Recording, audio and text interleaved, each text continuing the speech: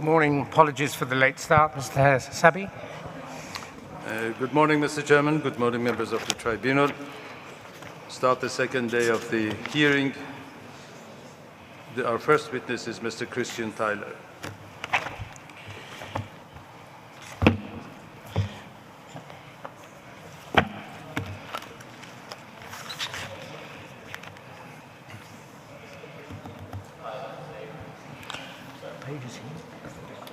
Page is here. Page 4 is day 4.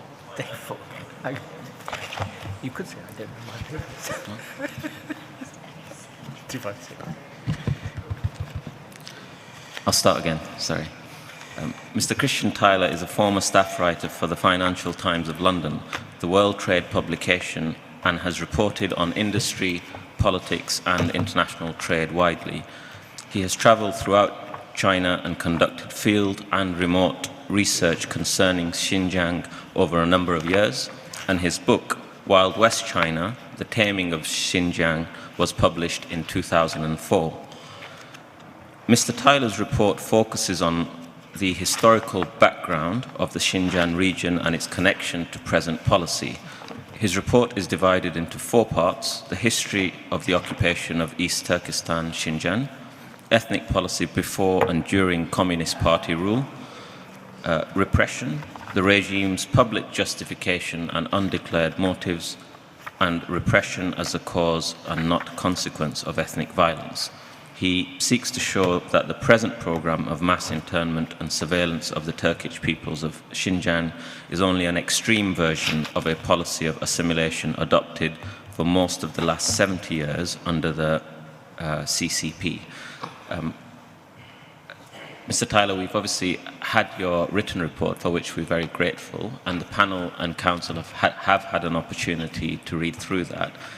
My understanding is you'd like to give a very short 5-minute overview of your testimony, and perhaps I'll hand the mic over to you, and I'll ask you just a handful of questions afterwards before I hand you over to the panel. Thank you. Thank you. Am I audible? Thank you. Yes, I first went to China in 1983 when I was trade editor of the Financial Times, and made a number of visits there, so I got to know something about the place and the economic opening that was going on. I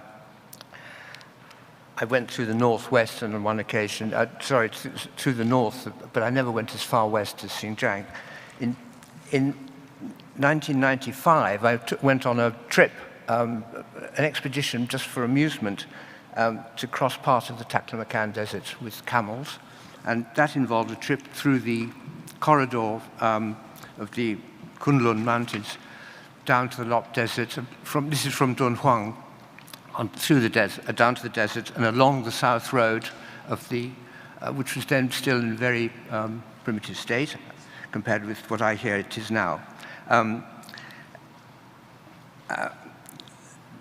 There was a trip across the desert and out into through Mazatag on the Khotan River, and then north up to Aksu, and then returning by jeep round the north side to Urumqi. So quite a large perspective.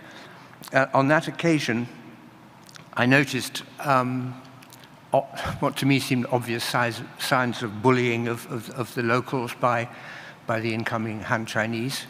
And the more I saw, the more I wanted to record it, because I didn't know that anybody had done so yet, except, of course, some academics and anthropologists who had made studies of various kinds of the region, which I discovered later. And the second visit I went back was in 2002, just after 9/11. And a massive increase in security, of course, had happened. Borders closed and so on. This time I went in with my wife and a friend from Kazakhstan, and toured right across the north to Urumqi, down to Turfan, and then back over to Kashgar, and stayed all the time, and to a place called Marabashi, which is near the desert further north, and staying all the time with Uyghur families. for which it was not difficult to get permission. I mean, as long as one didn't stay for more than 2 or 3 days. So I had a lot of time, I spent a lot of time with Uyghur people and talking as much as they were prepared to talk to me about the situation.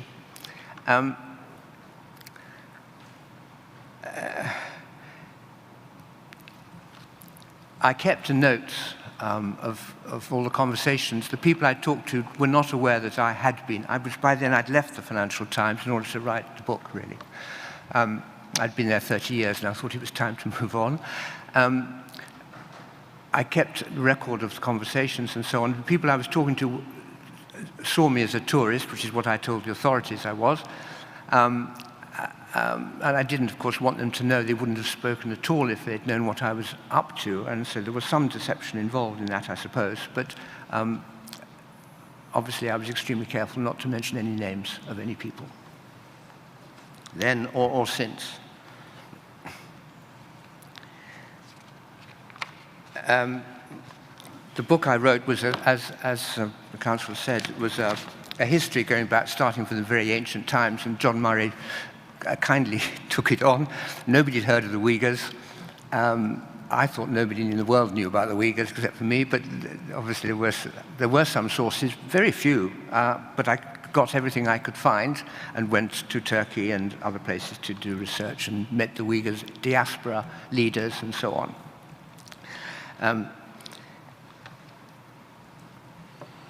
I'm not an academic, and I wrote a book which I wanted to be read by travelers to the region, so that they would have some idea what was going on there and what the history of the place was. The purpose of my my testimony is, as counsel says, to show that the present program is just an extreme version of a policy of assimilation which has been going on for 70 years, for most of the last 70 years of the Communist Party rule, to correct the more egregious claims about the history of the region, which are made currently by Chinese government officials to justify the present program, to establish that the Uyghurs are a distinct culture, people, or race, in contrast to the Communist Party's claim that they've always been Chinese, to show that the party's claims to be fighting terrorism, separatism, religious fanaticism, and backward thinking are pretexts for a much profounder program of annexation of land, of elimination of Turkic culture, and forcible assimilation. And to argue that the protests and demonstrations and acts of violence against the Han Chinese should be seen as retaliation for ill treatment, injustice, and destruction of local assets and properties.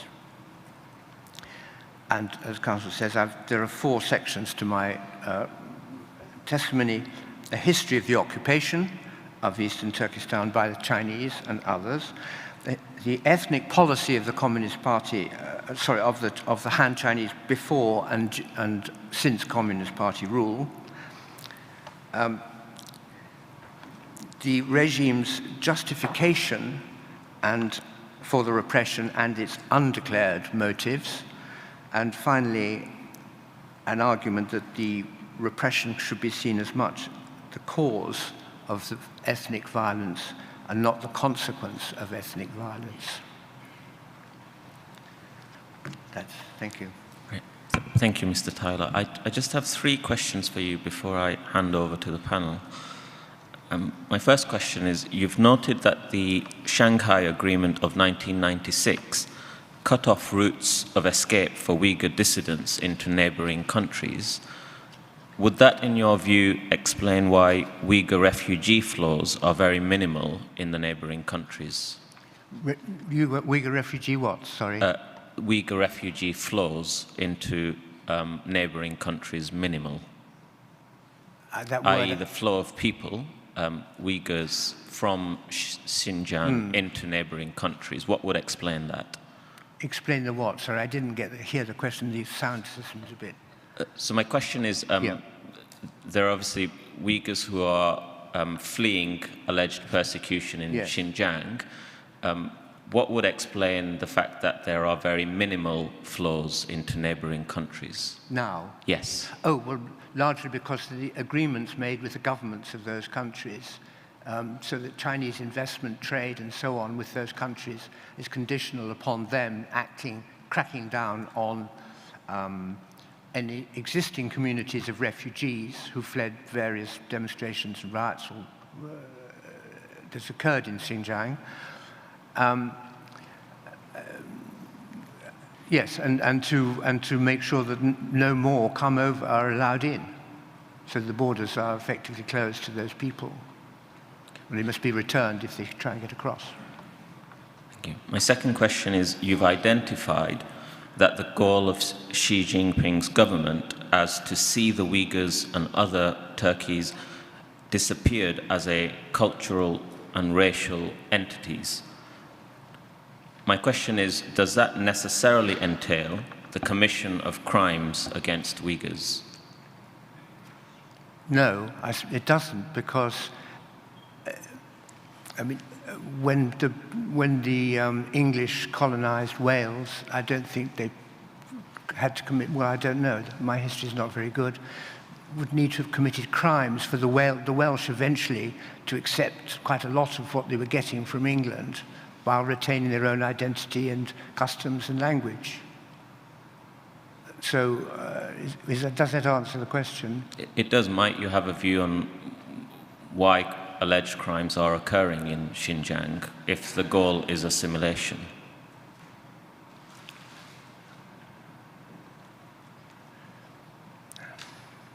Crimes against the Uyghurs?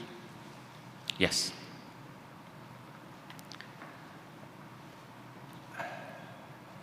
Well, it's a good question.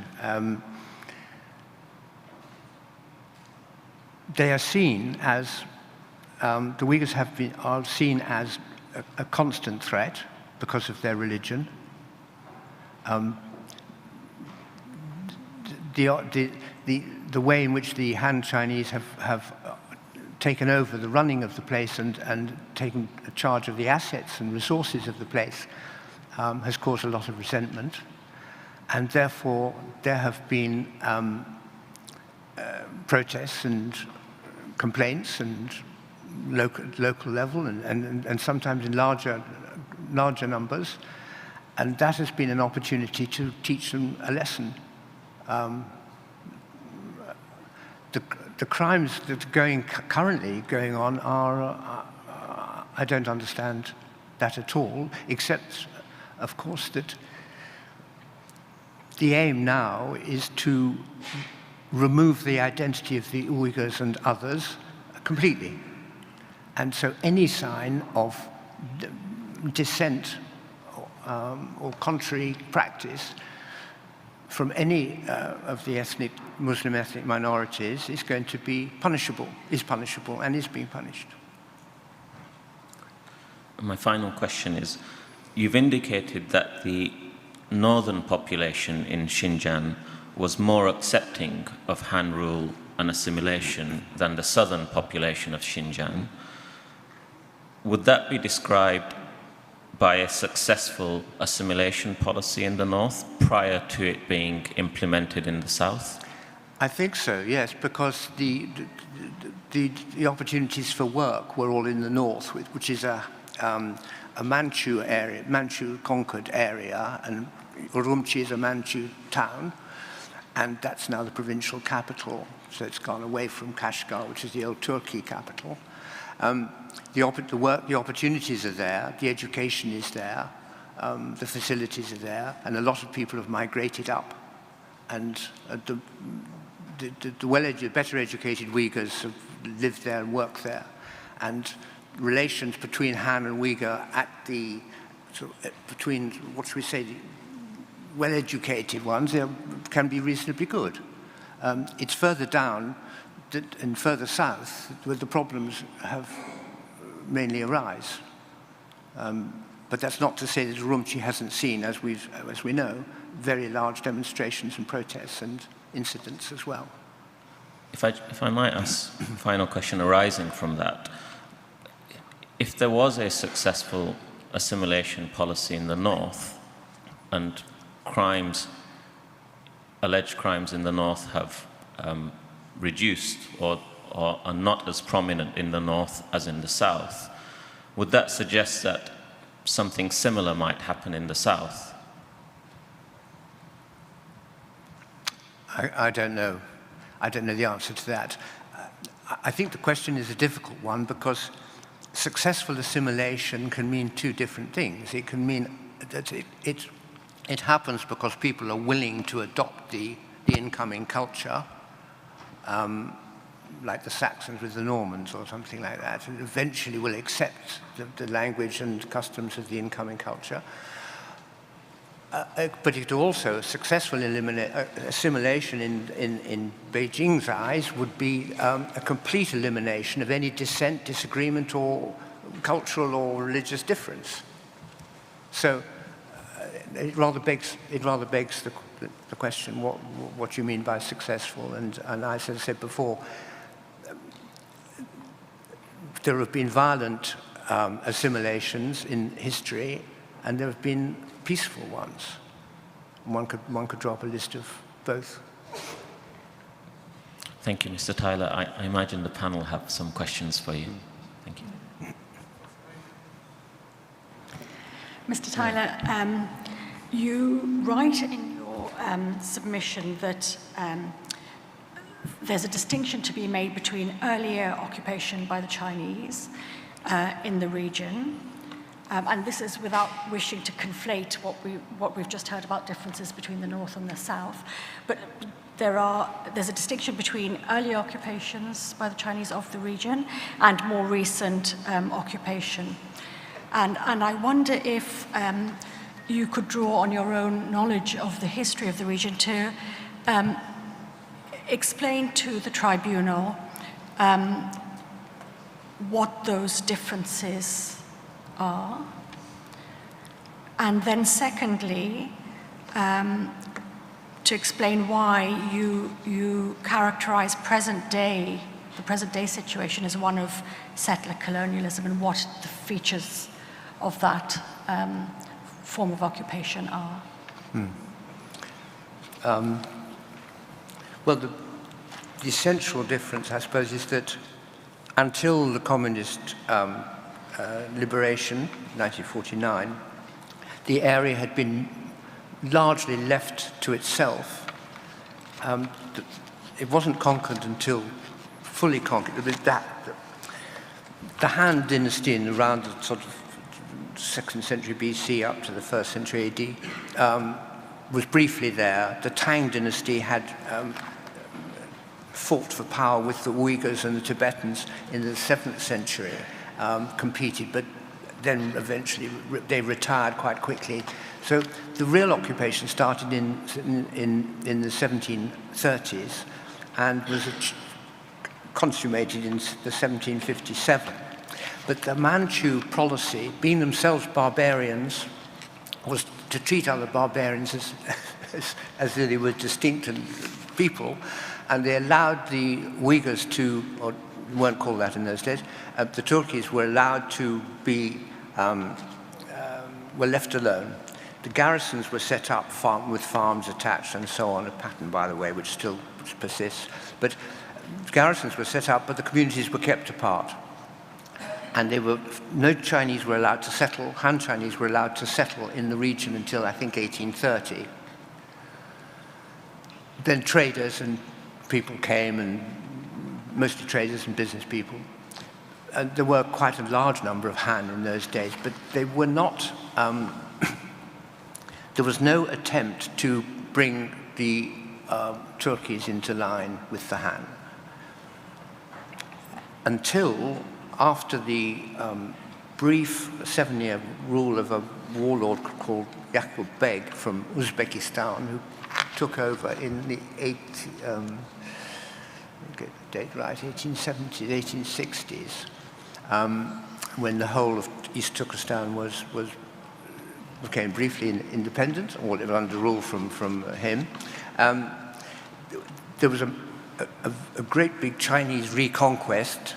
The General Zhou Zongtang went in and he spent years preparing for it because it was a big operation, and he reconquered the area, and shortly after that there was an attempt to sinicize the Uyghurs.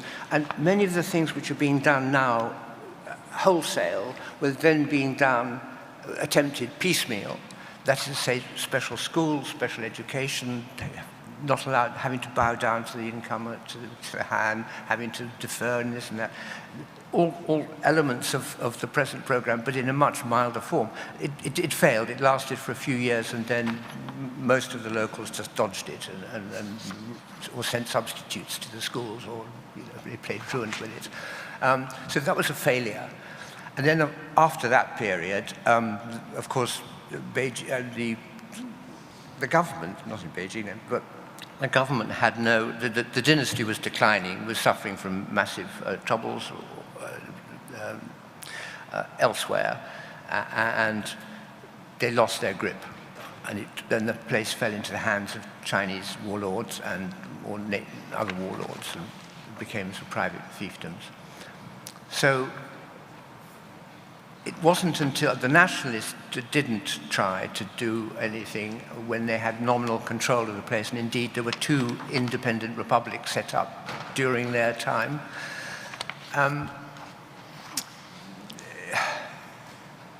So it wasn't until 1949 that a systematic program of assimilation was drawn up, but it was extremely, at the beginning, it was mild. It was idealistic. There was a lot of enthusiasm for bringing culture and civilization to the West and all that. The locals were pleased to get the help and assurances that they got from the Han Chinese. Many went to the area to settle, and their descendants are still there. And it's worth saying that the Han Chinese who've been in the region since 1949, families have been there, are almost as upset with the present regime as the Uyghurs are. When I say Uyghurs, I'm using as shorthand because, of course, I'm included in Kazakhs and Kyrgyz and so on, but it's easy for me to say. Yes, I think that's probably...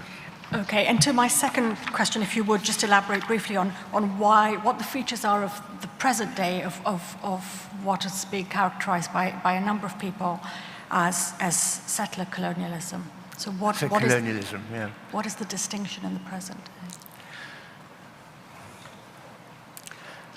When you say today, do you mean since we learned about the camps, or do you mean... I mean, scholars have identified, haven't they, a sea change since 2014, 2016. Well, so I would say this was an intensification, not a sea change. I would say this was an intensification. There were camps, not camps, there were compulsory indoctrination sessions when I was there going on. Teachers and editors and all sort of the professionals were being marched off to write essays about,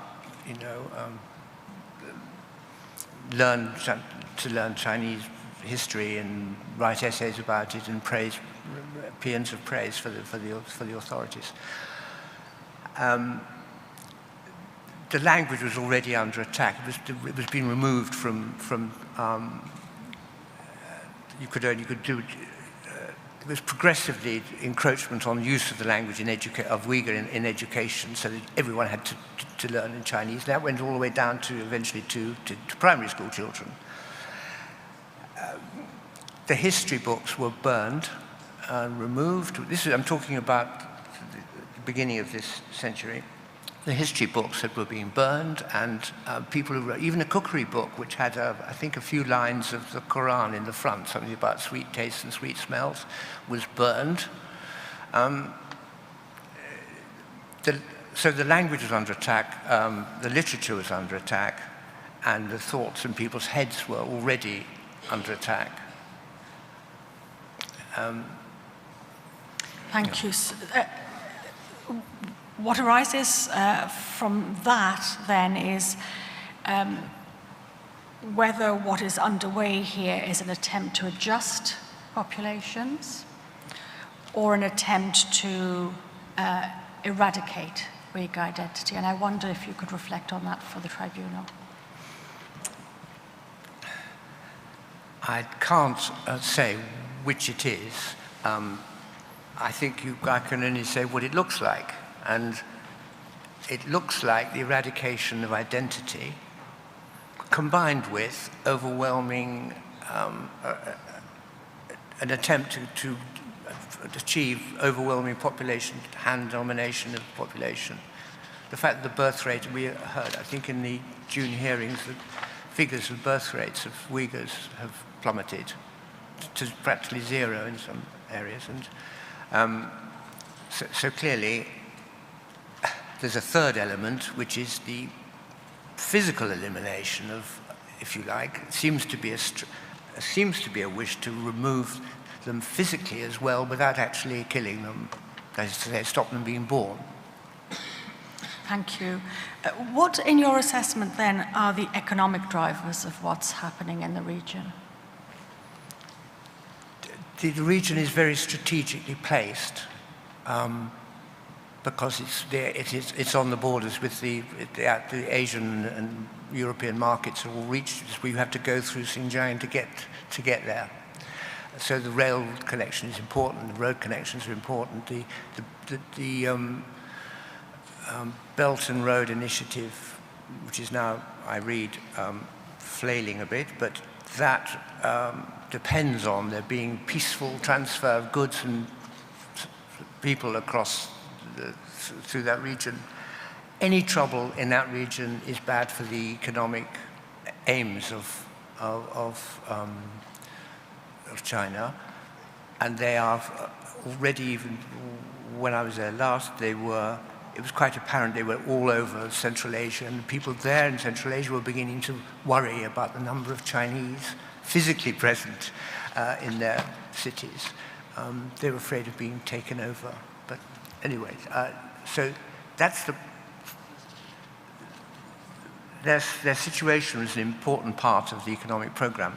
There is, of course, a genuine wish to develop the West, not only because there's lots of space there, which is useful for putting surplus population in, but because it's full of there's oil and cotton and all kinds of precious metals and assets there. There's water. They were keen to develop the West for the West, but also to bring it up to level with the inner China, especially with Eastern China, which developed first, of course. Thank you. You very helpfully in your submission put current current campaigns, for example, the Strike Hard campaign in Mao's time, link that with present day policies and put the present day very much in historical context. And I wonder if you could explain to the tribunal why it is you characterize the current regime's goals as more pragmatic than idealistic. I'm interested in that distinction. I'm not fully sure why you describe it that way. Can you tell me where that is? It's in your elaboration of deeper motivations of the regime. So partly Han chauvinism, the insecurity of the CCP. Yes, so it's page 10 of your report. 10, thank you. Yeah.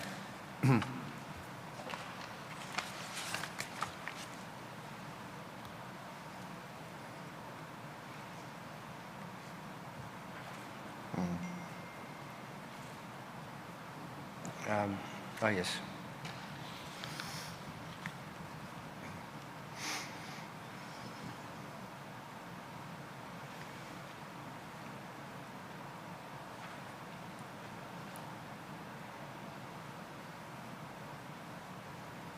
Oh, yes, I think I'm trying to say there that the economic motives have become as important, whether it's to do with equalizing incomes to prevent there being public protests, which are as well as developing the assets.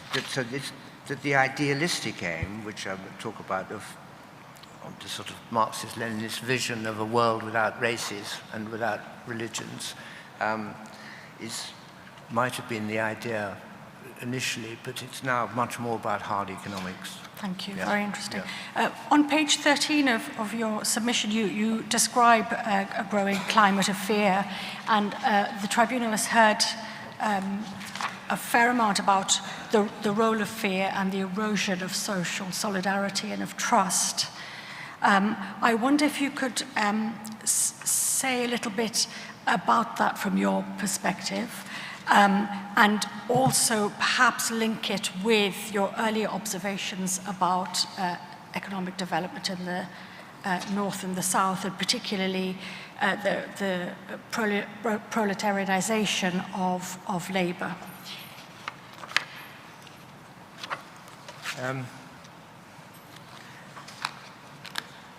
Well, it was my impression that while I was there, that people, well, as I said, better educated people were, and especially in the East, which is closer to mainland, what I call mainland China, are much more used to the Han and much more ready to get on with them, and there'd be more sort of give and take and understanding than in the desert oases of the South and West.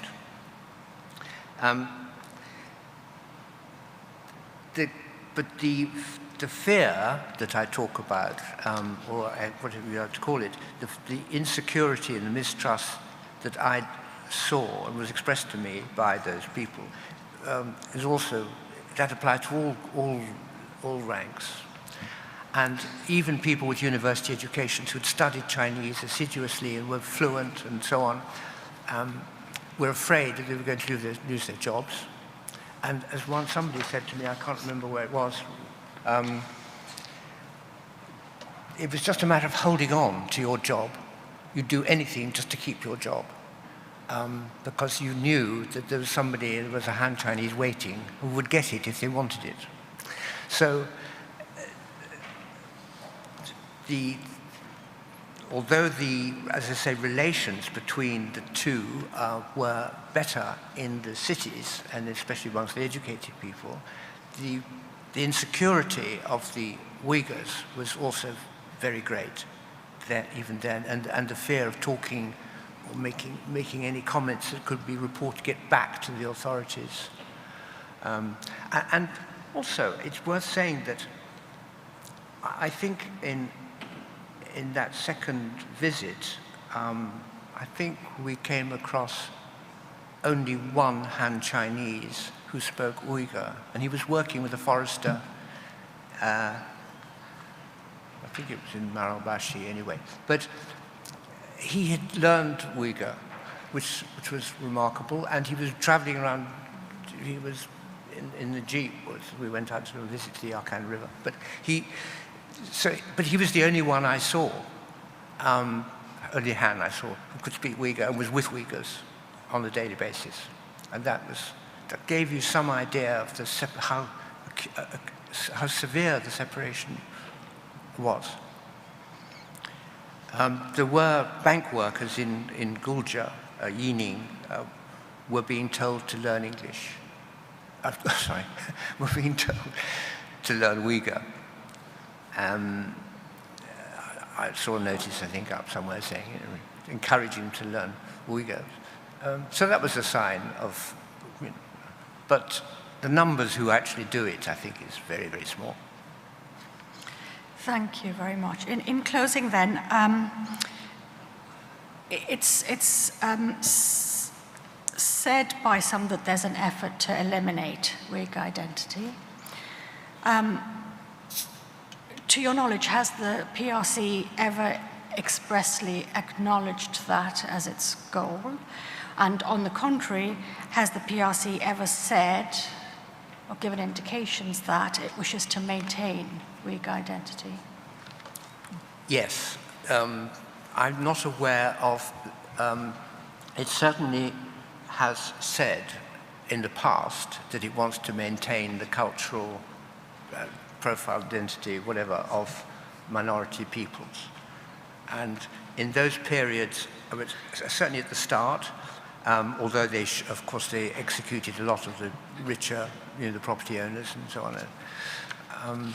But there was definitely a policy of resisting greater Han chauvinism, which meant that you would try to acknowledge these minorities, you tried to be proud of them, you gave them,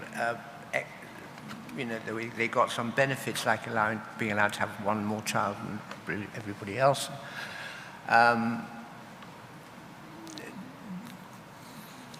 It was part of an idealistic campaign of, the same as in the Soviet Union, but at the same time, they were going to be forced into the strict socialist mold. They couldn't do anything that, wouldn't be allowed to do anything that good socialists weren't allowed to do.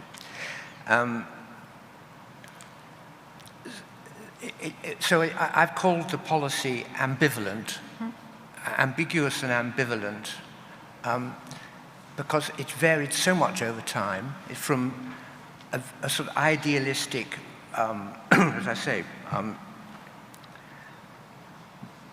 acceptance and welcoming and even pride in these cultural minorities, provided they stuck to the things that they were supposed to be doing as cultural minorities, i.e. singing, dancing. I mean, if you've been to those shows in the Soviet Union or China where they put them on, you'll know what I mean. That they are for display, but behind they're not not being treated like the other citizens. There is very clear discrimination. Thank you very much indeed.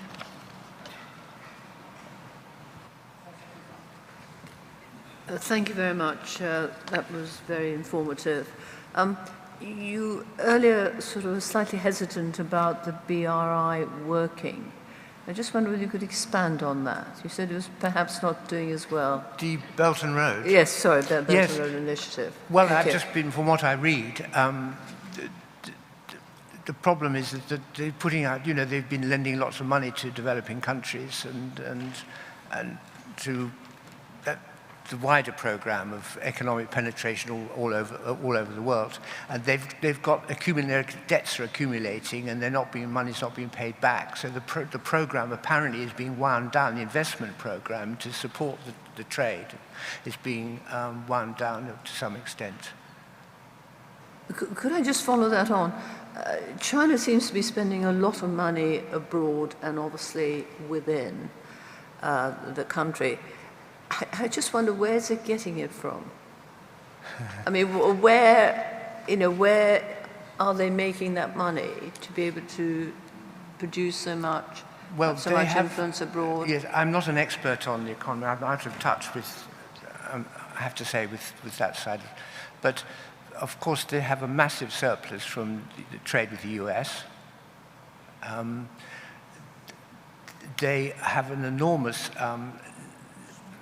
system of lending, the so-called shadow banking, which has been a persistent problem there in the new China, that is the the economic superpower China. There are serious worries. There's one going on at the moment about one big company which seems to be running out of money completely. I can't remember which one it is. I haven't made a note, but it's in my head somewhere. So there's always a financial problem. It was just a question of how long they could go on, postponing it because of their tremendous positive trade balance. But I'm not qualified to give you a proper answer on that, I think.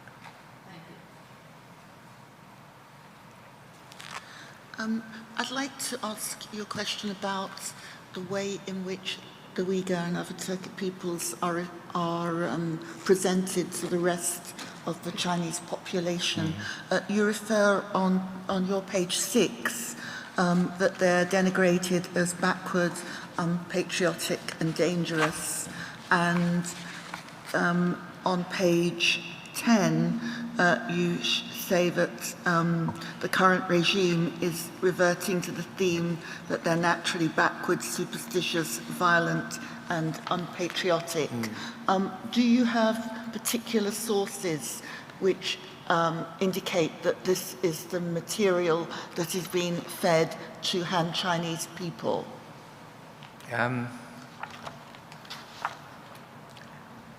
I can't identify for you the sources for those kinds of comments. I've heard them in many different contexts from many different people, and I can't, I'm afraid, tell you whether there's some, where it's been brought together in one place, as it were. Scholars who studied Frank Dicotter, the Danish scholar who's written a lot about China's racial policies and attitudes. I think you'd probably find a lot there, for example. But I know from just Vox Pop that the complaints that Uyghurs have about the way they're presented when they go into mainland China or presented to the rest of the Chinese in mainland China. So can I just clarify? So these are ideas that you have picked up from minority peoples, that they feel they're being treated, rather than the messages that you feel are being picked up, presented to you from Han Chinese? Oh, I've heard it said, I've had Han Chinese say things to me about Tibetans, for example, which would make your hair curl. I mean, the Tibetans are, poor Tibetans were very backward, and they have a reputation for being, practically savages, with the Han Chinese. But they're very strong on identifying and characterizing other races. That's been a long tradition, by the way, in spite of the fact that they've been ruled by barbarians for more than half the time that have been Chinese dynasties. Because those rulers, the Mongols, and the Manchus, Jin and Wei, I can't remember the other ones, the smaller ones, but they have been kind of sucked into the Chinese culture being so strong and the bureaucracy so efficient. They have absorbed and sinicized these people, the Manchus and so on, over the centuries. And so they've always come out looking Chinese. It's a curious thing. Although they've been, as I say, so many, I can't remember the precise number of years, but it's a long, long time ruled by people by barbarians from over the border.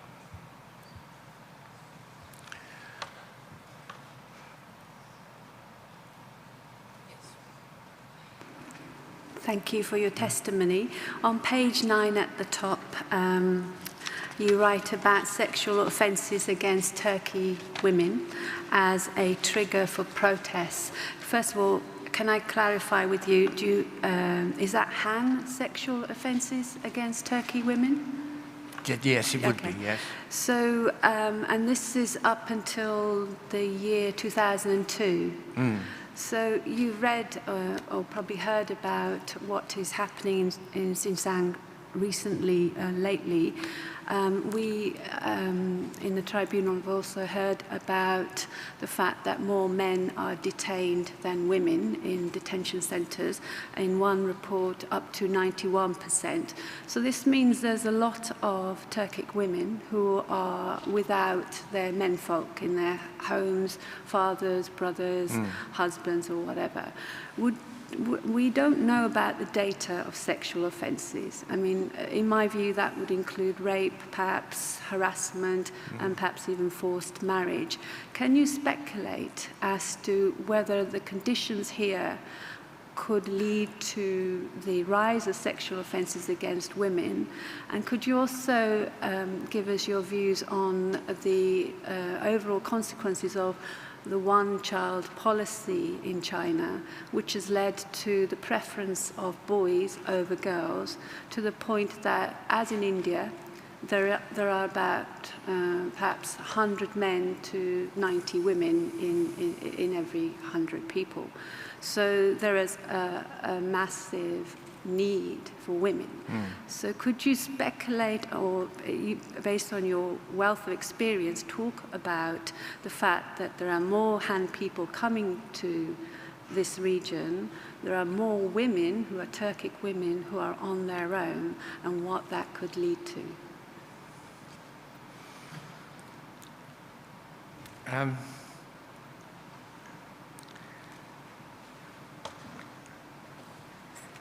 I mean, it's plain from reading the history of the place that a lot of the incidents in the past, rebellions and things, have started with a Han Chinese assault on a Turkey woman or girl.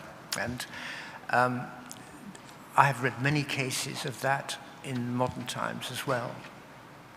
And the people, the families of the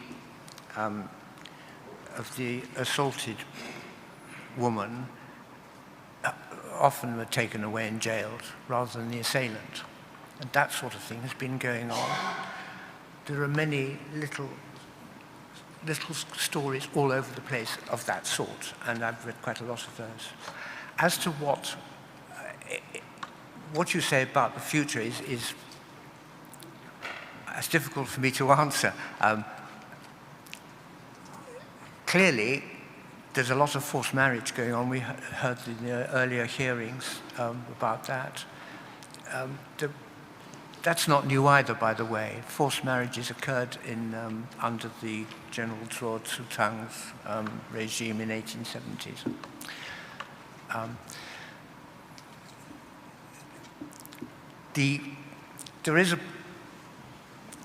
So a lot of girls. First of all, girls are being forced to marry Han Chinese, bribed or forced. And according to the evidence we've heard, that the families are threatened if they don't consent to those weddings, and then they will suffer. They will be interned.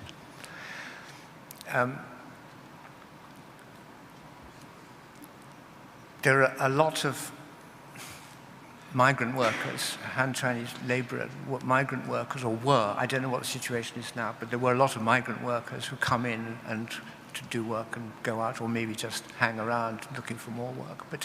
So they're a constant sort of threat, as it were, seen by the Uyghurs as a threat to their womenfolk. They're frightened of the Han Chinese men are frightened of the Uyghurs because Uyghurs are extremely defensive of their womenfolk and don't hesitate to attack them if they are forward.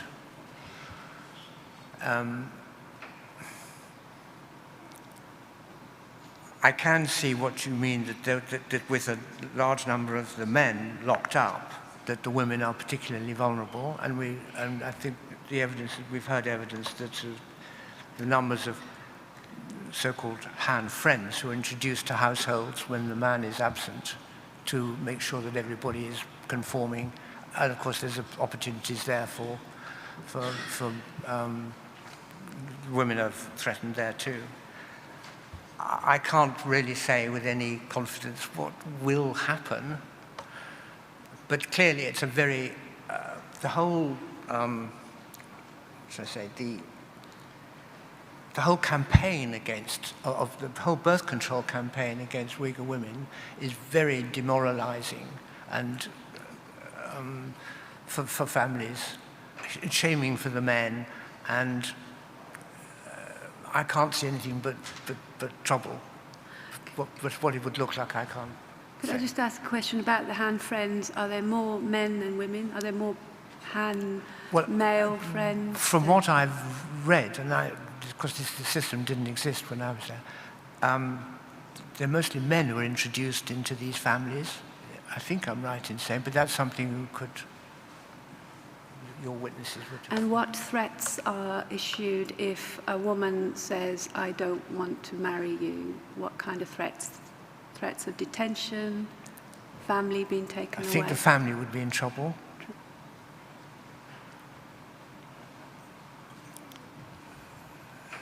Yes. Trouble meaning? Well, they might detained. be punished. Yes. Detained and worse? Or? I don't know. I don't know precisely what happened, but I know that it's. And there's also, of course, there was a period when a lot of Uyghur girls were being exported into China to learn, to become factory workers or to learn whatever. And there was, I'm talking about 5 or 6 years ago, there was a fear that a lot of them would be forced into prostitution in inner China. Okay, thank you.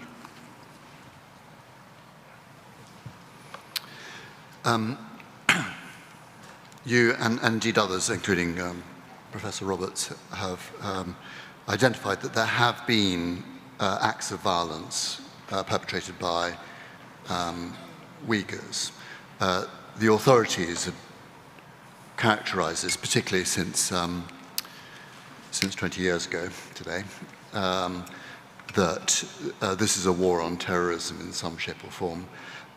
You and others have described it differently, and I wondered what gave that difference legitimacy. I've described it differently, sorry, did you say? Yes.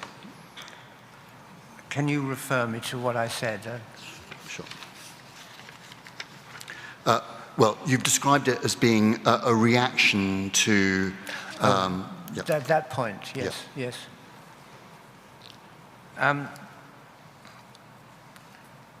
This is a very difficult question to deal with. Quite clearly, there have been some extremely violent, savage attacks by Uyghurs. Well, no, let me just say first, it's very difficult to find out what happened.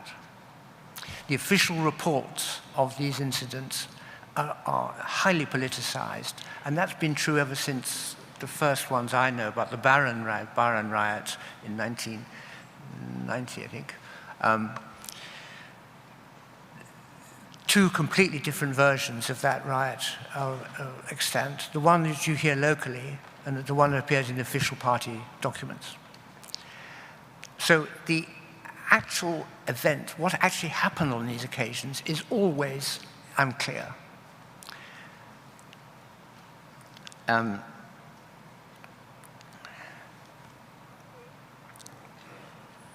So just bring me back to I'm trying to get to why I say that these are retaliatory.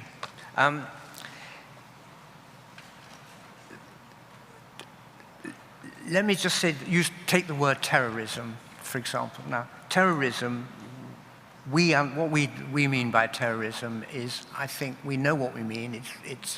It's an act of violence against an innocent person or persons in the population to instill fear, with maybe the motive of forcing an extreme reaction from the authorities or frightening the people into making the authorities do something else than what they're doing. And we associate it with jihad, and at the moment, terrorism for us is jihad and people being influenced by mullahs and going out and killing it randomly. The Palestinians were described as terrorists, until they got their better status, and then they became yesterday's, what do they call it? Yesterday's guerrilla is today's freedom fighter. Terrorism is now was used by George Bush Jr. to launch his war against terror, against a specific threat of Al-Qaeda and ISIS-type terrorism, religious fanaticism, and innocent victims, irrelevant victims, as it were. The Chinese picked it up very quickly, and now, as we've heard repeatedly, use terrorism to cover anything which they don't like, which they disapprove of. I don't know, and I'm not sure that anybody knows, because I've read many different versions of these incidents. I don't know enough about each incident to tell you that this is definitely retaliatory for some act of aggression against the community, like the destruction of a mosque, for example, or the rape of a woman, or some other miscarriage of justice.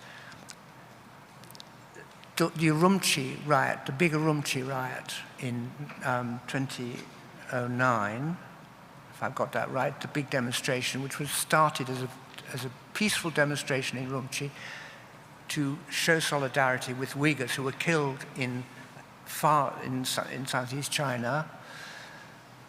18 Uyghurs were killed. 2 of them had been accused of raping a Han woman. I don't know if that happened or not, who knows. But this was a march in protest. Because of social media, everyone got to hear of it, and there was a big march organized in Urumqi. What we saw, the public saw in the West, was pictures of Han Chinese, 2 Chinese women standing in the street at night with bloodied faces. That was a famous picture, went around the world. I discovered from, well, other people know, this is not just me, but I did give evidence at an asylum appeal in Bedford, that place in Bedford, of a young woman who'd been on that march in Urumqi and was seeking asylum here. And her account of what happened was extremely enlightening. It complete with maps and so on about how the march went and what happened at different stages of it. And it turned out, of course, that it was not at all as the Chinese official had presented it. It had started as a peaceful march. They'd gone down a street which they shouldn't have gone down, or something of that kind. The soldiers came, started shooting in the air, then they started shooting at the demonstrators. A lot of them were students, shooting at demonstrators. Then there was general pandemonium, everyone fled. Then there was the police chased after through the streets and around the houses, went on all through the evening. Meanwhile, some of the Uyghurs in the south of Urumqi, where most of them live and have the shops and businesses, started ransacking the Han shops and attacking the Han shopkeepers. And these 2 women had been damaged. I don't know whether it was a car which had been blown up or something of the sort, with blood on their faces. So I just give that example because it's very hard to know the truth of all these incidents. But there's no doubt at all that there have been some very violent attacks on Chinese military and Chinese civilians, bus bombs, the Kunming railway station attack, which I don't know very much about. I think there were a dozen Uyghurs or so were involved, knifing passengers at Kunming railway station. That looks to me like terrorism. This was against innocent people and for no other reason, just to demonstrate their hatred of the Han Chinese. But what I'm trying to argue here is that there comes a point where the only way you can show the only way you can get back at the enemy as you see him, the invader, is to attack him. Or to take revenge against some injustice which you've suffered, or somebody of your family has been killed or imprisoned or raped or whatever it may be. Some of these attacks were to steal weapons and steal explosives, although, as I've said somewhere else, explosives are very easy to get hold of in Xinjiang. But to steal weapons and explosives, military detachments have been attacked. This is a kind of we can find examples in other countries where that's happened.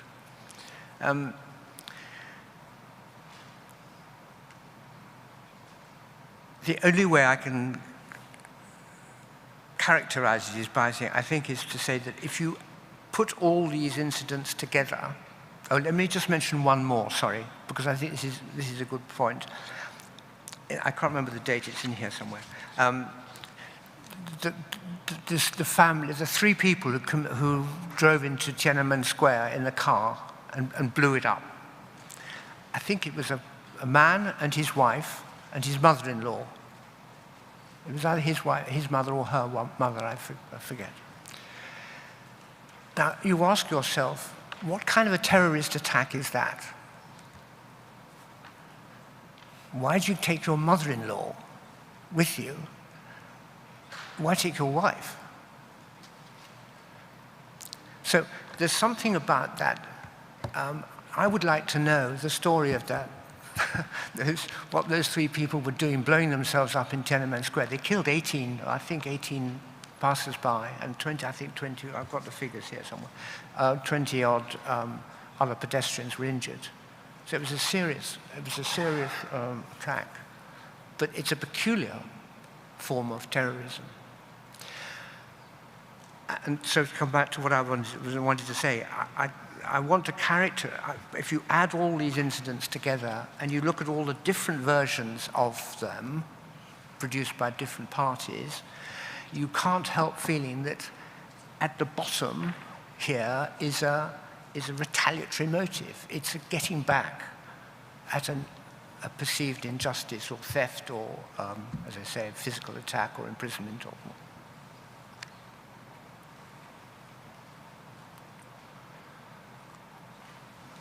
Mr. Sabi, I know there are a couple of alterations to the timetable today, and I see we've exhausted the hour allocated to this witness.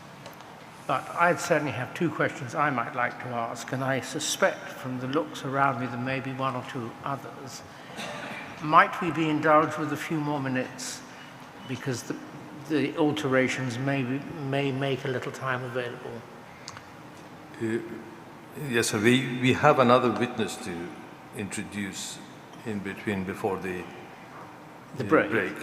So if you allow another 10 minutes for the questions, we can then be in time for the... Thank you very much. Would it be all right if I ask my two questions first? And I'll try and make them short.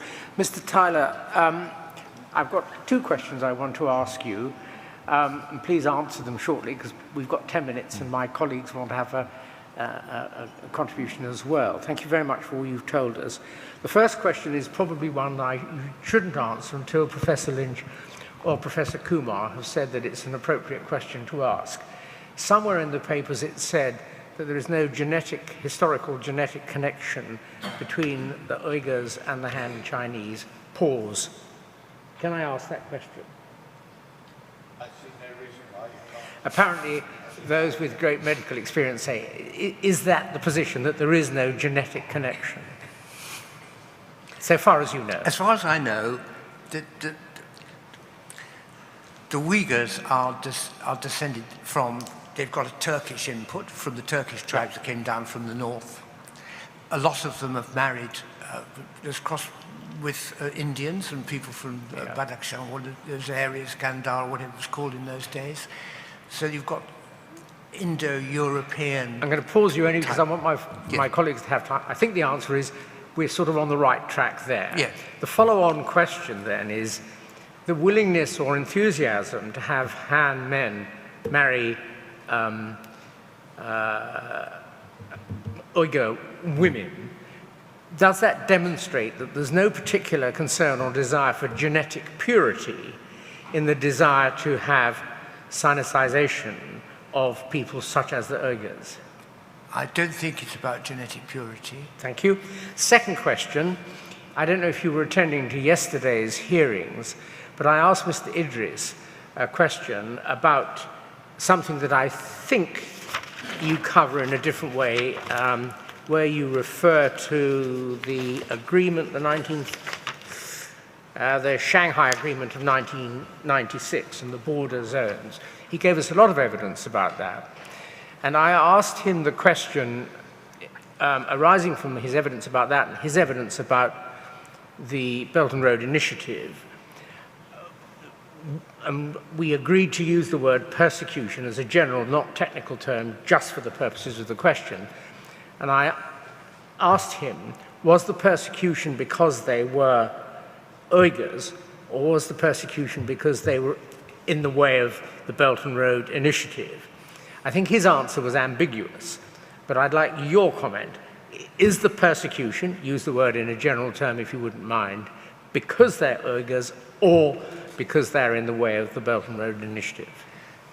I would be not ambiguous, but trigiguous about it. I think I would want to say that it's because they are in the way, yes. It's because they're trouble, yes. And they're trouble because they're Uyghurs. Thank you very much. Let's see what my colleagues want to ask. You've been generous in my share, I think.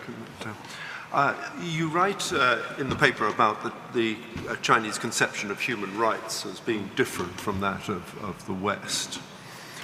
And I wonder if you could say a bit more about that, and whether you think that senior people in Chinese government state, CCP, believe that their policies and their acts in Xinjiang are consistent with their conception of human rights, or whether actually they think they're breaching even their own conception of human rights. I can't tell you what they think human rights means to them, but I can say that it's quite apparent from policy that their idea, they don't have the same idea of human rights. It's the collective right that matters. It's the people's rights that matter. And the people is defined as anybody who obeys, who does what the party likes them to do. The people have got to be protected against the individuals who misbehave. And that means anybody who is out of line, thinks differently, thinks wrongly,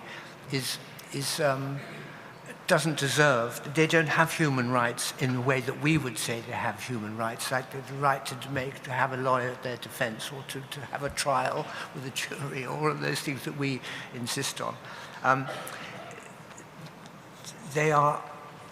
I think the word recently used by officials of the Uyghur problem is it's a cancer. The religious, the Muslim problem is a cancer in society, and it's got to be cut out. So, yes, I don't think human rights, as we understand them, I think they are, if you like, a Western invention, even though we regard them as of universal application.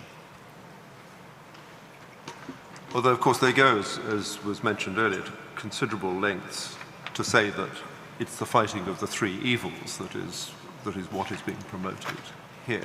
And that would justify, under a Chinese human rights conception, any act that protected society, the government, the party, etc. Yes.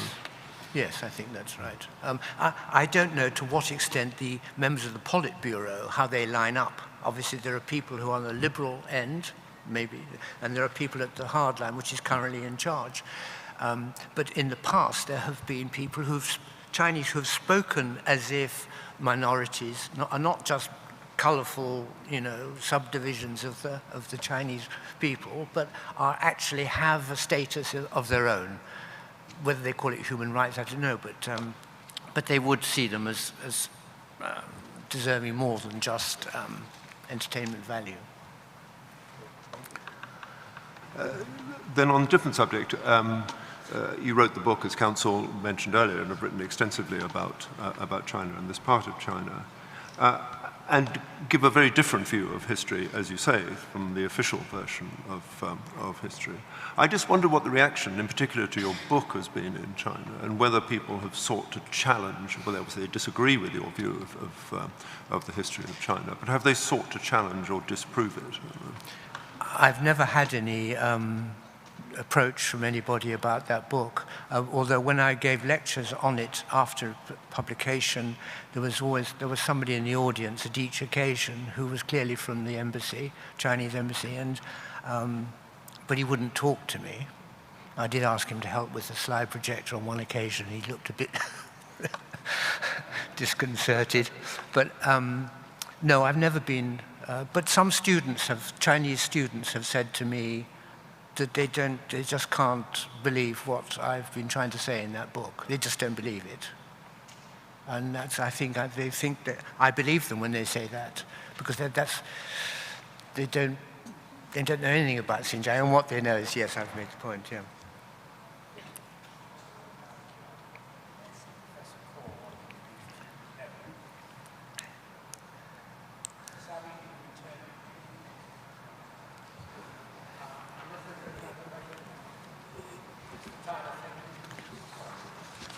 Mr. Tyler, thank you very much indeed for coming and giving your evidence, and indeed for showing that you've been attending to what's been being presented here before.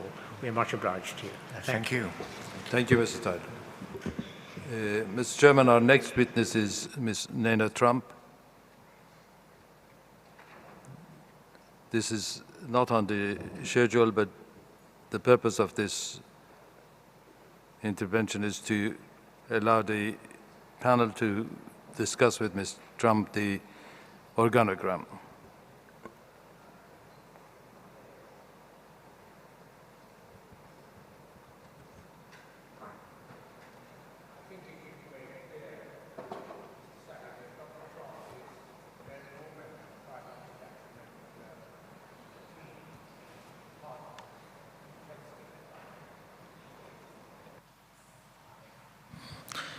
Dr. Nana Trump's expertise is in the study of political violence committed through mass atrocities and in transitional justice in post-conflict societies.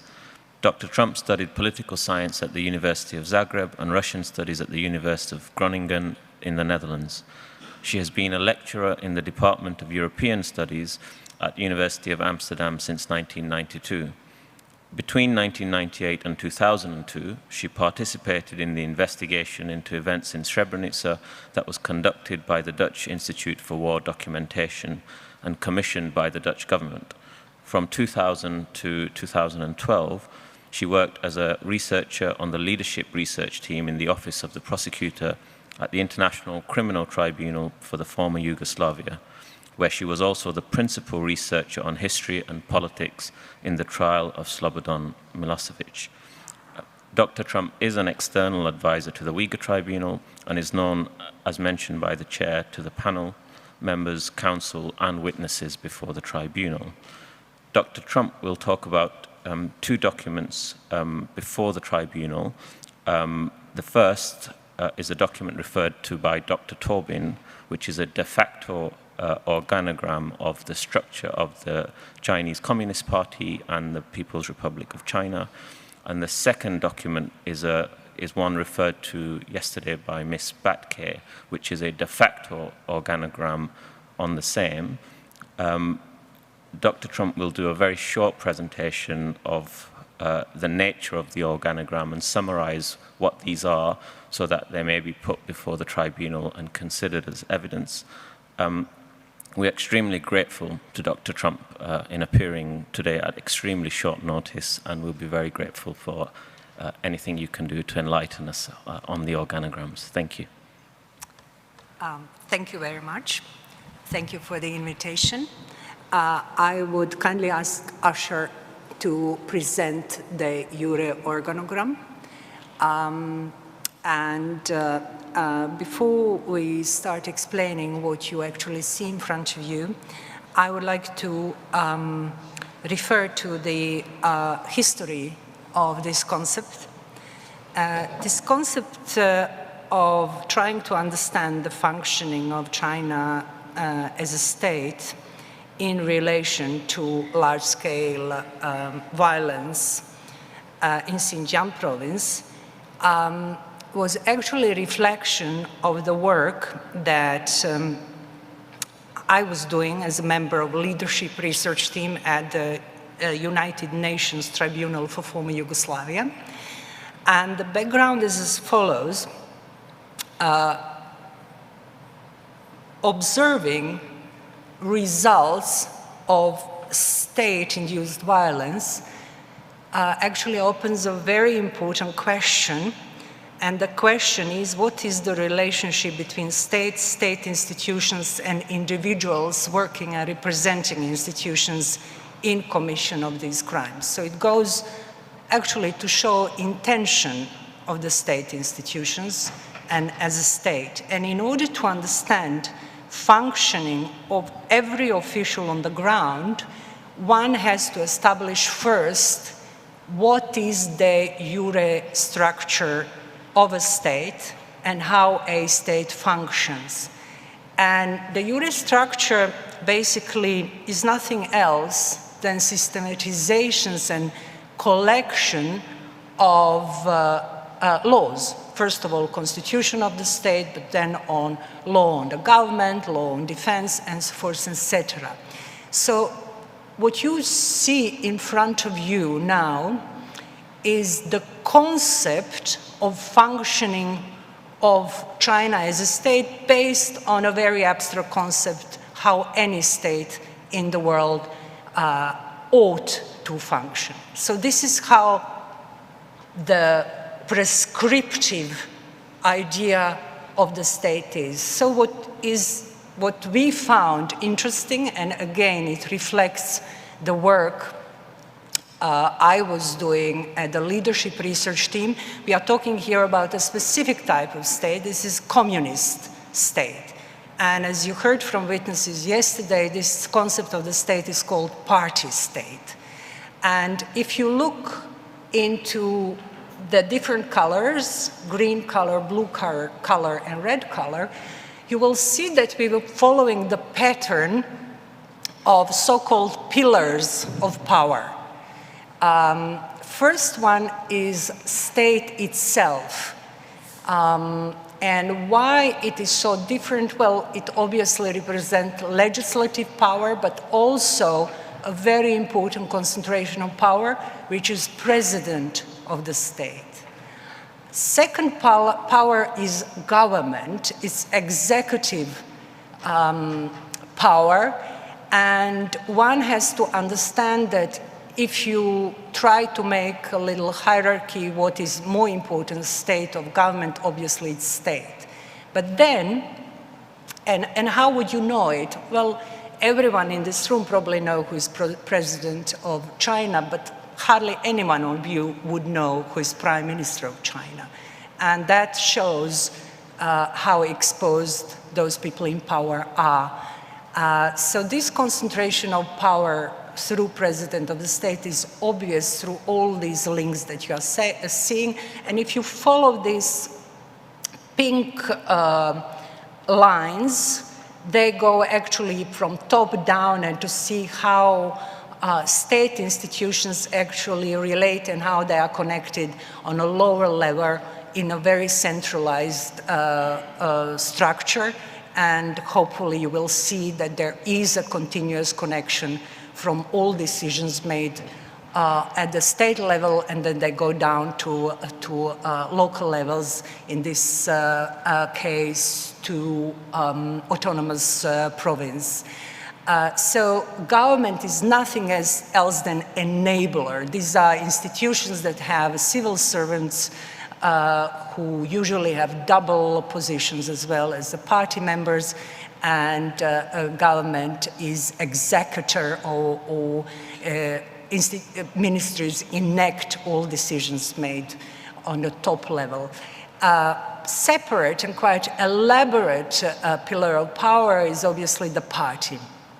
And why this is very important is that actually party structure and hierarchy of the party is a backbone of the state. And now again, if we would look into this diagram and decide where decision-making process takes place, first in the sense of long-term strategic policies, then it would be definitely the party, followed up by the state, and then at the third place it would be government.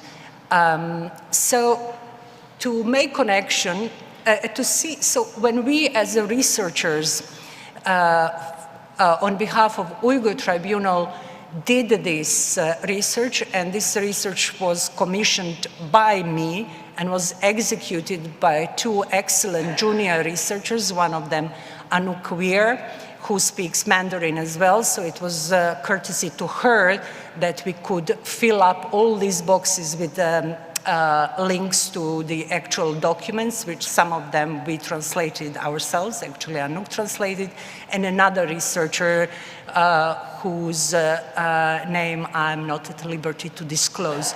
So Asher, would you please be able to click on one of these documents just to see that this is not evidence by itself, but this is actually an analytical tool. On each of these links one can click. So Anouk Vier, would you be so kind to click at one of these documents like Constitution of China to see how it works? So when you click on these links, you will immediately be led to original text of the laws that we present here. So if it doesn't work, it's fine, Anouk. So what we are now going to see is de facto organogram. Why is it so important? Because the prescriptive way how things ought to work are usually not what it is reality. So in reality, in de facto organogram, we have paid a lot of attention to individuals occupying different sort of positions because the policies and complexity of decision-making is very often reflected on the situation on the ground, and for that purposes, we were following double and triple positions that were held by prominent members of Communist Party. And we have created these two organograms that basically complement each other. So you can see now how it works when you click on one of those links, for example, about National Congress of the party, the panel members will be able immediately to read the original document as a reference material, and that would not only save the time, but also to direct them more to the state structures that we thought are very important as a reference for panel members. So the de facto organogram, and I would draw your attention that it's very important not to think in the terms of formal, informal, because de facto connections are not informal. They are very much formal.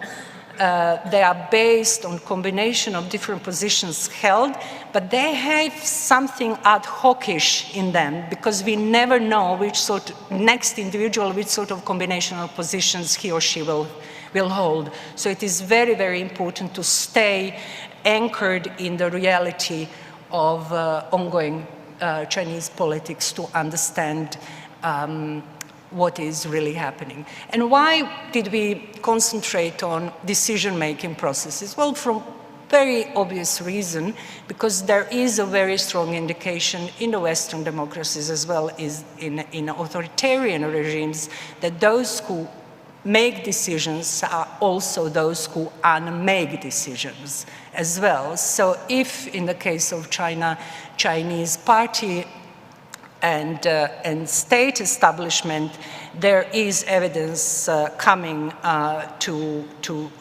them that the practices displayed in Xinjiang province are questionable and possibly criminal, that those in power, decision-making power, would also have power to review them and potentially to change them. So this is the background why we created this referential document that is now at disposal of the panel members. Thank you very much. Thank you, Dr. Trump. The panel may have questions. I think counsel don't have any questions arising. Thank you.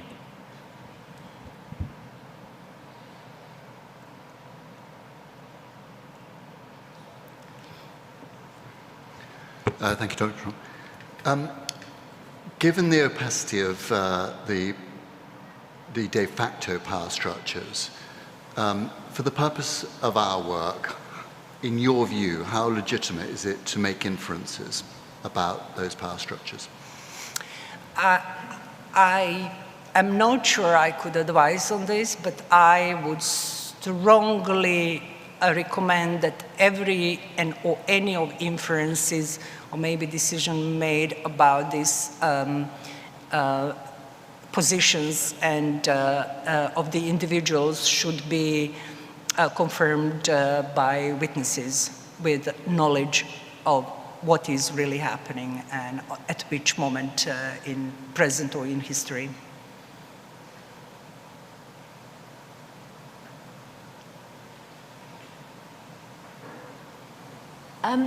Yesterday when we heard from Jessica Bakish, her organogram shows two structures, the party and the state government.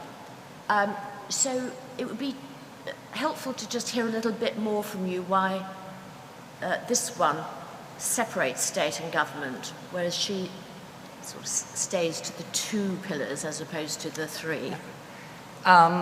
This was when we discussed this issue with Jessica Batke. This was exactly her position, because she does not see any difference between state and government. And I think there is a legitimate way to say that there is no difference. And if you go to our state in this green column that we prepared, then you would actually see something quite interesting. Yeah, Anouk, yeah, thank you very much, Anouk. So you will actually see that state coming from National People's Congress, which is equivalent of parliament, and this is this legislative part. And then you will see to one side judicial power, and then you would see executive power. So for us, and certainly for me, because of the function of president of the state, I would separate it from government as more important. And in this decision-making power, but also in concentration of power in the person of president of the state. So you could see it as one, but I think it is very important to see it as separate, because president, who is also secretary general of the party, should be a very important point of reference when it comes how concentration of power looks in a reality, and who actually, which persons, individuals have power to start or to stop processes we are discussing here. And this is why we did not even name, we did not pay too much attention on a prime minister of China, because we all look first to the president of China and then to the others associated with him. So regarding the place of the PLA, the People's Liberation Army, which is at the heart of that organogram, so if you follow the lines through upwards and downwards, it leads up to Xi Jinping, right? Yeah. Okay, so there's nobody in between, or are there other bodies in between Xi Jinping and the PLA? Yeah, this is interesting. Disclaimer, I'm not expert on China. What I've been offering is a concept of how to follow the power and decision-making process, but in the organogram you will very easily see at the party level the military commission, yes, here, and then you will have central military commission as well, and if you look into de facto organogram, you will actually see the same name appearing as Secretary General of the party, President of the state, and Chairperson of this military committee, which is extraordinary concentration of power in one person. Okay, so thank you. So if you come downwards, the organogram leads to the XPCC and to Xinjiang itself. It was on the other. diagrams. Do you?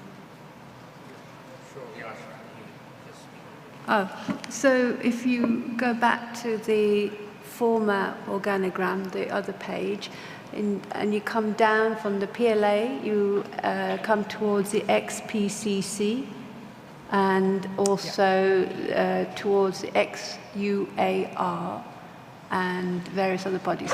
So can we imagine the PLA being or collaborating with those bodies in Xinjiang itself? Would there have a presence? So people who have given testimonies have talked about the police, the security bureau, other bodies.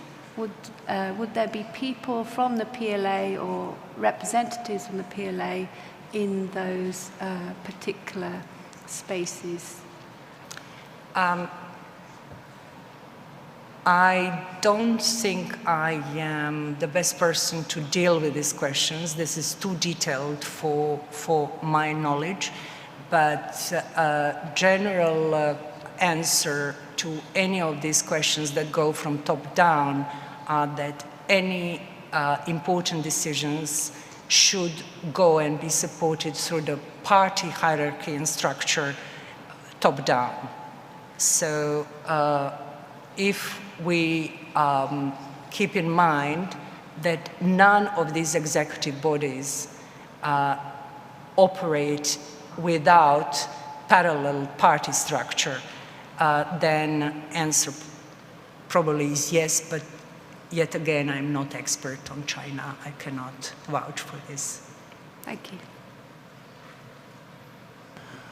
My question was similar, but I think just a bit, and I appreciate you may not be the right person to answer this, but I think we probably started thinking that XUAR had autonomous in its name, but autonomous is not, as I understand it, it doesn't look from that chart as if it has much autonomy, really. That significant decisions in relation to Xinjiang will go up, even on the de jure chart, up to central government.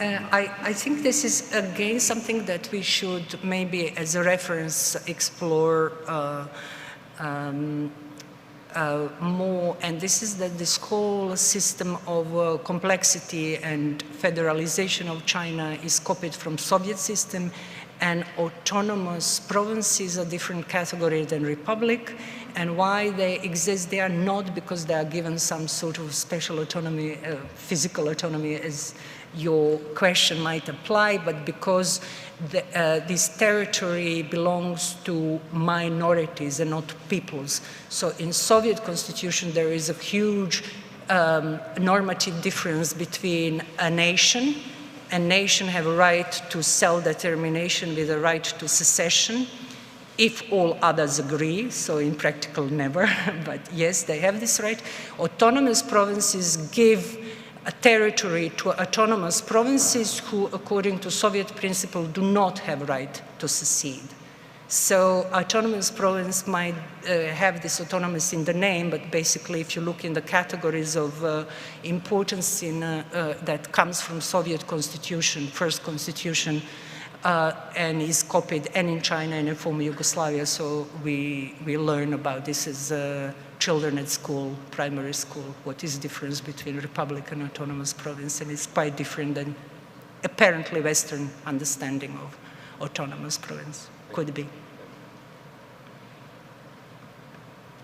Just a couple of things. A couple of witnesses, at least, have said that things happening on the ground could not have happened without the approval or more of President Xi. Does your organogram help us in any way in respect of that proposition when it's been made? No. You gave an account of responsibility, decision-making, including the power to put something right, to change something. Does that help us at all if you are able to follow a trail of decision-making as to whether you can track particular decisions to higher levels and ultimately to the top level? Not directly, but indirectly it might. And why? Because the task before this tribunal is to investigate alleged criminal activities and atrocities. And if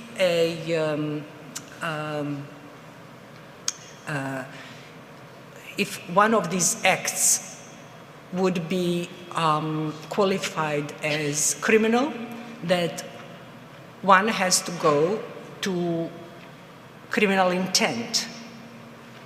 So if you look into this state and then you ask yourself if these atrocities have been planned for a certain goal and execution of this goal predisposes violence and criminality against individuals and groups, who is responsible for that? How could decision-making be such that those who are in charge of decision-making know that they could achieve it only by application of mass violence against individuals, groups, or in this case, national minority? And then the question is, could state have a criminal intent? Well, this is a huge debate, obviously. And if state can have a criminal intent, who exactly within the state? Who are the individuals who have criminal intent? So in this organogram, one could and should pose the questions,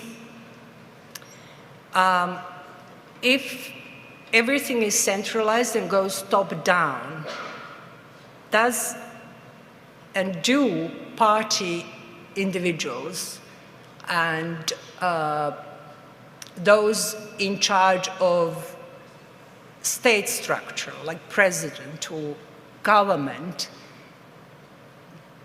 did they and who of them had even power to plan such activities or strategies, and how does it reflect on the people on the ground? For example, a prison guard. Has a prison guard criminal intent to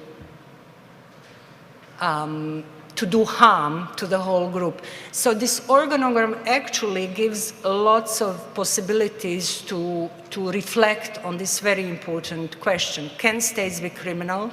And where does criminality or criminal intent from the state comes? And in the same time, who are the individuals who actually represent the state? And who of these individuals actually had and power and means and capacity to plan and after planning to execute such policies that had as a result this scale of harms and atrocities against other human beings. Thank you. And the only other question you might help us with is this. In the setting of the Yugoslav wars, we were dealing with post-formal communist states. One concept that was one thing considered for genocide by experts in genocide was whether the controlling marionette strings for genocide might be invisible, but nevertheless the controlling mechanism would be there. The approach was, you can't see the marionette strings, but you can be sure that power was being exercised from the top down. With a functioning communist state, is it possible for there to be invisible marionette strings for such activities? Or does the duplication of roles and the multiplicity of bodies make that less easy? Well, the crux of answer to this question is that per definition, a state has to monopolize violence. Any proliferation of violence that is happening and not controlled by the state structure will be sanctioned by the state. No state can allow proliferation of violence by any sort of groups without endangering its very existence and position. In the case that you mentioned of former Yugoslavia, there was a need to have auxiliary groups like party armies, which state then said that they are they should be cleaned up and sectioned, but actually state was using them for its own criminality purposes, and there was no accountability. I don't know about Chinese situation, but as it is now, there is no need for tolerance of any of such groups in China. First of all, China is not state, there is no state of emergency in China, there is no proclamation of immediate threat of war, so we are talking about a peaceful time in a very powerful state that deals with these issues as its own internal questions, claiming its right on its own sovereignty, and this makes China quite different of any other cases I worked for, because I worked on the cases on the states that were in conflict, in state of war, and in post-conflict society. China is a state where we have none of these measures that would require different approach or change in use of state forces.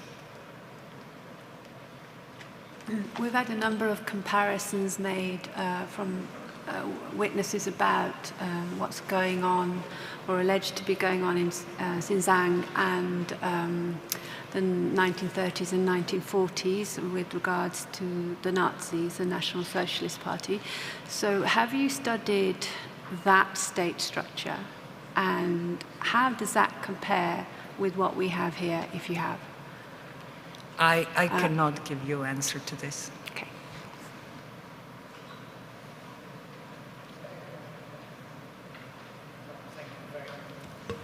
Dr. Trump, thank you very much for giving evidence at short notice. Mr. Sabi, we seem to have achieved the remarkable of finishing a little earlier than expected.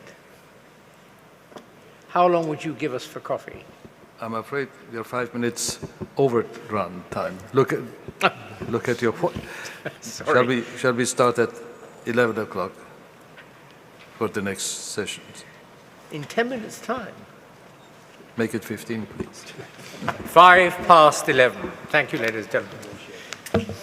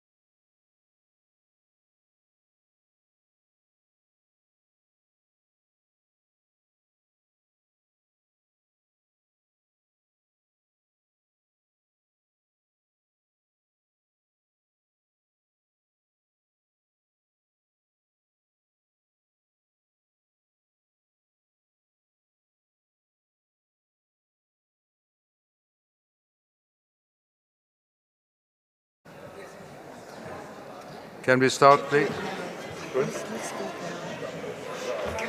Jeffrey, can we switch the microphone off for a moment? Our next witness is Mr. Abdul Salam Mohammed, giving evidence remotely from Turkey. Good morning. The witness was detained in a detention camp after handing himself over to the Chinese police in 2014. He was subject to inhuman treatment, including malnutrition, lack of hygiene. He was kept semi-naked in overcrowded cells and also witnessed torture. He was forced to memorize Chinese poetry every day at the risk of severe punishment if he failed to do so. During the classes, he was also forced to continuously read literature praising the Communist Party and to draft articles admitting wrongdoing. He was born in a religious family. He's the son of the imam of the local mosque. He spent his time in the camps, in the two camps that he had been to, part of it as a chef for the inmates. Thank you for joining us, Mr. Mohammed. I have a few questions. You mentioned in your statement that you worked as a chef in the kitchen, which was close to the interrogation room. Did you witness any of the inmates being interrogated or tortured? Siz bayanatınızda siz lagerlarda aşçı болып işlепsiz ve o aşxana şu sorak tatırgan uyning yin degan to'q. Mush sorak tatish jarayonlarida shu yerda ham sorak tatish ham xo'rlangan va jazolagan qiyin qistoqlarni ko'rdingizmi? Sorak tatqanı ödün ep çıkandan keyin şu iki tane sakçının oturusunda söyleyip meneş imkaniyeti bulmagan söylep açıp yataklarına ekirvatkan adamını aşağıda tutup göreleyimiz. From the interrogation room, I could see people dragged because the detainees did not have the ability to walk into their cells.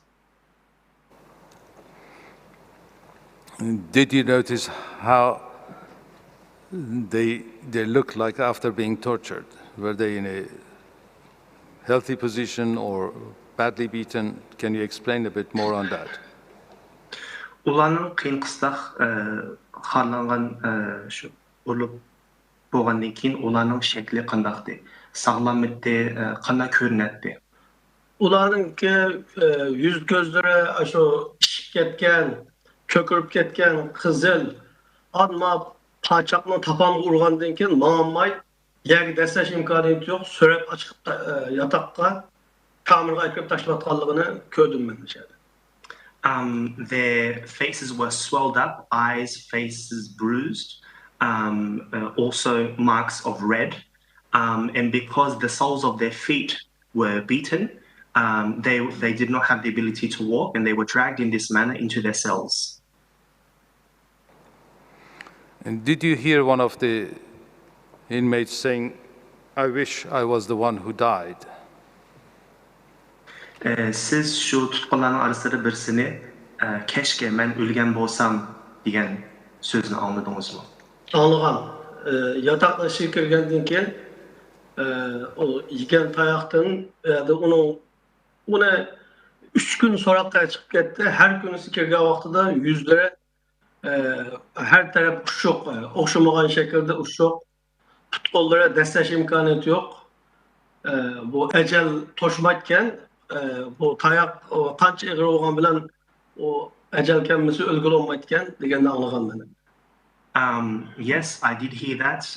This person was interrogated for 3 days, various forms of swelling, and I also heard, well, if the time hasn't come to essentially die, then the time hasn't come. Can you explain anything more about the types of torture that you witnessed being inflicted upon the inmates? Mushu tutqunlarga qilingan qiyin qistaqlarni biraz tushuntirib o'tasiz, qanday shakllarda, qanday turlarda qiyin qisliqlar bo'lgan? Biri so'rab qala vaqtida men hammadan bizga bu yotoqqa kirgandan keyin, kameraga kirgandan keyin bir ozroq so'zlash imkoniyati bo'lib, u yerdagi qiyin qisliqniki ahvolini biz uningki beden şekillerinden, yüz gözlerinin kökürüp ketkenliginden, yığılgan holatdan ait halsız kelip taşlanayotganligidan ko'ralaymiz. Şu kameradimi, şu kamerani o'ziga tashlab qo'ygandan keyinmi, aşağıda bir kun 12 saat o'rindiqda o'tirg'izib, shu Hanzochi Xitoy hukumatini madiylaydigan she'rlarni o'qishga majburlaydi. Uni yodalanmasa, qeyrlar bak, 70'den 60'dan aşkan. Ulanı urdu, an o'rindiqda tamga qarab o'tirg'izib, u yerda muqim o'tiramasa, yine ochib urtgan, og'zini madiylatlab urtgan har xil urushlar bor kamerada. Azroq so'zlash imkoniyati bormi kamerada? So'zlash imkoniyati yo'q, so'zlash imkoniyati shu tamoq yetgan vaqtida, tamoq yegan deb bergan 15 minut vaqtida shu oraliqda andamdan gap qilayotgan gap. Demilish vaqtida. In the cells, whilst you could not actually speak about the torture, you could physically see it on their bodies.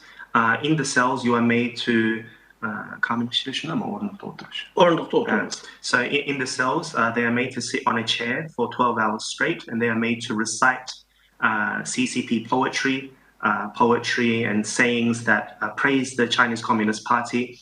There are 60, 70-year-olds in there as well, who do not have the ability to sort of recite and remember some of these verses. And during the time of eating, there is a short time frame, about 10 to 15 minutes, where we are able to sort of speak about what's happening.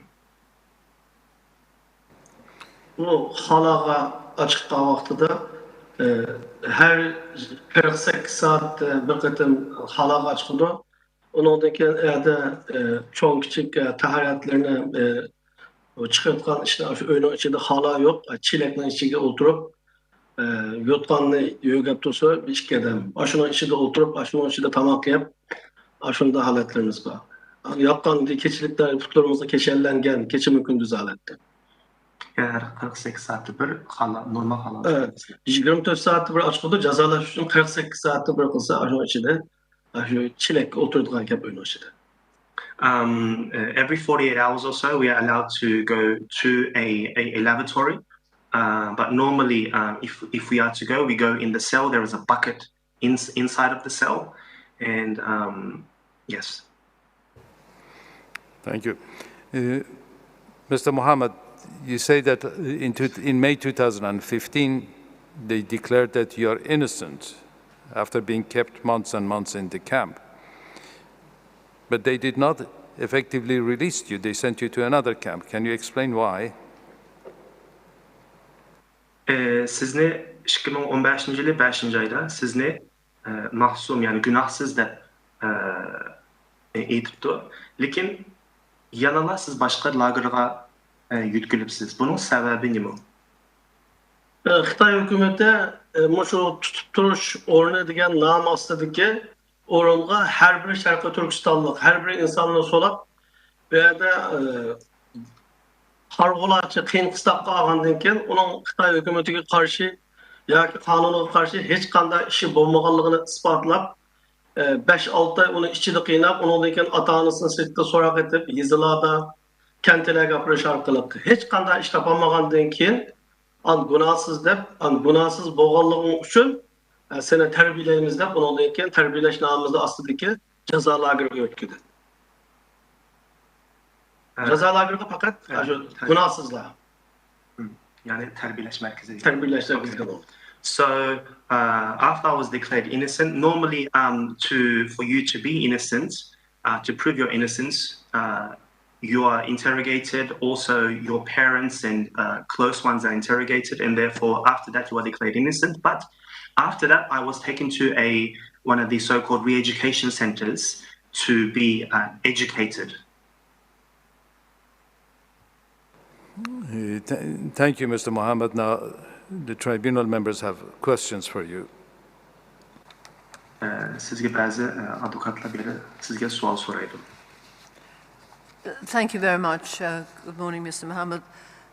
Can I just ask you a few questions about your background first? You were a teacher at a very young age of 16, and you taught physical activities and also Chinese language. So were you taught Mandarin in school?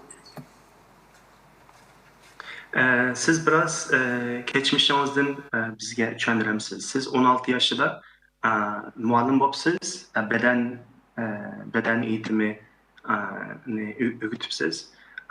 Siz mektep jarayonida siz Xitoycha o'rgandingizmi?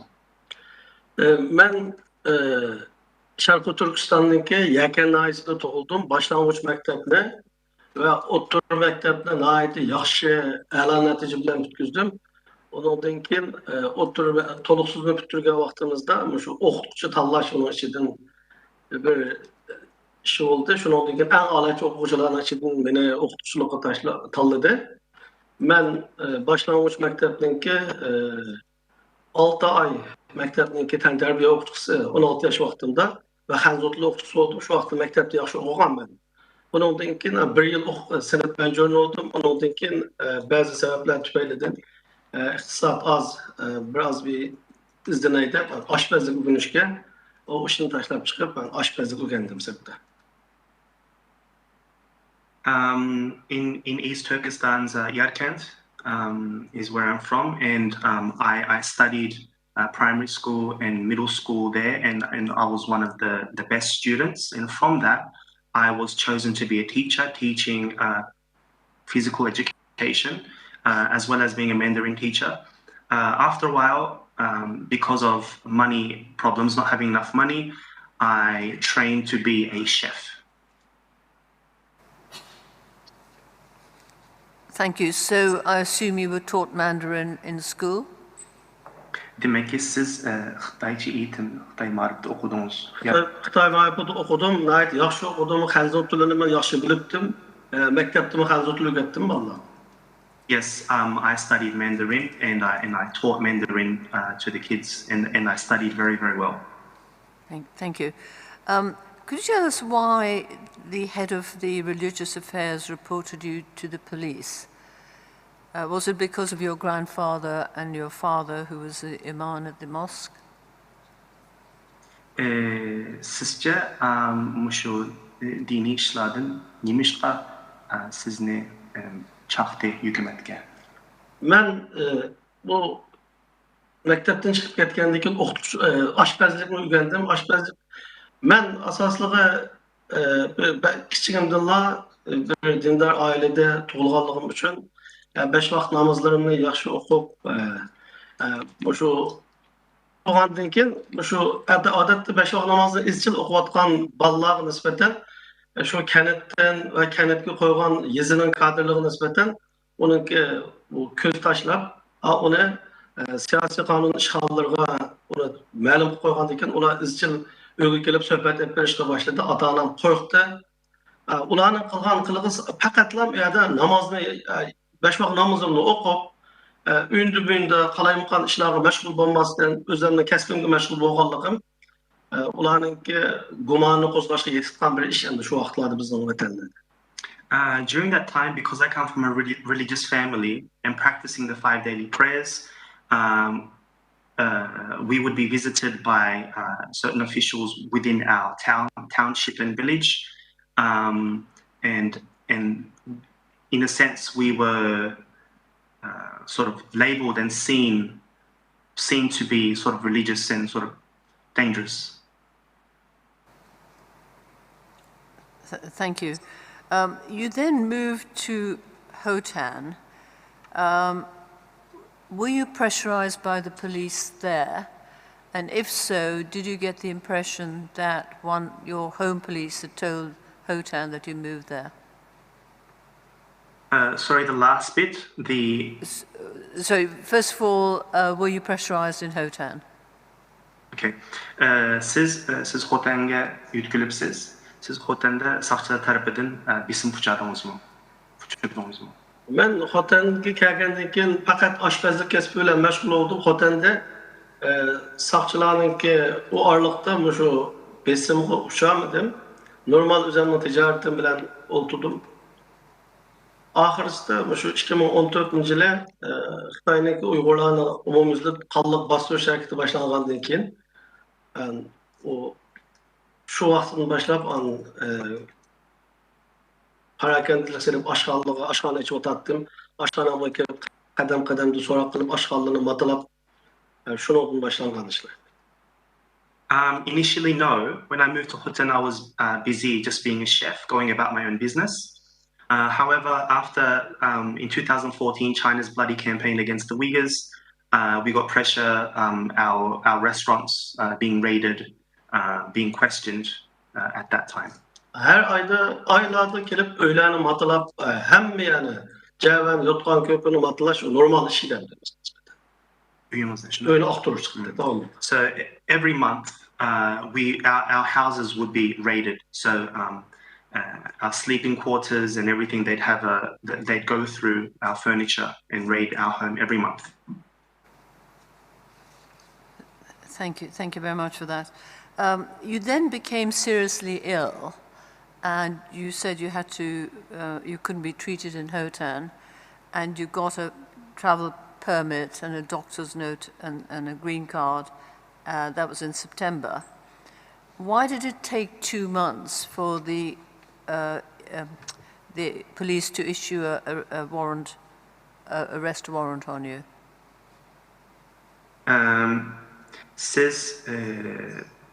So sorry, was there a specific time that you wanted when he was ill? No, I'm just saying that he'd been through the police to get the permission and also the doctor's permission. Why then did it take them 2 months to issue an arrest warrant? Arrest warrant. Okay.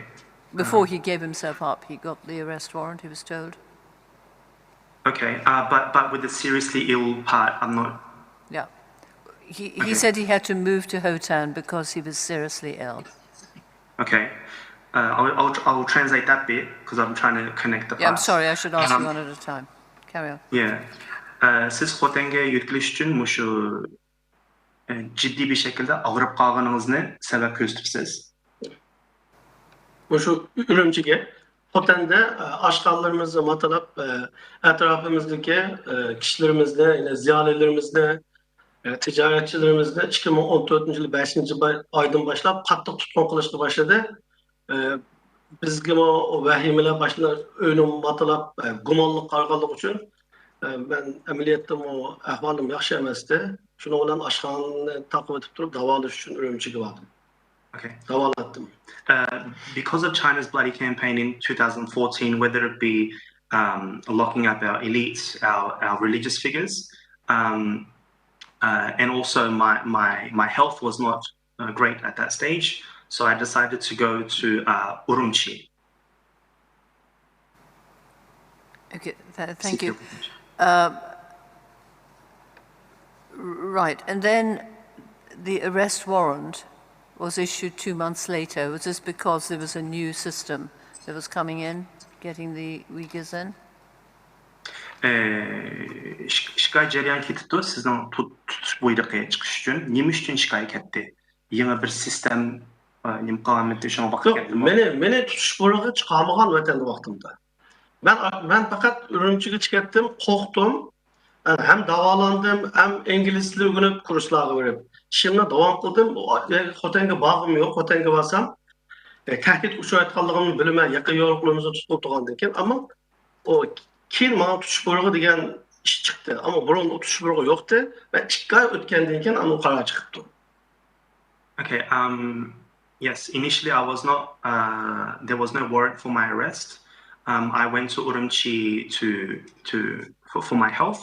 I learned English, and later I found out that there was an arrest warrant, and then this was issued 2 months later. Could I clarify with him as to the reason why it was late, if you should know? Thank you. When he arrested and was taken in, what happened to his wife and family? Were they harassed? Sizni tutib akirib ketgandan keyin ayalınız ve aileniz bisimga uçardımı? Hatta uşağıda nəhayət ayağım kesel olup kaldı. Şu 4 aylık şu xəbərini bir qatam qıldı, ondan keyin şu məni ekreketi 4 aydan keyin nəhayət ağır yürek keseli olup keselini davalatdı. Lekin o keseli ta hazır olmuş ortadamdı. Yürek keseli olup kalıp şu vaxtda davalanğan eşədi. Yes, my family experienced lots of pressure and harassment. And after I went in 4 months later, my wife fell ill and she has heart problems, serious heart problems now. Thank you. Can I just move on now to the training camps and the detention camps?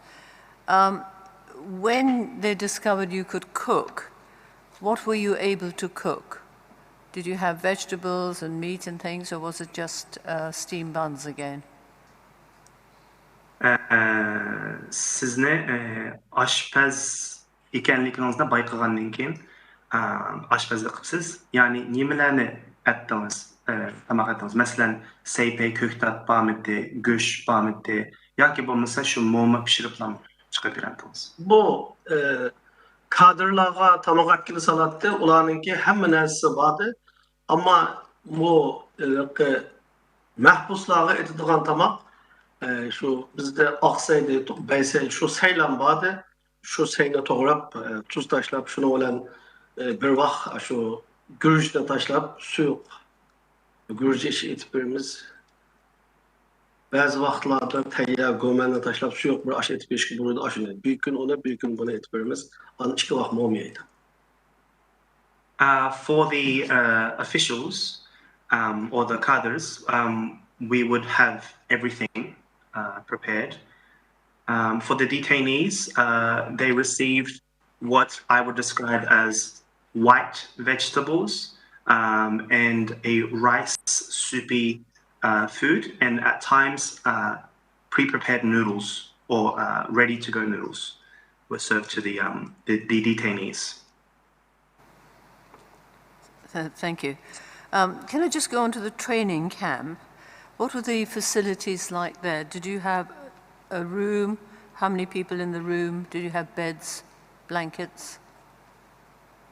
Mush tarbiyalash lagerdagi ahvol muhiti qandaqdi? Bir yotoq beramdi, qancha yotoq bor, qancha kishi yotadi, shu yerdagi muhitini biroz tushuntirib berasiz? Tarbiyalash o'rnininki bexatarlik o'rinlari atrofidagi tomlarda simlar, telekamera qo'yilgan, yotoq bordi, yotoq beratdi, yotoqninki yotgan ko'p bir narsalarni uyimizdan keltiradi.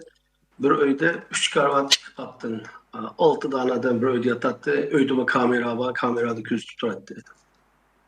2 qat shunaqmi? 2 qatdan 3 karvat 6 kishlik. The training center itself has high walls, surveillance with barbed wire. Yes, we were given a room. We had to bring our own bedding sheets, and each room had 3 bunk beds. So we slept 6 to a room. Thank you. You also said there were 70-year-old ladies who were being made to run. So what's the definition of the training camp? What exactly were they training you for? Bayanatınızı depsiz, mesela 70 yaşlık etrafında çoğun ayarlan varken, mumaylar varken, ulanı mesela yürüye gizipti. Did you say the idea or the reason for the training camp? Right? Yes, what do they call it, training? What was the training? Was it just education? Mesela terbiyeleş orne, terbiyeleş merkez depti. U yerde nimini terbiyetti, nimini ügütetti? Ügütü u yerde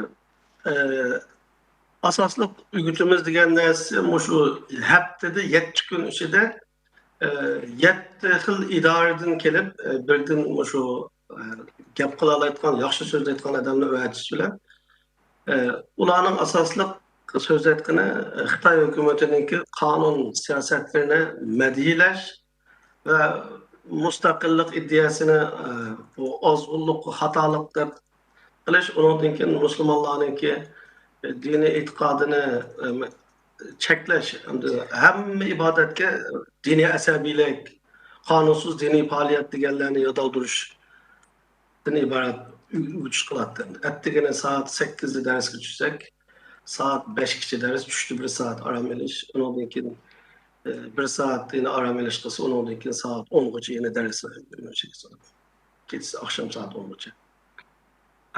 7 days a week, we would receive so-called training. Each day we would be visited by a different administration. So throughout 7 days, there'd be 7 different administrations visiting us. Generally for us to praise China's Communist Party policy and to say and to teach us to be not separatists, to go against separatism, and that any form of religion is extremism. And so this would happen from 8 to 5 p.m. with a break in the middle, and then another training session from 6 to 10 p.m. Thank you. There's another sentence which I didn't quite understand, and it's, what do you mean by saying the quality of illegal elements were interviewed with these 70, 80, 50, 30 rules? What are these? Could you please rephrase Yes, I'm that? sorry, it's in the statement. Yeah. So if I just read the line, the quality of illegal elements were intertwined with those 70, 80, 50, 30 rules. I didn't understand 50, that. 70, 50, 30, 80 rules. 70, 80, 50, 30 rules. Okay. Muşu kanunsuzluk, aşkınlık, muşu nesler 70, 80, 50, 30 kanunlara bağlangan, karşılanan diyen bu yerde bu bayanınızın yemini düşündürüyorsunuz. Bunu düşündürüşüm ulanınki mesela dini asabilikninki türü 50 yıldaydı. Mesela kanunsuz dini faaliyetinin türü 70 yıldaydı. Mesela kanunsuz dini devletine ağdırışta uğrunğallarınki süpetleri mançıkıldaydı. Her birisi her bir şu turmuşidikileri çıkargan her bir kanununki siyasetindeki tarmaklar olsa 70, 60, 30. Bu 70'ten dini asabilik şundan mı? So there are 50 types of extremism, or 50 types of extremism, and 70 types of religious activity that goes against the law. 70 types, 50 types of, yeah.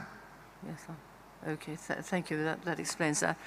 So the last question, you then managed to get passports for all your family to leave the country. Which country did you go to?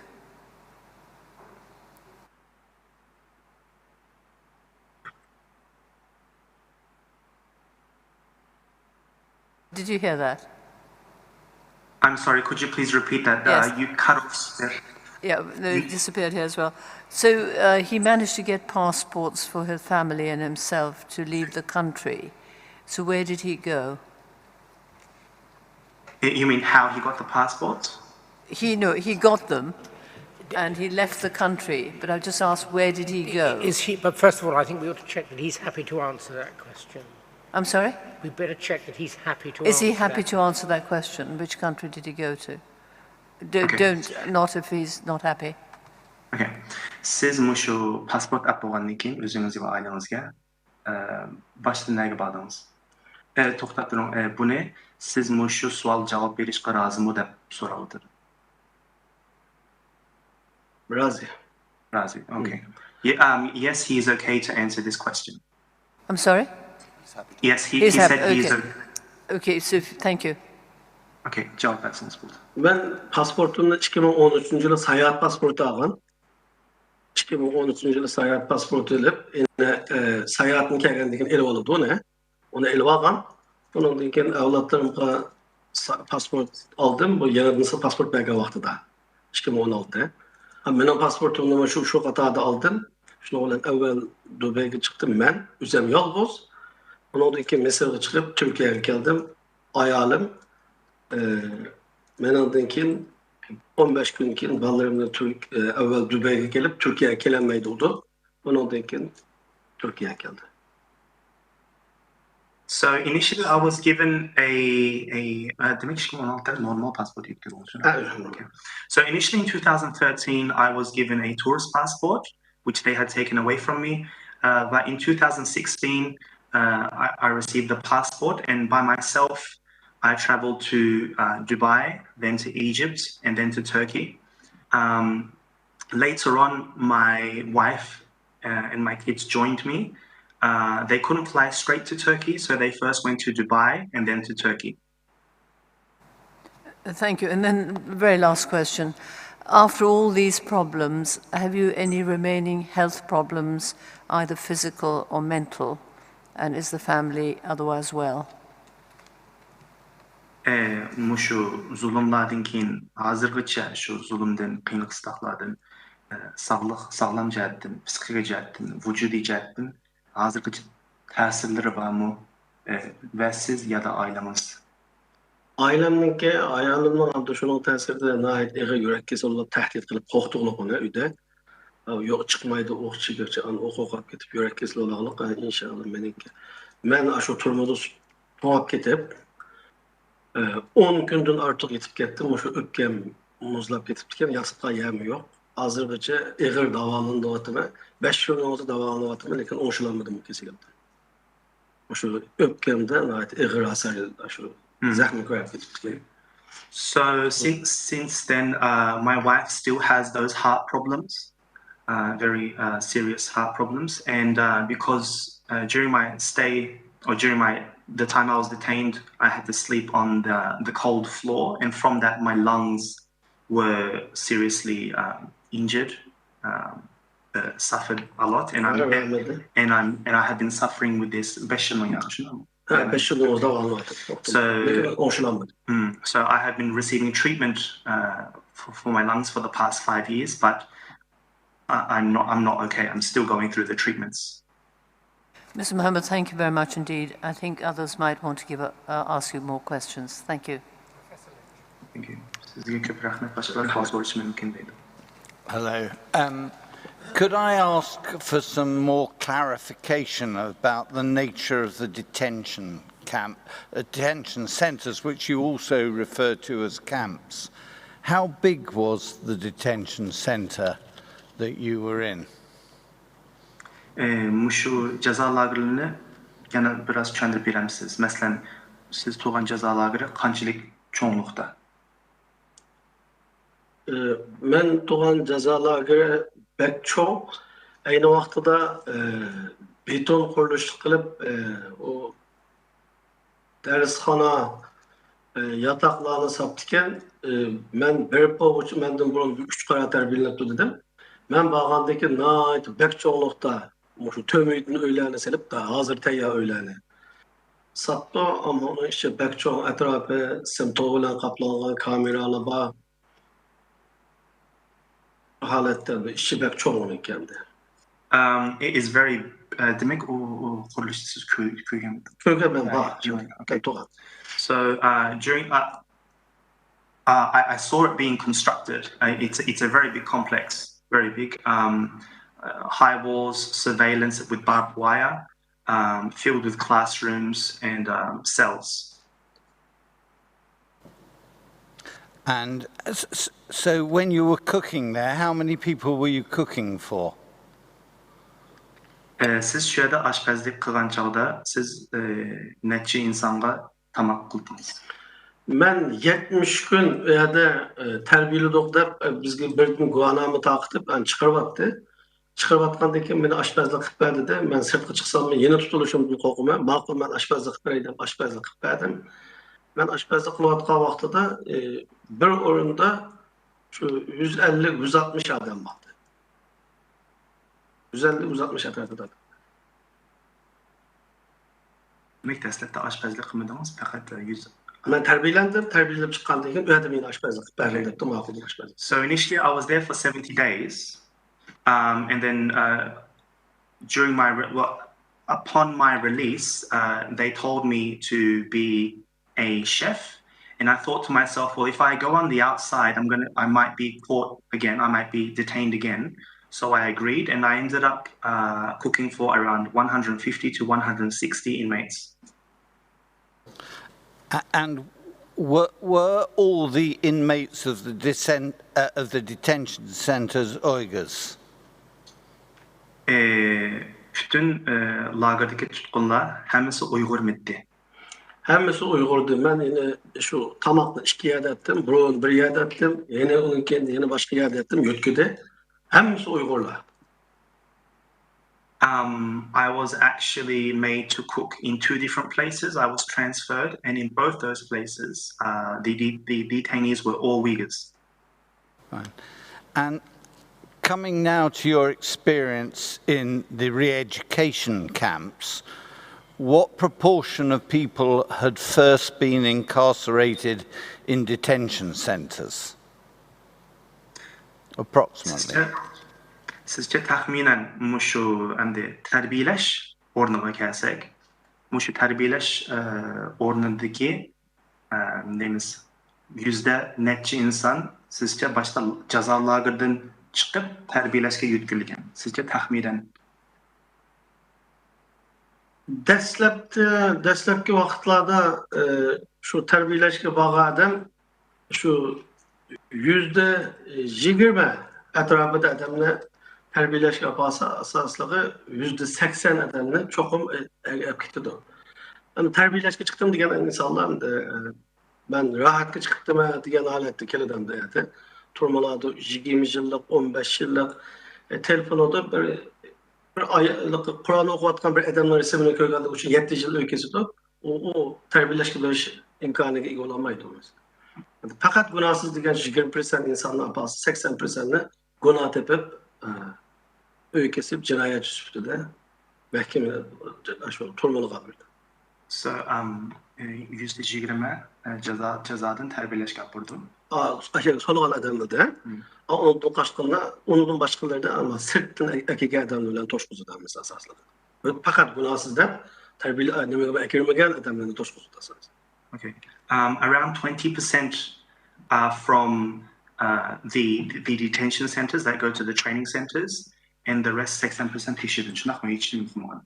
Yok, ben adıgınım aşağıda mesela 100 adamla tutuş ornu kapasa, 6 ay kıynap, 80 adamdan cinayet yapıp, ona turum kapıp, ülkesi bitip, ve bu kalan günahsız diyen 20 adamla ekilip, ondan başka. Okay, so 20% of the people in the training centers are from the detention centers, and the ones in the detention centers, around 80% are given further punishment, either prison sentences, 7, 15 years, for example, for listening to something religious. And finally, just referring to your statements in section 6 of your report, is it the fact that all people from the detention centers, every one of them was severely tortured? Demek mi şu cezalarda hemmisi kıyın kıstaka uçurdu mu? Bu tutuş ornunu mu ya ki bu terbiyeleş ornunun ahmetki cezalarda mı? Cezalarda. Terbiyeleş davatka yani. Bazılar uçuraydı, bazılar qattiq diqqat qilsa uçurmaydı, yaxshi o'qib, qonunlarni yodalab, yugurib, jiddiy harakat qilib, ba'zilari ularga yaqin bo'lganlarni qilib, endi shu 20 qadar endi zarba bilan bo'lsa 20 deb endi yerda bir cho'ng boshqa shu ruhiy jihatli besimdan boshqa besim uçurmaydı ama shu ruhiy besim ig'ram deydi. Ammo tayoq etgan sualını dermesi, onu cezalı etken adamlar, şu yarım adamlar. So around 50%, I know you asked detention center, but I think we'll terbileştin. So in the training center, around 50% would be beaten. Most of the time they would suffer mental or psychological pressure, harassment. So it sort of depends on your behavior. So around 50% were and 50% weren't suffering punishment or torture. I don't think there's time in 45 seconds for any more questions. Mr. Sabi? No more questions, sir. Thank you very much for making yourself available to give evidence to the tribunal today. Your evidence is now concluded. Thank you. Rahmat sizga bugun bayonot qilganingiz uchun. Sizning söz haqqınız tugadi. Rahmat. Barliq azizlarimizga rahmat. Thank you very much.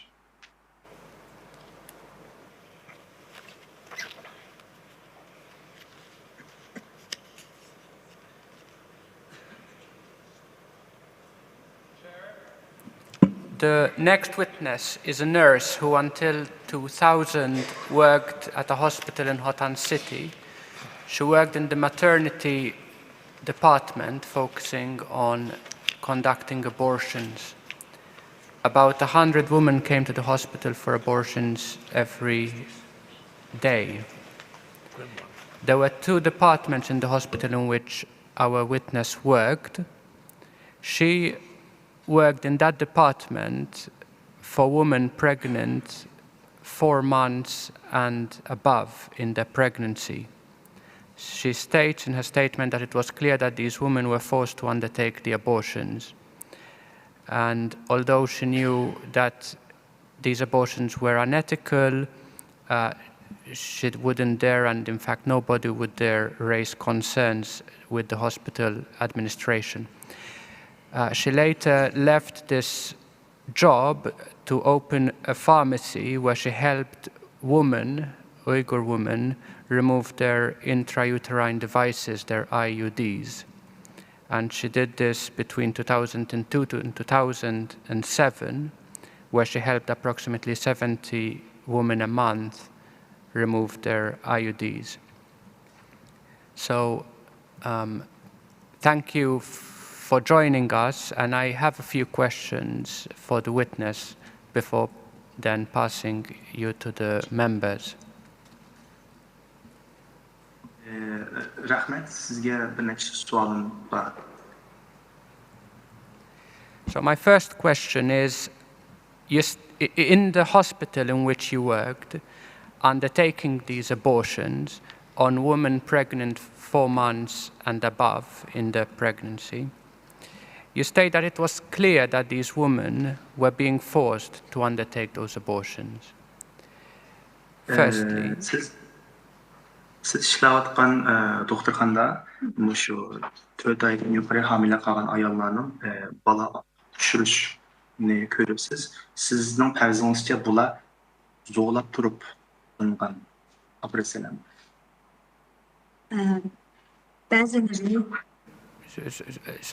My question to that is, were these women Uyghur women, or did they also include Han Chinese women? Bir de bulanın arasında hemisi Uyghur mekteği arasında Xitaylan var mekteği. Zorlap durulgan dep düşünümen, çünkü 4 aydan 5 aydan yuqur bolgan perzanetlerini qosuğudan eliş adette ayal kişiге bek ziyanlık salametliğe. I believe it is forced because to remove or to abort a child at 4 or 5 months is not beneficial to the health of the woman. Hem de pilavlık doğuttan adette Uygurlarga sandın çeklemeden yukarı boğalığa cerimani koyuş belgelemler boğalık için nurgulları şununla xilaplık kılıp kalınız dep bazıları özlüğüden kelip şu çürüdü çünkü pilavlık doğutqa xilaplık oldu deydi. Yani bazıları And some because they know of the family planning laws that they cannot go above a certain amount of children that they're allowed to have, they come out of their own will as to not be punished or receive any fines.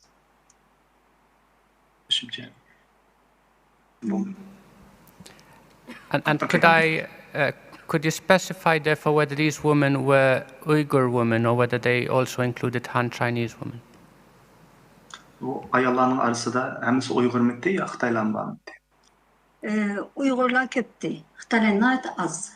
There were a lot of Uyghur women and there were some Chinese, but the Chinese were very little amount of Chinese women.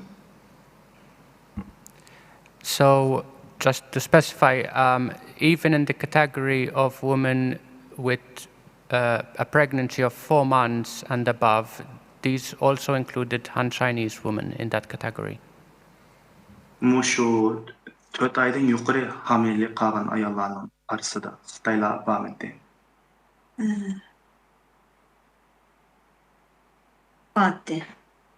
Yes, they were. Thank you. You state that you decided to leave that particular job because you found it unethical and that it was also dangerous for the women involved to have abortion at such a late stage. Could you speak to us a little about why you felt it was unethical and how it felt to be carrying out these abortions which you knew were unethical but which you could not, as you state, really raise any concerns with the hospital administration? Siz bu ishning, ya'ni siz shu doktorxonada ko'rgan ishlaringizni to'g'ri emasligini, ya'ni axloqsizligini his qilib shu yerni ayrilibsiz. Nima uchun to'g'ri emasligini his qildingiz? Va buni masalan doktorxonadagi doiralar bilan boshliqlar bilan buni ovozingizni yetkazamabsiz, ya'ni deyamabsiz. Ben bu işini hakikaten cinayet de qaradım. Çünkü o bir hamilini öldürüş, bir adamı öldürüş ile beraber de qarğalıqım üçün bunu barğan sırı cinayet qilmishning ağır işlerlikini his qildim. Bunu doktorxonadagilarga yetkazilmasligining sebep çünkü ularniki planlıq doğut siyasetini de onun xilaflıq qilganlarni jazalash ve onunğa qarşı turganlarga jazalaşmada nimelerden qorqqanligim üçün men onunğa avazimni haqiqatan yetkazamadım ama vicdanım haqiqatan onunğa yer bermedi. I saw this on my conscience. In my conscience, I felt that this was a crime, and this was the same as killing a human being. I couldn't raise this with the administration because there is a family planning policy, and it would be like criticizing the policy, this policy where you are punished for for going against that policy. So I could not raise it with the hospital administration. Thank you. Moving now to your pharmacy, your work in the pharmacy, and you're helping Uyghur women remove IUDs in secret. You state that whereas, for example, Han Chinese women could go to a hospital, an official hospital to remove these devices, Uyghur women had to do it in secret. Firstly, why was there the difference? Why couldn't Uyghur women go to a hospital, a government hospital, to remove their IUDs? What would happen if they did that? Siz bayanatınızda depsiz, şu darxanınızda Uyghur ayollarının üzükünü məxfi bir şekilde şu şekilde yardım qıpsız. Ama Xitaylar normal hükümetin doktorxanaga berip əvətər edik. Siz biraz düşündürəmsiz, nima üçün Uyghur ayollar normal hükümetin doktorxanaga berip şu yüzük əvətiş operasyasını qıla almaydı? Çünkü Uyghur Uygurlarga plandan sırt, yani 2'den artık tuguşku bulmaydı şehir içinde. Yazıda 3'ten artık tuguşku bulmaydı dep siyaseti var. Onun karta hem de Uygur ayallarımız onundan sırt hamildar bulup kılgalık için elbette planlık tuğutninki gıvahnamesi yapmamızı özü işlevatkan idare organninki ispatnamesi boğan ahval astıda. Onun dinkin uyağı berip, hükümet doktorxanalığı berip, elqe yüzügünü aldırılayım. Hani tercih olsa mümkün değil. Ahırki iş yerlerden guvahnoma elip demsiz. Anınızı baralayın. Ispat. Aslı buldu degen ispat. Okay. As you know, in the cities or in the town centers, families cannot have more than 2 children, and in the villages 3 children. And so to not go against family planning policy, they either need to get a special permission to get their IUDs removed. And that's half of it. She's going to continue. Devam kılın. Bunu alalaydı. Şuna ular planın sırtıda hamıldar bulup qağaçqa. Onu basa, qolda ispat bolmağanlıq üçün üyəyə, hükümet doktorxanlarga bıranmaydı. Şununla bizge oxşaş açqan məxfi halətdə ele bitişkə ular şu mecbur oldu. Because they're not able to get this special permission, and they know that they have gone outside, they have gone against the family planning policy, and to avoid punishment, they come to us to get the IUDs removed. And just to clarify, when you say they, we are speaking here now exclusively about Uyghur women, not Han Chinese women. Yani sizden aldığınızda kelgen ayallar, yani ular degen çağda Uyghur ayallardan bahsediyorsunuz, Xitaylar emas. Sizin aldığınızda Xitaylar Yeniki Uygurlar keldi. Yes, only Uyghur women come to me. And when I refer to they, I mean Uyghur women. What would happen, has it ever happened in fact, that the Chinese authorities would discover that a woman, an Uyghur woman, has removed her IUD secretly? What has it ever happened, and if what could or would have happened if that were the case? Mesela muşnaq izinsiz bir şekilde bir ayal kişinin yüzüne evetken, yani Xitay saqçılar tarafından, hükümet tarafından bayqılıp qalsa, bu ayal boldu mu bu iş birinci? Bolğan taqdirda şu kişiye nima boldu? Bu iş bayqalmadı çünkü biz onu açqan doğruxanamız qanunluq, ama ben onu özümün uyda qildim, məxfi qildim. Birgə tekşürüp kep qalsa Müsayya idarəsinin adamları doğruxanğa keledi, uyumga kelmaydi. Nəhayət diqqət qildıq şunu. Okay. So the first part of the answer is that we had a registered legal pharmacy. The IUD removal itself wasn't done in the pharmacy, but in my home, and so we were never caught. And if there is a raid or we are checked by authorities, they come straight to the pharmacy, and we were very careful about this. Anandan keyin, agar ular bilib qolib qolsa, açqan yani bütünlüy taqaydı, hem jerman qoydu, hem meni planlıq toğutqa qarşı çıxdı deb, belki bana ceza kesişi mümkün. Aşında qılıdı deb bilim. So if they found out that I was carrying out these practices, they would close down my practice, they would close down my pharmacy, and they would also punish me for going against family planning policy. Thank you. My final question relates more to today, so just if you could let us know from your own knowledge, because you were carrying out these removals of IUDs in secret between 2002 and 2007. And at that time, the surveillance system, of which we've heard a lot about yesterday and in previous hearings, had not yet been fully developed, and it was still possible, therefore, for women to come to your pharmacy or to your home to carry out these operations in secret. My question is, would you still be able to do that today, do you think? Is it still possible with the surveillance systems that we've heard about to carry out these operations today in secret? Mesela şu 2002-2007 arası şu məxfi halətdə ayallarının üzgünü əvdiş operasyasını qıpsız.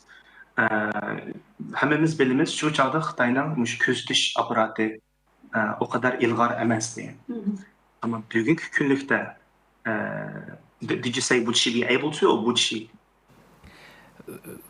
would she be able to, in light of the current surveillance system? Ve hazırki bilsiz küz aparatları tekşürüşleri naiti katta. Bugünkü günlükte şu 2002-2007 arasındaki kılan şu yüzük evetiş operasyon bugün mü kılalamıdınız kılalaydıgan fırsat bulamıdı bugünkü günlükte? Mümkün emas. No way. It's not possible. Thank you for that. I'll pass you on now to the members. Thank you. Rahmet sizge başkalarına sual soraş fırsatını vermem. Mrs. Nouri, you say that over 100 women had abortions at the hospital every day. How are you confident about that figure? Siz bayanatınızda şu siz işleyen doktorxanda her günü 100 bala düşürüş operasyası bulduğunu da aytibsiz. Siz qanchalik bununla işinip durup deysiz yani doğru mu diye. Bu to'g'ri, bugun hazırlık izah bergim var.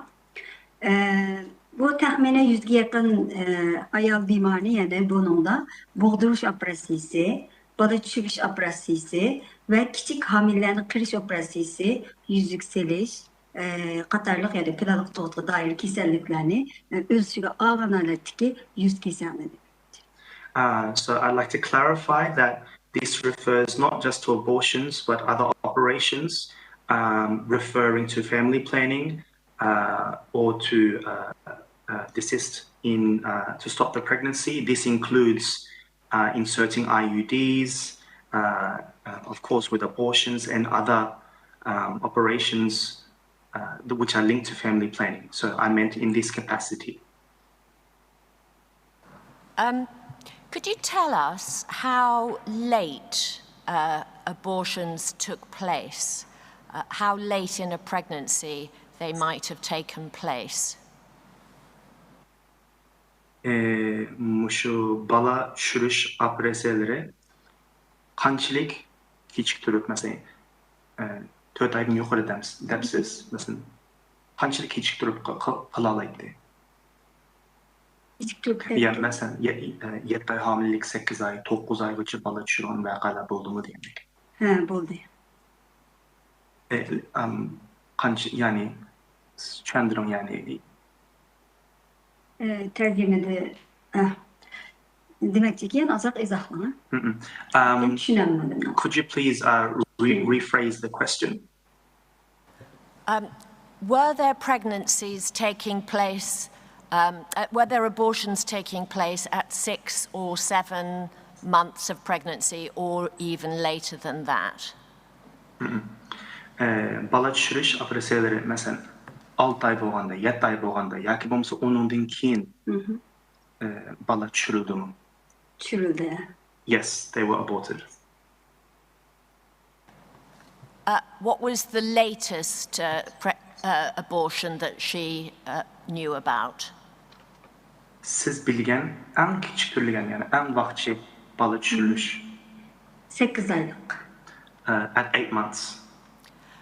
And were any of those born alive? Şularning, mesela şu yoki shularning tirik holatda tug'ilganlar bo'ldimi?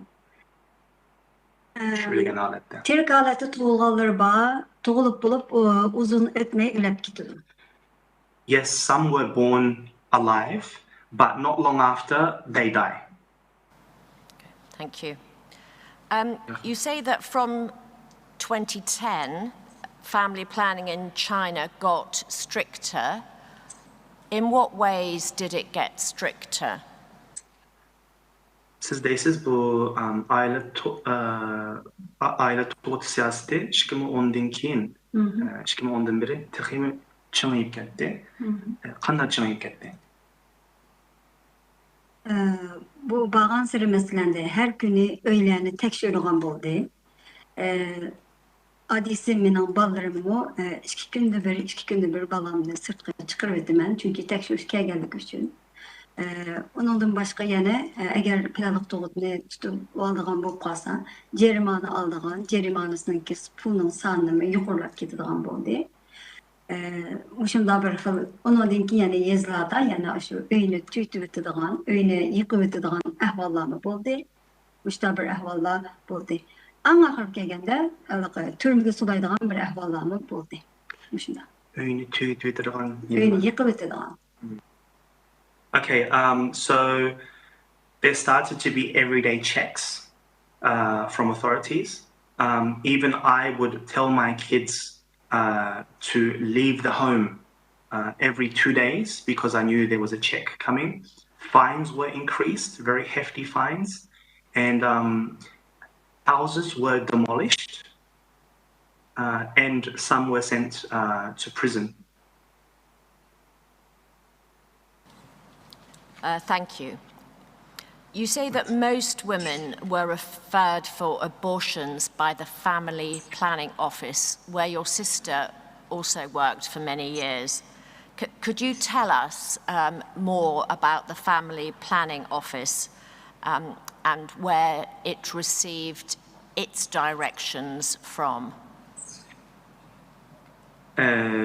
Muşu planlık toğutuş idaresinden xutur şekildeki mesela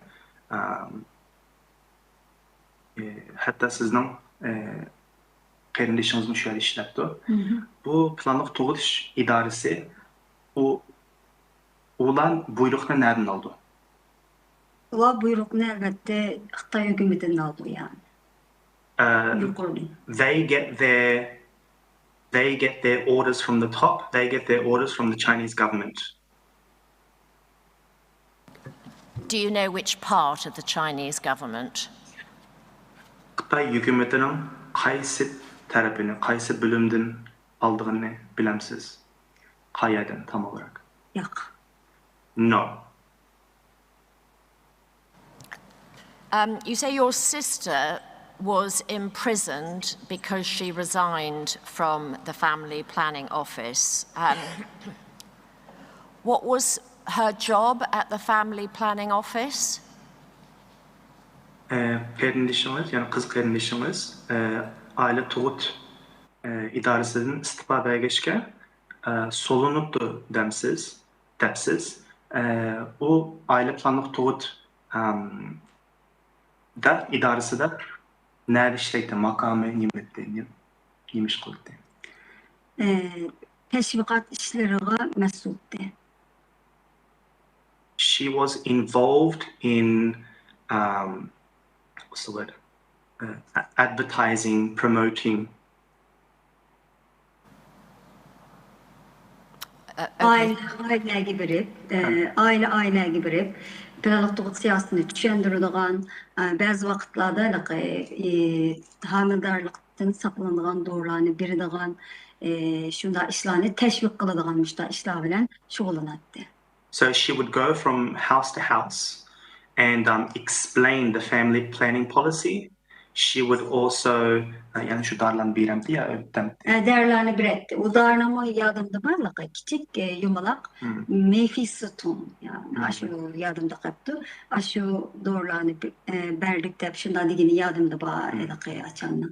So she would go house to house to explain family planning policy, hang out pamphlets, and she would also hand out pills to essentially sterilization pills to stop women becoming pregnant. And so she was involved in promoting the policy. When was she imprisoned, and how do you know that she was imprisoned for resigning? Kaçan tutuldu, kaçan türmege erketildi kız kardeşimiz ve siz kandak bilisiz muşu idaresinden istifa belgeni üçün tutulğunu, qamakka ağını? 2016 yılı pasportlar yolu koyuldu. Şunundan kişiler çıkışqa başladı. Ben şu yerden şu çıktık. çıkıplam şu dostlarım keyinimden akımdan Türkiye'ye çıkandan keyin şu acamdaki tutulup ketkenligini dedi ama lekin qancha yil kesilganligini ulama bilemedi. Şu sebepten yani birge hizmetdaşlığa sebebinden yani birge nima deymiz başkalarga yaxshi axloq bulun deb bir axloq dinga dair ba'zi bir so'zlarni qilib jamiyatni buzg'unchilik qilmoqlar deb ba'zi dinga dair ba'zi ishlar bilan tashviq qilganligi uchun masalan shuningda tutildi deb shundoq bildim. Okay. So in 2016, I was able to get a passport and leave for Turkey. And not long after, some of my friends were able to do the same. And I had heard from them that she had been imprisoned. But the actual reason for her being in prison more has to do with ethical, religious reasons. Yani din teşvik kılış sebebinden. Yaxşı axloq buluş yani. Doğrulukla tutuldu deb qo'ydim. Hijabdan atdı olma. So she was also covered, and so I assume that she was detained because in a way she was promoting religious and ethical ideas. Do you know whether there was any judicial process involved in her imprisonment? Bu kız kardeşimiz hakkında şu qamoq tutish jarayonida bir sotlanish ahvoli bo'ldimi? Sizning xabaringiz bormi buni? Yo'q, xabarim yo'q. Chunki aloqa bo'lmadimi? No, I'm not aware of any judicial process because I was not able to keep in touch. And do you know if she is still imprisoned? Hozirgacha tutilganini, ya'ni turma tutilganini bilamsiz, ya'ni hozirgacha tutuliqmi? Bildim. Yaqında ünlüdarını desatlandı. Şu arkalık başkalardan o yerde yoklukını emrinde. Yaşın söz arkalık mıdalık. Doktor Han'ın bağımı yok mu diyen çıkımızda. Doktor Han'ın çıkmıyor diyendek mıda. Yaşın sözler bile onun yoklukunu bildim. Resimde yok. So from messaging on the mobile app WeChat through secretive messages using phrases like this person is still in hospital or not in hospital, phrases like this, I knew that she was still in prison. She has 4 children, and I don't know their whereabouts. I don't know who they're with at the moment. Thank you. Your sister-in-law was also imprisoned shortly after resigning from her job as a nurse in a hospital. You say she resigned because of the conditions there. Can you tell us about the conditions? Resign from where? In which conditions? She resigned from her job as a nurse in a hospital because of the conditions in the hospital. So I'm asking what the conditions were. Keyin şu sistem. Akımız yani erkek kardeşimizin ayağını tutuluptu. Tutuluşun sebebi şu animo ve özünün şu doktorxanadan hemşirelikten istifa veripti. Şarayitla tüpeylidin. Şu yerdeki şarayitla tüpeylime istifa verdim depti. U yerdeki şarayitla neyim bolğandı? Doktorxananın şarayitin qandaqdı? Doktorxana şəraiti də şu namazı qoğul qoymaydigan, məsələn də doktorlarını, həm də bu kəsbi əxlaq cəhətindən aidlik bək yaxşı əməslikini bağat sırı müştə sözləb birətdi. Axtan ayrılığın var, axtan kəsbi əxlaq yaxşı əməs. O yerdə həm namaz qoğul qoymaydı, dinle işinleşmesinden cihetin dinle işinmende manda dilimi bulmaydı. Mesela manda da yapılsa onu tutudu. Yani bir planlık doğutta o iki katı ne oldu dedim ya. Ya az tercih kılıyorlar siz. Okay. She found that she was not able to pray and even not able to live out her religion, and also the unethical practices being practiced there. Brought on by family planning. These were some of the reasons why she left her job, resigned. What were those unethical practices? Şu abaylayana şu ahlaksız işler boktu, şu ola tam olarak nimte yani aile toğuş. O özünki taşqı keselde işleydi o. Taşqı kesel bölümünde. Ondan başka mı yani ayarlar bölümü yani başlanan münasebetlik şu kesip taşlarından diyen gaplarında taşqı keseldeki doktorlarının kesellerge bazı tutkan muameleleri bir xil yezinin ayarlarga belki ademdek muamele kılmaydıgan bir xil muamelelerini deytti bizlerge. So it was, she worked in various departments within the hospital, whether it be the female ward or different wards, and the treatment that she got, certain interactions, women from the villages, so she sort of work practice type things, just the general everyday interactions she would have, she felt uncomfortable there. Şunu bilan uzun etmey hamildar bolup kaldı. Planın sırtıda şunu bilan yani şu yerden yani aşının sebebini o sebep onun kırtılıp çıkışa mecbur oldu. Also while she was işleş jarayonida hamildar kaldı, şuna mı? Aşı işten kiyla. İstifa bir puan lekin. Oh, okay. Lekin bu, all right. And not long after, she also fell pregnant, and this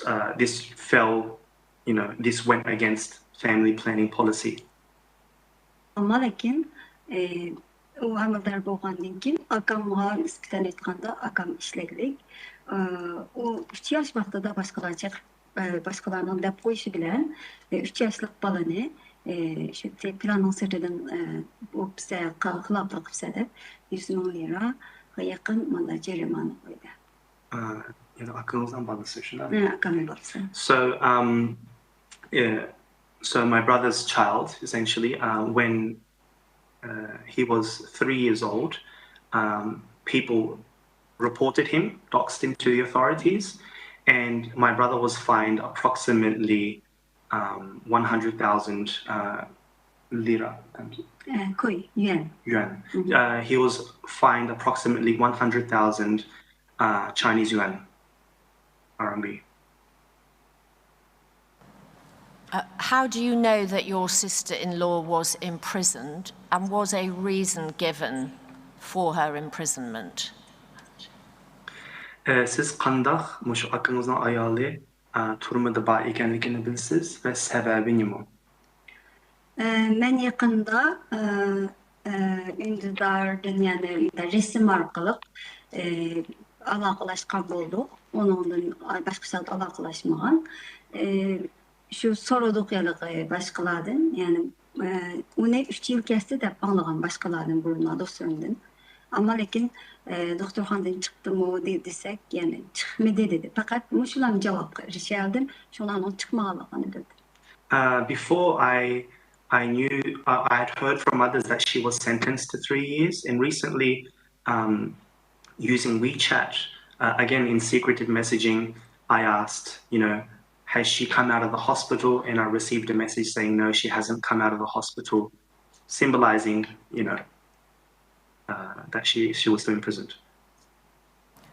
Thank you. And my final question, you talk about families who had more children than the permitted number, hiding their children, and the children therefore not being able to go to school. How widespread was that situation in your area? Siz bayanatınızı repsiz, muşu planlıq toğudun sırtıdın bala toğulğan ahvallar var ve bularını mesela yuşurup durup, mesela mektepke baramayran ahvallar var de. Siz turatqan orunda yani qançılığan insanlar muşu durumda sizce? Ben bunun sanlıq məlumatını, mən özümdənki yakın dostlarımı dep bereleyim. Özümdən en yakın dostlarım var. Sanlıq məlumatı gəlgəndə təxminən məncə də dərhal deməyim, amma müşna durumda tuğallar əsası 40-50%'ni egallaydi dep qarayman. According to my knowledge, I feel there is, this is about 40 or 50%. If I were to speak about just my immediate surroundings, about 40 or 50% people are in this situation. Thank you for your testimony, Mrs. Nouri. Hello. With regard to terminations at a late stage of pregnancy, 7 months and beyond, using a prostaglandin such as misoprostol, I would anticipate there would be a large number of live births, and you've already mentioned that and said that they died soon afterwards. I'd like to know how they died, these babies, and whether anything was done to bring on their death or accelerate their death. Bayanatınızda siz, şu 7 ay ve 7 aydan keyin qamıllar ayollarning balaları tushilibdi. Şu bayanatınızda bir darının ismini depsiz ve ba'zilari tirik holatda tug'ilibdi ve uzun o'tmay vafot bo'ldi dedingiz. Şu balalarning yani o'zligidan tirik tug'ilib o'zligidan tugab ketdi yoki bo'lmasa qo'shimcha yani dorilar ishlatildi. Özlüğüden 72 saatga yakın etrafında özlüğüden ülep gidiyor.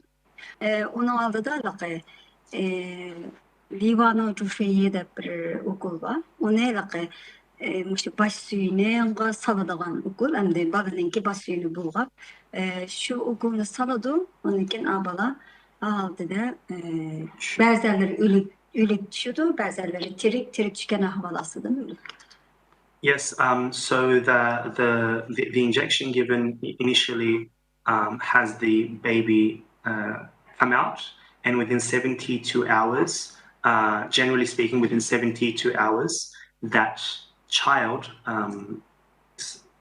dies naturally, if you will, dies on its own.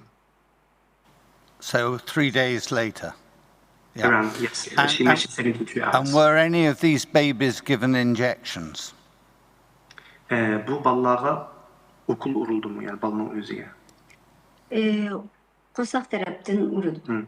So yes, while they're in the stomach, that injection is given. I assume, do you mean after they are born? Is the injection? Would you like me to? Yes, that's really what I meant. After they're born, were any of them injected? Okay. Tug'ilishdan keyin har qanday bir okul urulamdi balalar. Yo'q, mumkin. No. No, it's done before, not after they are born. Thank you.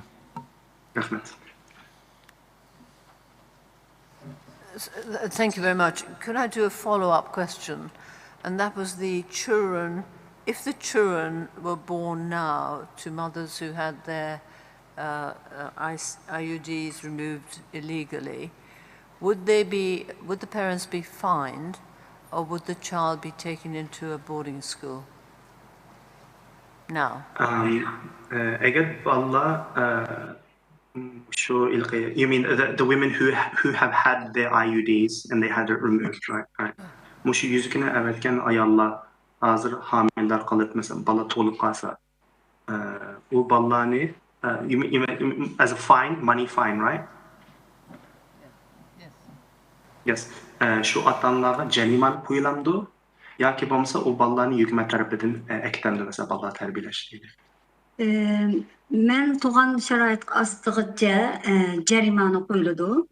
Men hatta üzerine aksininkini dedim bu. Ondan başka hani duasınız yani bir değmiyor.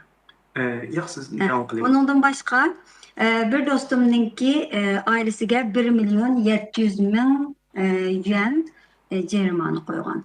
Bu da yani bu yakınımız, benim yakın dostum oldu yani. O Türkiye'de bağlı. 1.700.000 euro. Okay. So if speaking from experience, whether it be my brother, he was fined, and recently I found out my friend, she too, she is currently in Turkey, but when she had given birth, she had gone against the policy. She was fined approximately 1,700,000 Chinese yuan.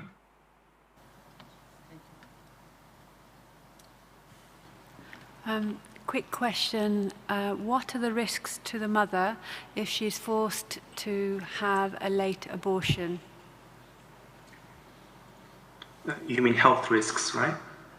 Health risks, are any of them critical? Mesela muşu ayarlarının 7 ay, 8 ay, 9 ay muşu bala aldırış jarayonida muşu sağlamlık xavfi, yani sağlamlık xavfi kilemdi qandaq muşunu bir tushuntirib beramiz, qandaq sağlam jihatdan? Sağlamlık cihetinden xavfga uchraydi. Ba'zilari uchramaydi, ba'zilari uchraydi. Yani jiq qon minib ketish yoki bo'lmasa nima jarayonida o'qilning yo dorining ta'siriga uchrasa baliya tutqusi yerilish yoki bo'lmasa masalan bola tushirgandan keyin ba'zi a'zolarga ta'sir yetkazadigan masalan boshqa a'zolarga ta'sir yetkazadigan bir ahvol bor endi. Bu ig'ir ahvollar, ig'irlari. Yeah, so some women do have health risks, some don't. The ones that do suffer great blood loss, they suffer from the side effects of the injection. Their uterus is ripped, and also it can affect their other organs.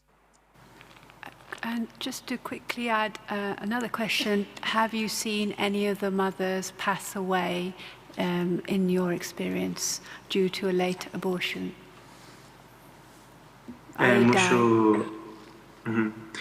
Muşu ayarlarının vafat bo'lganini, yani vaqtchi 7-8 ay, 9 ay bala tushirish jarayonida vafot bo'lganini ko'rdingizmi, olmadingizmi?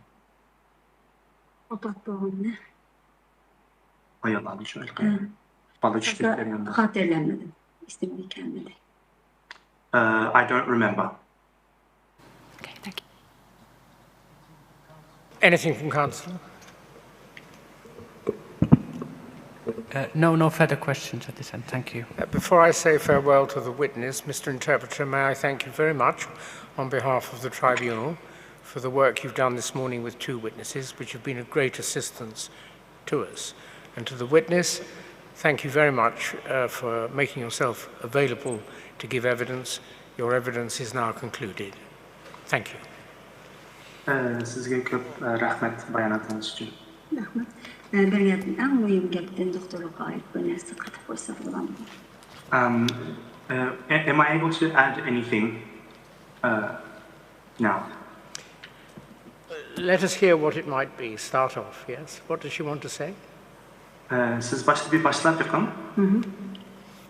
Men 2002dan 2017ga qadar bo'lgan aralıqda doktorxonada faoliyatlarni yapmandik.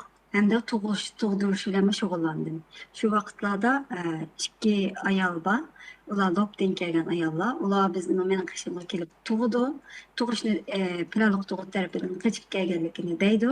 Undan keyin o'sha yerda tug'ish jarayonida bolalar. You know, from 2002 to 2007, with my pharmacy, 2 women from LOP had come, and there is an incident involving these 2 women because they were running away in order to give birth. Would you like her to continue? Yes. Yes, devam qiling. Şunun bilen elaqa ayol, lobdiki ayol özününki burun tug'dirishni talab qilgandan keyin onunğa nəhayət təsdiqli buldu, doğru eşitiş arqılıq. Amma şu yerdə tug'ilmay, yəni başqa doktorxanalarga yo'tkab tug'ildi, lekin o bala ölüb tug'ildi. 7 aylıq bo'lgan bala. At 7 months, a woman came to me asking me to give birth, to assist in the birth of her child, and using various medications.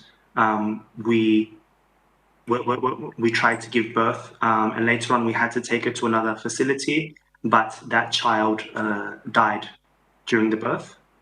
Ondan keyin 2-3 gündən keyin şu aydan yana bir ayol, qo'shiqqa hamilisida 9 ay bo'lgan bir ayol, yana bir aloq tug'utdan keyin o'zini bilib qolganligini deb yana tug'ishga keladi. Men uni tug'dirman, o bola sap tug'iladi. Tug'ilgandan keyin So a few days, 2 or 3 days later, another woman comes from that same town of Lop. She's at 9 months, and again, I help her with her birth. Tuğulgandan keyin o yani Planok Toqut idarasınınki balasınınki ülegini göküstüne halaydı. Çünkü bala tirik tuğulup qağalıqını bilse, bilgenden keyin onun jermanı aldı ya üyünü tüytürtüdüqalıqını tehti sağalıq üçün. Onunla yani balını kabristanlıqdan kolab, onu aldı da ölüp ketken balını. Bizge bir ölü balı teppersanlar degenden keyin yani şu balını kabristanlıq kolab abalı bilen almıştırış aletlerine hep var. Because this woman, the second woman gave birth outside of the family planning policy, they have to show the body of essentially a dead baby to the authorities so that she is not punished or receives any hefty fines in any way. So we exhume the baby, which was born at 7 months, to as proof to the authorities that her child was not born. Thank you for that. I think probably that's sufficient. I'll just check.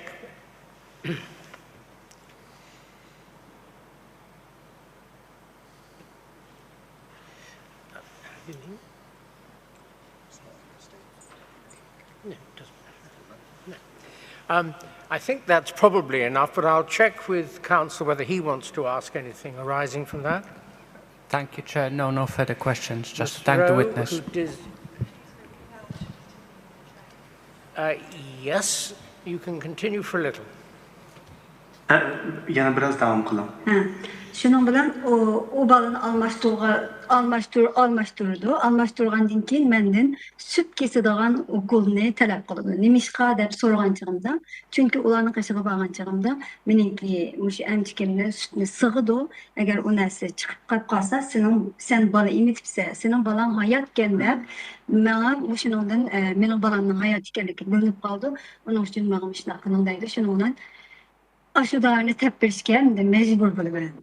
So after the woman obviously gives birth, she requests that Miss Rahima finds her an injection to stop the mother lactating, because later on, if the authorities check for the lactation, it means that the child is still alive and feeding. Elbette bunun hükümetinki kanunu ispat etganda nima ekanligini bilamiz. Anaqa planlıqdagi siyosatiga, ammo lekin bir odamni o'ldirish jinoyat bo'lganligi uchun men butun jonimni tikib qo'yib, men nima bo'lib ketsa mayli deb boshqalarga tug'dirdim. Men shunga yaqin mancha yil jarayonida 150-200 ga yaqin kasallarni maxfiy holatda ham yuzini sanlı iniq, lekin şunun qarta şu kasallarni shu tug'dirish appadim. Yeah. So because of my conscience, over the time between 2002 and 2007, it wasn't just IUDs removal, but with others' help, I also assisted in the births of around 150 to 200 women. Şunun için bir sual sorgum keldi, ben koyğum keldi. Nima üçün şu ayolni o'zining xateriga, jani hayotining xateriga qaramay, shunda maxfiy bo'lgan yerdan faqat menlam yo'q, boshqa shaxsiy doktorxonalar bor. Nima üçün bu yerga bordi? Chunki ularninkida, ya'ni planning sirtida bo'lganligi uchun shu yerga berishga majbur bo'ldi. Bo'lmasa, bunda bayatdagida o'zining hayotini xavfga etib turib, bunday yerga kelishni odamni aql qabul qilolmaydi. Bu nima? Planning tug'ut siyosatininki ne kadar eg'ir ekanligini, millatimizni qanchalik durumda qo'yganligi bilinadi. So you would want to ask the question, why would women put themselves in such a dangerous situation going to private clinics like mine? I'm not the only one, but there are other clinics that why would they put them in this situation? It's because these women are trying to escape, find a way away from the family planning policy, and it just goes to show how dire the situation is for our people. Rahima Nouri, thank you for that additional evidence. I think your evidence is now concluded. Thank you. Thank you. Mr. Sabi, what time would you like us to sit this afternoon? This is just to have an extended lunch break to 2 o'clock. And for those interested, the evidence this afternoon will include the first detailed evidence where law and facts are dealt with, evidence focused on the position of children and other matters. Thank you, yes. Thank you. 2 o'clock, ladies and gentlemen.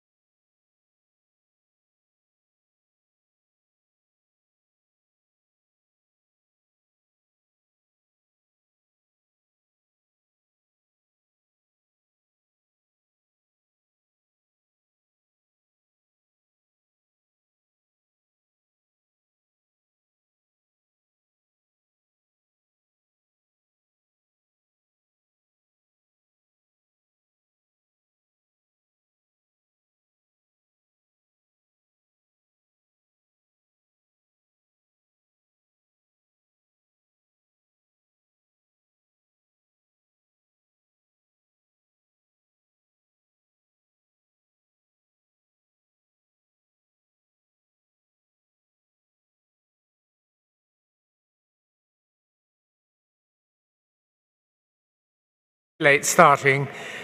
People will be assembling in a minute. We had things we had to do. They're coming. Sorry about that.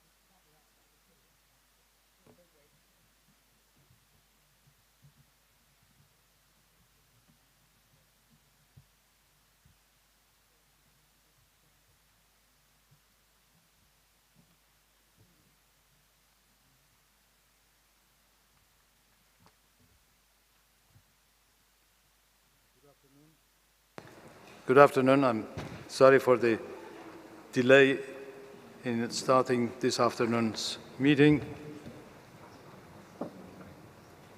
Professor Packer, Mr. Diamond, thank you very much for joining us today to give your testimony.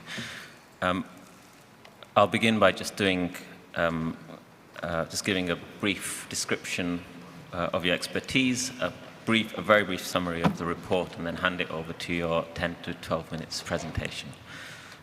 Professor John Packer is Associate Professor, Professor John Packer is Professor of Law and Director of the Human Rights Research and Education Centre at the University of Ottawa. He's the inaugural Neuberger Jessin Professor of International Conflict Resolution. Professor Packer previously held positions as Director of the Human Rights Centre at the University of Essex and at the Fletcher School in Tufts University. He has been a Fellow at Cambridge and Harvard Universities, lectured at institutions around the world, and is very widely published in leading journals and newspapers.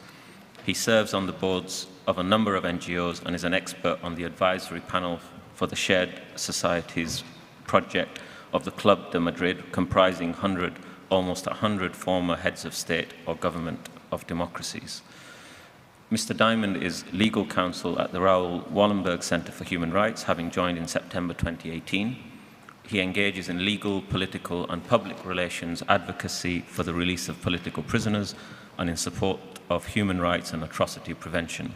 Mr. Diamond has published widely on human rights, peace and reconciliation, as well as international justice, including in Foreign Policy, The Washington Post, Wall Street Journal, National Post, The Hill, and Open Canada. He has worked with a variety of human rights organizations, including Oxfam America, the Innocence Project, Human Rights Watch, and the United Nations International Criminal Tribunal for Rwanda.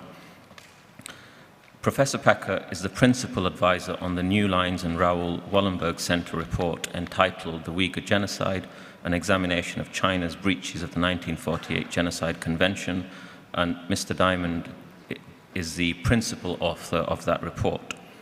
Professor Packer and Mr. Diamond's report to the tribunal clarifies various issues arising from the New Lines report, which concluded that China bears state responsibility for genocide, including breaches of every provision of Article 2 of the Genocide Convention, on a clear and convincing standard, i.e. a standard of proof that is higher than both Professor Packer and Mr. Diamond believe is required by international law.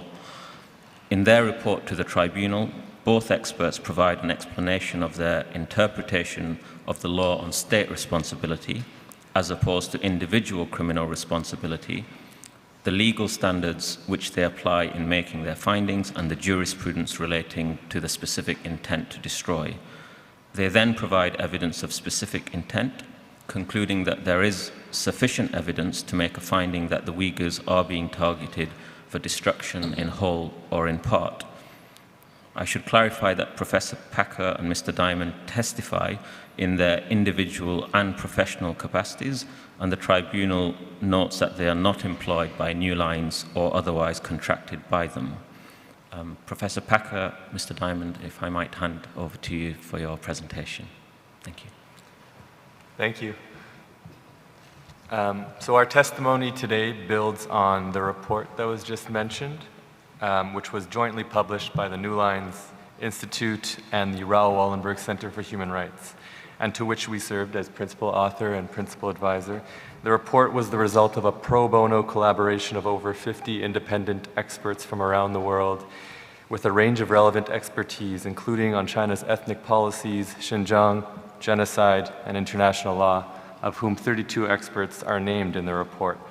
The report analyzes whether China bears state responsibility for genocide against the Uyghurs in breach of the Genocide Convention, and concludes that China is committing all of the genocidal acts. The report only makes significant findings of fact when supported by direct evidence, including eyewitness testimony and government documents, or reliable satellite imagery analyses. While we did not address crimes against humanity, our factual findings can and should be admitted for evidence of such crimes as well. We examined the question of whether China bears state responsibility for genocide, not individual criminal responsibility, a distinct legal regime, for the following reasons. At present, the absence of an international court with jurisdiction over Chinese officials does not render the Genocide Convention, a multilateral treaty that is legally binding on China and 151 other states, inapplicable. Nor does it make the ongoing state violence against Uyghurs and other Turkic Muslims any less urgent. The burden therefore falls on states, and in this instance the tribunal, to reach official determinations as to whether China as a state is responsible for genocide in breach of the Genocide Convention, and to then take effective countermeasures to respond, seek justice, and halt violations that are ongoing or prevent those at serious risk. Moreover, the repressive and sophisticated system in Xinjiang is designed to diffuse individual responsibility to the point of non-recognition, sustained by a complex hierarchy of government bodies, officials, and even artificial intelligence. Many of these acts are by their very nature not acts by individuals, but products of a system, a state system.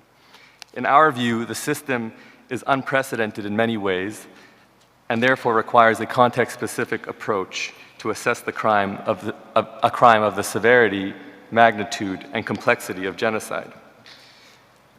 Next slide. So this is the definition. What distinguishes genocide as an international crime is that the end goal is the destruction of a group entity, in whole or in part.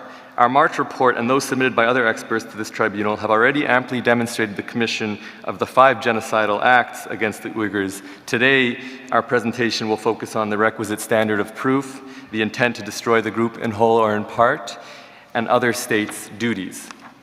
Under a state responsibility analysis, the primary sources of law are the Genocide Convention and the ILC's Articles on Responsibility of States. The Vienna Convention on the Law of Treaties, or the Treaty on Treaties, to which China is also a party, provides the primary rules for interpreting the Genocide Convention. The jurisprudence of the International Court of Justice is not legally binding, though it can be considered persuasive authority. Article 31 of the Vienna Convention on the Law of Treaties, next slide, provides the applicable interpretive approach. A treaty shall be interpreted in good faith in accordance with the ordinary meaning to be given to the terms of the treaty in their context and in light of their object and purpose. Previous slide. On a plain reading of Article 2 of the Genocide Convention, any one of the 5 acts on its own constitutes genocide if committed with the requisite intent to destroy in whole or in part the identified protected group as such. Genocide can be committed through acts B and E alone, neither of which necessarily entail physical or biological destruction of the group members. An interpretation of group destruction as encompassing the social unit in all its complexities is not only based on a good faith ordinary reading of the terms, but is also a well-accepted interpretation. Possibly a little slower. Oh, sorry. We've read it, but we've got a live audience. Oh yes, of course. Probably 1 or 2 of them aren't lawyers. Yeah. So the interpretation of the intent to destroy the group as such is not limited to an imminent physical destruction of the group, or some smoking gun sort of evidence that Chinese officials harbor this intent to destroy the entire group physically. There is also an interpretation that is well accepted, both in law and on an ordinary reading of the Genocide Convention, that interprets intent to destroy a group as encompassing the entire group unit, so as a social unit, you know, and everything that comes with that, all the complexities that make up and define what a group is. And if there is intent to destroy that entity, then that threshold to violate the Genocide Convention has been reached. So in terms of how much evidence is required or how to assess evidence, it's important to look at the specific situation and the serious limitations on evidence gathering. China not only refuses to cooperate with international investigations, but hides and destroys evidence within its exclusive territory and control, and actively seeks to portray its policies in the region positively through propaganda and forced video confessions and statements. So China has thus far blocked any independent access to the region. And if you look at leaked documents, they specifically focus on maintaining strict secrecy over the camps, banning all mobile phones and cameras, and maintaining secrecy over all the data that is not to be released or open to the public. And former detainees have been forced to sign documents never to disclose their experiences in the internment camps on penalty of being sent back or their families.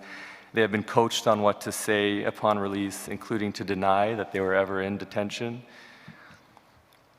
And they have been forced to appear in videos portraying internment and the party in a positive light. Moreover, in the past couple of years, Chinese authorities have destroyed critical evidence, including scrubbing and leaving out critical data for the region from public record, including birth rates, birth control, population breakdown, and prison information, and even burning documents related to internment, according to testimonies. So this destruction of evidence tends to occur following major leaks of documents. For example, according to one testimony of an official in the aftermath, or a cadre, in the aftermath of the release of the China cables, quote, "It took 5 to 6 days to burn everything in the office," end quote. The government also expelled an unprecedented number of foreign journalists. At least 56 foreign correspondent positions in China remain unfilled since 2020 due to expulsions or visa delays. And China continues to harass and monitor any journalists who are granted limited access to the region. Restrictive conditions which were only exacerbated by the COVID-19 pandemic. So the evidentiary burden of proof for genocide has to take into consideration these limitations. So I just want to close with a quick summary of, maybe next slide. Next slide. One more slide. I just want to close with a quick summary of how one can derive intent to destroy the group from all the destructive campaigns that are occurring in Xinjiang. Because there's no requirement under international law to look into the minds of officials or find statements expressing explicit intent to destroy the Uyghur group. So China's purported goals of counterterrorism behind its crackdown do not determine the state's intent. Its system of destruction does.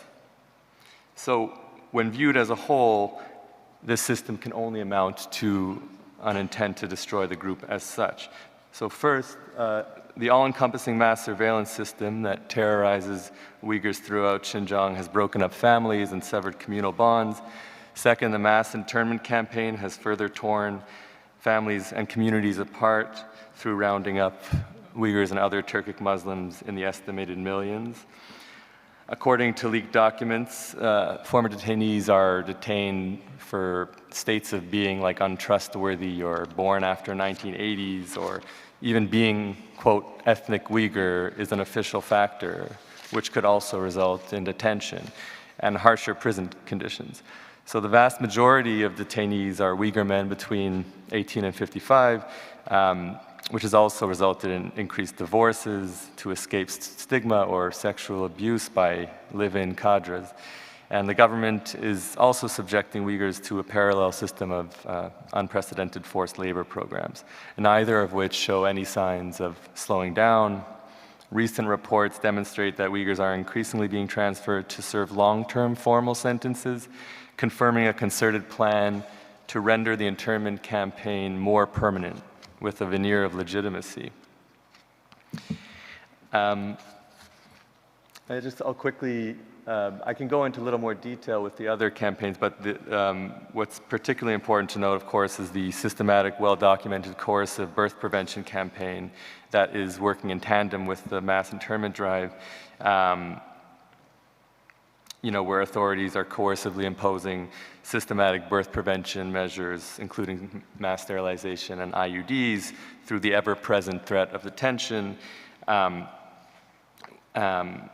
further erodes Uyghur communal bonds by incentivizing reporting on illegal births. And the tribunal has heard a lot of evidence to this effect and this campaign, but just to reiterate, Xinjiang had the highest net IUD placement of any region in China in 2018, despite making up 1.8% of the total population in China.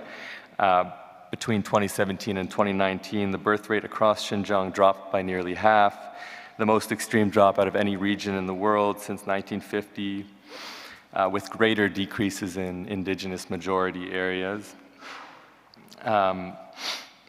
And available data for 2019-2020 show that these decreases are continuing, with southern Xinjiang's growth rates already near or below zero, all demonstrating a clear discriminatory program suppressing Uyghur births in the region. The combined mass internment and coercive birth prevention campaigns further evidence an intent to biologically destroy the Uyghurs as a group in whole or in part. And fourth, the forcible transference of children en masse into state-run Han group settings, which also evidences an intent to destroy the group by tearing families apart with the express goal of preventing transmission of Uyghur traditions and language, culture, essentially cutting off the next generation of Uyghurs. And fifth and sixth, the state has banned Uyghur language, culture, religion, history, and destroyed and damaged the vast majority of Xinjiang mosques and the majority of sacred sites at the heart of Uyghur identity. Why would the authorities go to the middle of the sand dunes to, take apart immaterial sacred objects which serve no other economic purpose? Because they know that's the heart of Uyghur identity, and therefore destroying that specifically, along with their connections to the land. And authorities have even destroyed household features at the center of Uyghur domestic life. And lastly, the government is selectively targeting prominent Uyghur community leaders and guardians of Uyghur identity for harsher prison and even death sentences and disappearances. So the government is committing independent and interconnected destructive campaigns and attacks targeting every possible aspect of what defines the group's survival. So when taking this view of the comprehensiveness of these policies, one can only conclude that they evidence an intention to destroy the Uyghurs as a group as such. And the fact that China has concealed all recent Xinjiang prison data and birth rate data, prison data since 2018 and birth rate data since 2019 to 2020 from public record, this can only lead to a negative inference that birth rates continue to decrease. And we hope that the tribunal will put the victims at the center of its deliberations while adhering to an appropriate and conceptually coherent legal regime, because it's possible to do both. Thanks. Could I beg the indulgence of the tribunal for 90 seconds to make 2 points? I would just like to underline that the duties arising from the Genocide Convention apply to 152 states, and they operate as a multilateral treaty inter pares. Those obligations are owed from each state to each other state and to the community as a whole, genocide being also a peremptory norm, and therefore is a duty owed to all states. Audience, peremptory norm, please explain. Yes. A peremptory norm is an obligation from which there may be no derogation and is applicable at all times. So this duty supersedes all others and is owed between and amongst all states parties. So it's not only a matter of assessing the obligations of the People's Republic of China as it were, the perpetrator state, but it's also a matter of assessing the obligations of the other 151 other states. And that follows from the raison d'etre, or the object and purpose of the treaty, which is above all to prevent genocide. And that follows from not only the title of the convention, but from Article 1, which explicitly binds states to prevent and to punish genocide. So it is sometimes remarked that these other states might be understood as bystanders in a kind of metaphor to some kind of act of wrongdoing that one might observe in a community. And I wish to come back to that in just a second. The other point I wish to mention is the distinctiveness between individual responsibility and state responsibility as separate and distinct legal regimes. So quickly on bystanders, just to say that the duty of all states parties, 152 states parties, is a matter of good faith, deriving as a general principle of law, to fulfill their obligations and not to undermine the obligations of others. But further, not only Article 1 obliges to prevent, but specifically, explicitly, Article 5 of the Genocide Convention requires states in their domestic law to take steps, for example, to incorporate the prohibition of genocide and the punishment of genocide, which has not been done by China, incidentally. Moreover, a breach in this regard, with regard to the duty to prevent, is in fact manifest through a failure or an omission from the point at which a state may know or should have known that a serious risk of genocide occurs, that the state should take steps to act not to be complicit, not to contribute to, and insofar as its capacity and proximity allows, to act to prevent the genocide.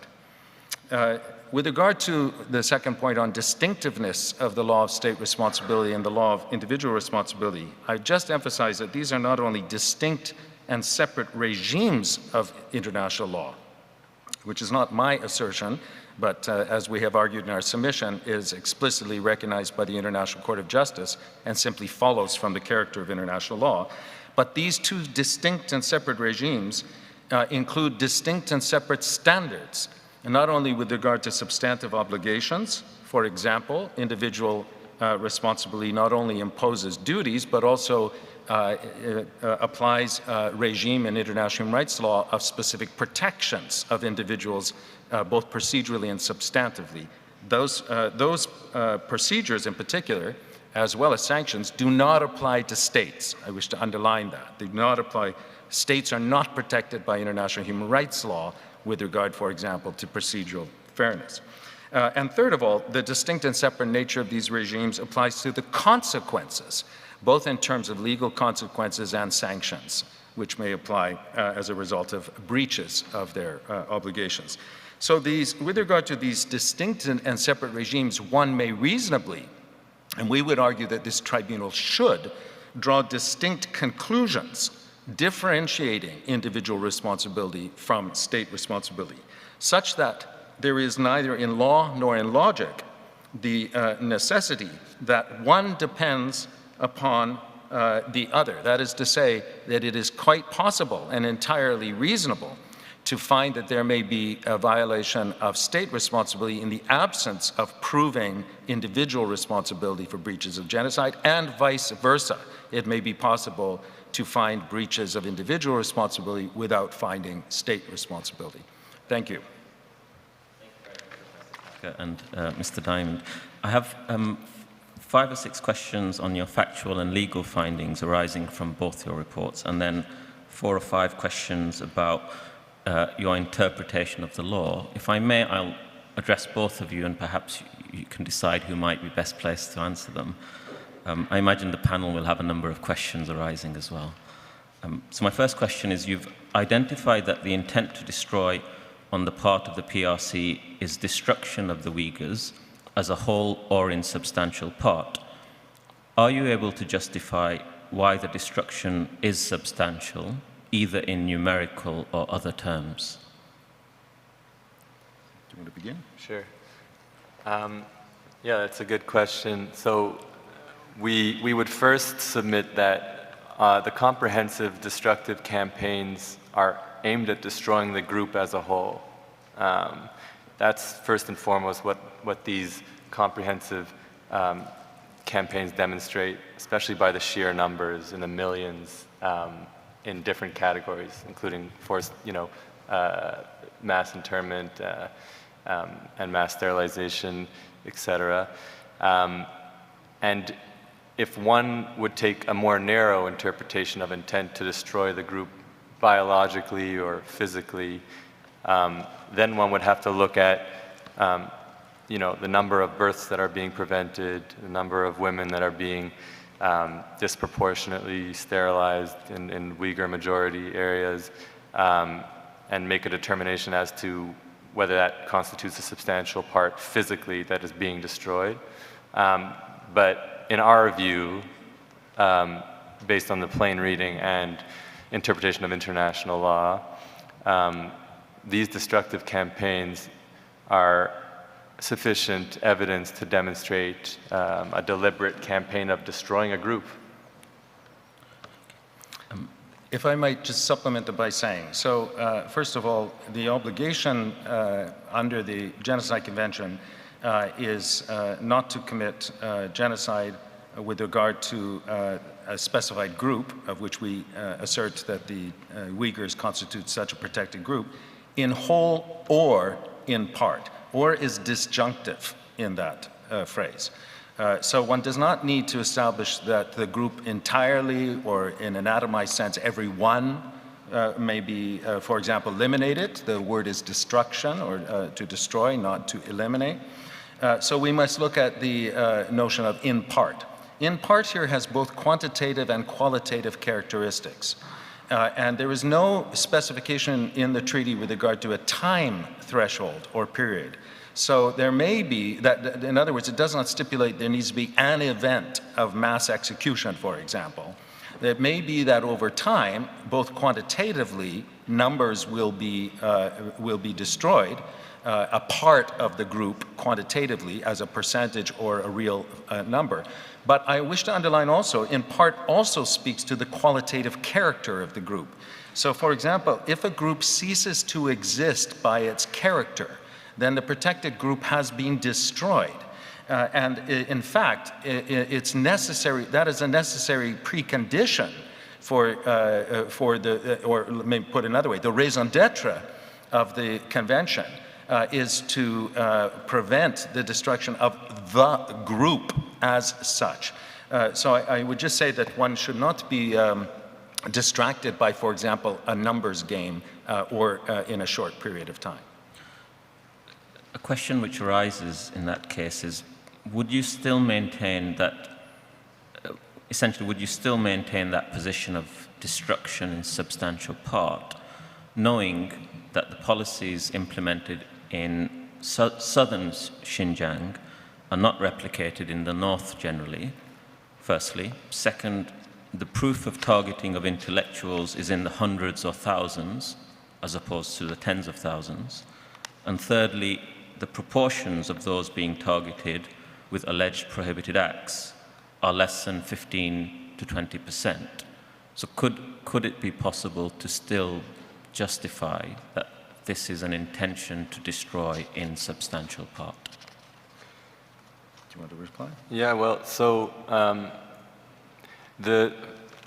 the mass sterilization and birth prevention campaign, though there is lots of evidence suggesting that it is really aggressively pursued in the south, where Uyghurs constitute 90% in those 4 prefectures, even in the north, in places like Urumqi, every Han majority district experienced an increase in births, whereas the 2 Uyghur majority districts experienced a decline in birth rates. And this is confirmed in another, the county of, there's not so much information recently related to birth rates, but for the ones that are available, there's another county in the north that also Uyghurs experienced a discriminatory decline in birth rates, as in the Han majority county of Kitai, as demonstrated by Ryan Thum, another expert witness. So in terms of the intent to biologically destroy the group, we see those policies actually being implemented across Xinjiang in a discriminatory way. And I'm sorry, I missed, you said there were hundreds of thousands of... Yeah, so the suggestion was that the proof of targeting of intellectuals or elites amongst the Uyghur society is in the hundreds or thousands, as opposed to more than that. Right, so this also speaks to John's point about how in part can also reflect a sort of qualitative feature in that if the part of the group that is being targeted for, long-term prison sentences or death or disappearances, which these hundreds of intellectuals and community leaders are being subjected to, that's further evidence of genocidal. It carries more weight as evidence that these are, representative of the group and like I said, guardians of group identity. And so when they're being particularly harshly disappeared or even dying, that it carries greater weight in terms of that question of in part. If I just underline that from an ordinary application of treaty law, the treaty does not stipulate, the Genocide Convention does not stipulate a threshold. So if we're understanding the intention of the states to be bound, their consent was not through establishment of a threshold. That being said, we do not disagree with the qualification substantial part, which is an added qualification to the text of the treaty, which says in part. The reason is because we do not believe that a single individual who may be subject to one of the 5 acts of Article 2 would itself be sufficient to constitute a breach of the convention, even if for example, killing of an individual and so forth might be motivated by another individual of genocidal character. So we accept the substantial. However, that notion should not be reduced to some kind of imagined numerical, a magical numerical threshold. You mentioned 15 or 20%. I mean, that's a percentage which is abstract in itself. We have to think about real numbers. If it was 20% of this country, we would be talking about more than 10 million people in the United Kingdom. So we have to understand it. But moreover, if I may say, your reference was to single elements. We need to interpret the conduct of the state in order to attribute its responsibility in the whole of its conduct, of all its acts, and not to separate out single elements and say that single element might not do the trick through some imagined magical quantitative figure. And I think it would be erroneous to do so. So if you look at in the context and in the light of a pattern, I think it becomes ever more clear. Just to clarify then, when you're referring to a substantial part, what we are talking about is an intent to destroy a substantial part as opposed to the actual destruction of a substantial part. That is correct. My next question is, you've mentioned and quoted various statements by President Xi Jinping and other high officials. Might these be explained as relating to policies to root out terrorism and/or pursue an assimilation or forced integration project, rather than a destructive project through the commission of crimes?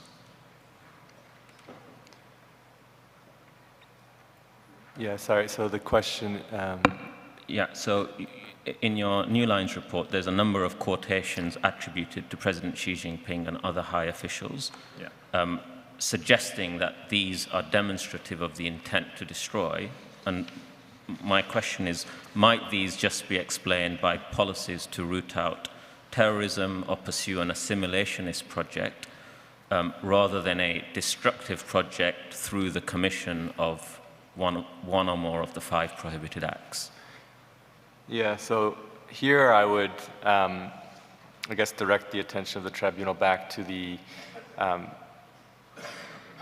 real requirement for intent to destroy is not in explicit statements. That just historically also is not the case. Even the final solution, I'm not sure if it was evidently clear even in the early 40s that that meant mass extermination of Jews. So it simply doesn't exist in history, and in international law, all of that is required both by the International Court of Justice and the International Criminal Tribunals, which largely rely on a general criminal context to derive the intent, not what an official is thinking or saying. So I would actually say that these statements, while indeed horrific and evidencing, in a sense, an intent to break their roots, let's say, and wipe them out root and branch, while in those contexts could be referring to quote-unquote terrorists or extremists. Also, when that is combined with the broader context where terrorists and extremists have been code for Uyghurs and other Turkic Muslims, that can be also evidence, but that is not really the primary evidence of intent, which are the destructive campaigns. And what evidence is there to suggest prominent leaders, intellectuals, religious figures are being specifically targeted, as opposed to falling generally within the dragnet deployed by the CCP or the PRC for apparent extremist-oriented behavior? That's a good question. It appears that people in those positions, or Uyghurs in those positions, are being subjected to harsher sentences and disappearances. Although, that would have to be scrutinized further with other fact witnesses. But that seems to be the case. And even death sentences and imams have died in prison. And I can follow up with more information, but. You've said in the New Lines report that there are reports of mass death. Is there an evidential basis for this? Partly because when I've looked through the citations through the report, the number of deaths come to roughly in the hundreds, at most in the thousands, and of course the Uyghurs number many millions. Is there anything else that we ought to be considering in respect of the evidence relating to mass deaths? Yeah, so at present, there is not exactly a lot of available primary evidence indicating. One would have to first ask what mass death means. And like you say, if basically the numbers we have don't appear to be mass deaths. I would also here stress, though, that the Xinjiang Victim Database in particular has documented deaths either in detention or shortly after detention. A lot of these individuals are between the ages of 35 and 55 or under 18. China held a press conference confirming, it was a little over 200, there was I don't know exact numbers, but China confirmed deaths, let's say, that were documented by the Xinjiang Victim Database, which is a relatively small sample of the overall victims because that database is increasing by the day. It went from 10,000, I think 10,000 victims earlier this year to 25,000 today that are registered. So, and there are also firsthand testimonies, one Uyghur in particular, who testified to 9 deaths in her cell within 3 months. And while this is one testimony, this is a situation where basically all the circumstances have to be taken into consideration. And so the deaths that we have confirmed clearly don't demonstrate the full extent. And there's also systematic neglect of medical treatment, and there's systematic and widespread torture in the camps. And there's even testimony to prisoners dying as a result of torture. So, you know, all this has to basically be taken into consideration. But if I may add that the conclusions that we reach that have been reached by the collective of persons who contributed to the New Lines Wallenberg report do not turn on or require an Article 2A finding in order, for example, there to be breaches in Article 2B, C, D, or E. And in fact, that would be a plainly wrong and, according to the International Court of Justice, absurd reading of the convention. It would be absurd to say that you require killings in order for there to be subsequent breaches, for example, and manifestly not the case. But there is also the phenomenon of what has been in literature characterized as slow-burning genocides, those which may take place through periods of time, most notably applied in the context of the Rohingya, but I would dare say in my own country of Canada, where with regard to Indigenous children and now with regard to missing and murdered Indigenous women and girls over periods of time, there may be a confluence of conditions which are attributed to the responsibility of the state, which give rise to, among other things, killings, but also which give rise to other breaches. So I would just suggest that one not narrow or let me say stumble over that. Our own suspicion, looking again at the whole, is that the numbers in fact exceed what had been reported or established now, and that our expectation is that these numbers will grow, should there be unfettered access to investigate. Both of your reports have focused on southern Xinjiang.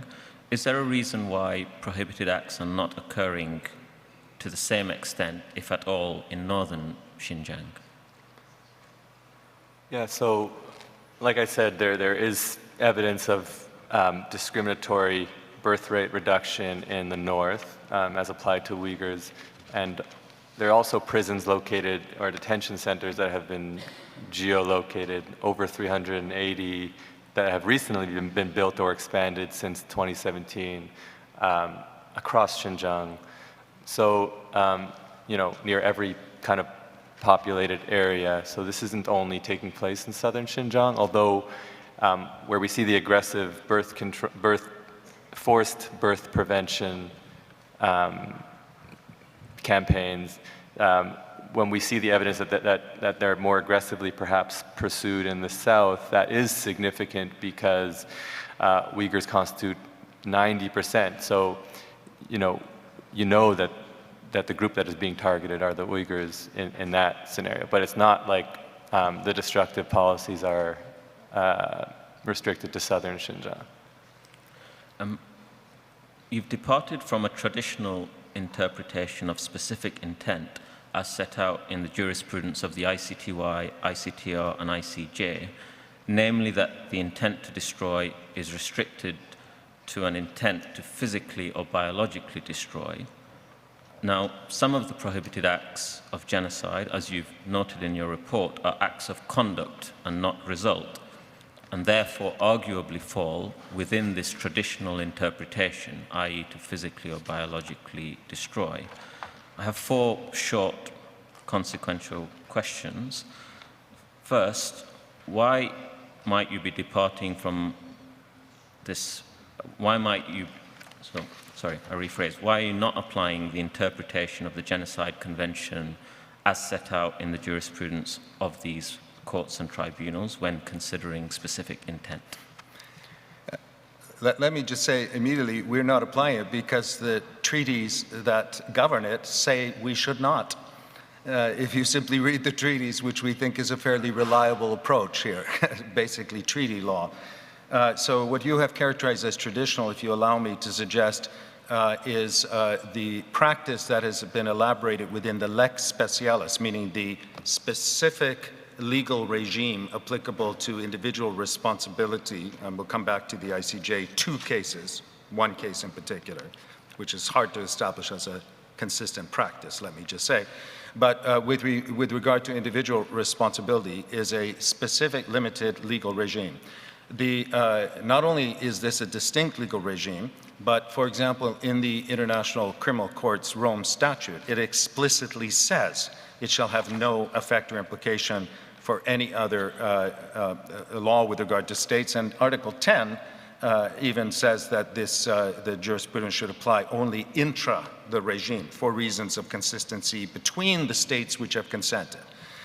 So this is the first. The second of all is that, more importantly, let me say, general international law, and here the Vienna Convention on Law of Treaties, which codified the accumulated practice of states and custom and then developed it, and is broadly believed to be the reference for interpreting treaties, makes clear that we should apply the Genocide Convention as treaty law to states.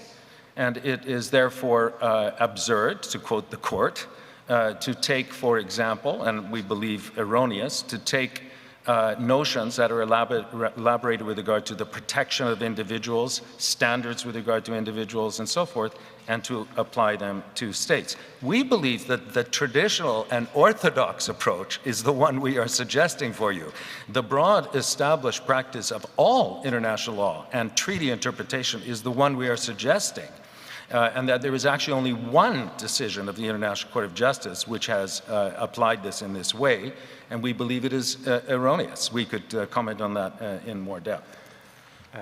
My second and... Sorry, can we go back just 1 slide? Sorry. Or is... Oh, thank you. I just think this is helpful to provide a couple of examples as to the distinction between international criminal jurisprudence and that area of law and state responsibility. We might come back to that one, my final question. If I can finish my 3 others. My second question is there a risk you're conflating 2 things here? An intention to do something, namely physically or biologically destroy, and the outcome or result of that intention. So is it necessary to depart from the idea of an intent to physically or biologically destroy, as opposed to focusing on physical or biological destruction as a result? So when we approached this matter, we were asked, and among others who were invited to comment, a straightforward question, which is there a breach, in our opinion, in the context of the facts as they appear to be, with regard to the responsibilities of a state party, in this case the People's Republic of China, in the matter of genocide. So we apply the traditional orthodox international law. And if you read Article 2, and we only looked at Article 2 because there are, of course, other obligations, including on China, under Article 3 and Article 5 and others, but we applied it. And it is very clear in the ordinary meaning, it can be nothing else than very clear in the ordinary meaning of the text, Article 2, that physical destruction is not the entirety of obligations. Explicitly, there is, for example, mental harm, which is, again, disjunctively identified in the provision. There is explicitly the removal of children, which we can interpret and elaborate in a long period of time of affecting the maintenance of the group but the group as such is also in its existence, and I'm quoting now from the General Assembly resolution by which the Genocide Convention was adopted. The existence of the group is not merely a composite of atomized biological beings. It is a group as such. So our view is that a number of provisions of Article 2 would require destruction in physical or biological terms, but at least 3 elements do not. And it would be extraordinary among state parties simply to dispense with explicit obligations of a treaty with no reference in law And if you read here Article 58 of the statute of the, which I believe is the statute of the International Court of Justice, if I'm not mistaken. No, that's sorry.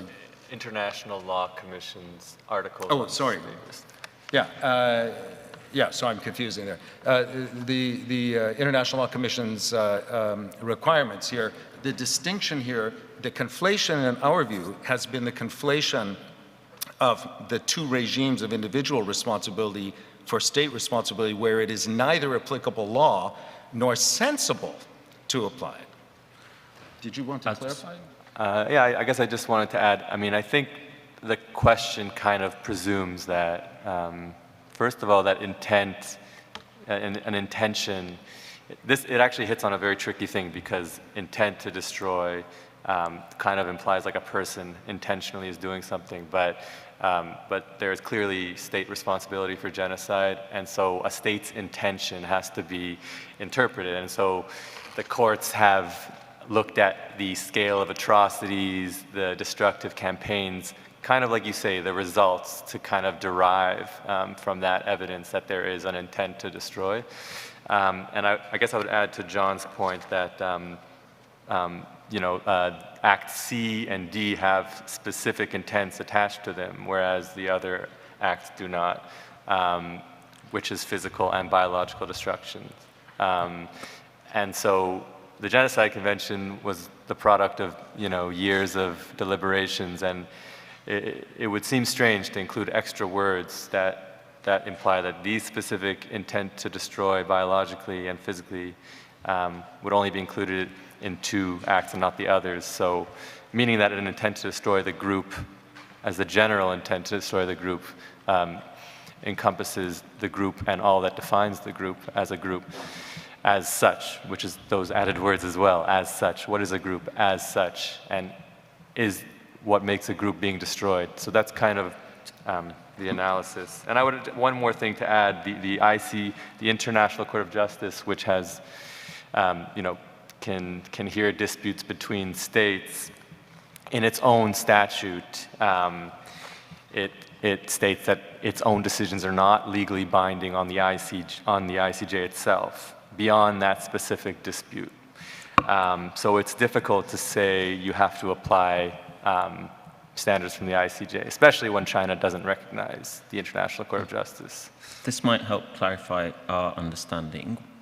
Would you agree that intent to just socially or culturally destroy the group would be insufficient to meet the test? So the Genocide Convention, again, does not say that. And we would start again with the ordinary meaning of the words in context. So we would start from Article 32 of the Vienna Convention on Law of Treaties, and we would apply all the long-established, millennial-long international law to interpret. Remember, what matters here is the consent of states, the kind of Grundnorm, if we can say that, of international law and relations is essentially the consent of the state. The state is sovereign. There is no supra-sovereignty. The International Court of Justice is not sovereign over the states. It is an institution which serves the states' members. The statute of the court is part of the charter. It's appended to and part of the charter. And it is an adjudicative body of one of 8 optional means to settle disputes. And it is explicitly a dispute resolution mechanism for the states. So if we are understanding how public international law works, and what would be reliable in this regard, then we have to proceed with the orthodox means. Now, in that regard, the treaty does not say social. It says a destruction of the group in whole or in part as such. The as such is very important, and that gives a specificity to it. But the part there, as I mentioned, is both quantitative and qualitative. This would have to go to the heart of the existence of the group. May a group exist, let's say, absent language? I think it would be manifestly possible for the group to exist absent an element of identity. So no single identity marker determines the existence of the group. So our position would be, again, you must read the treaty as a whole. You must look at all the acts compositely. We must understand them in relation to each other, but specifically Article 2, there are 5 essentially acts that we would look at and draw your attention as a tribunal to assess those. My very final question, I apologize to the panel for taking so much time. It's a comment and a question. You may disagree with the comment, in which case I'm sure you will indicate your disagreement.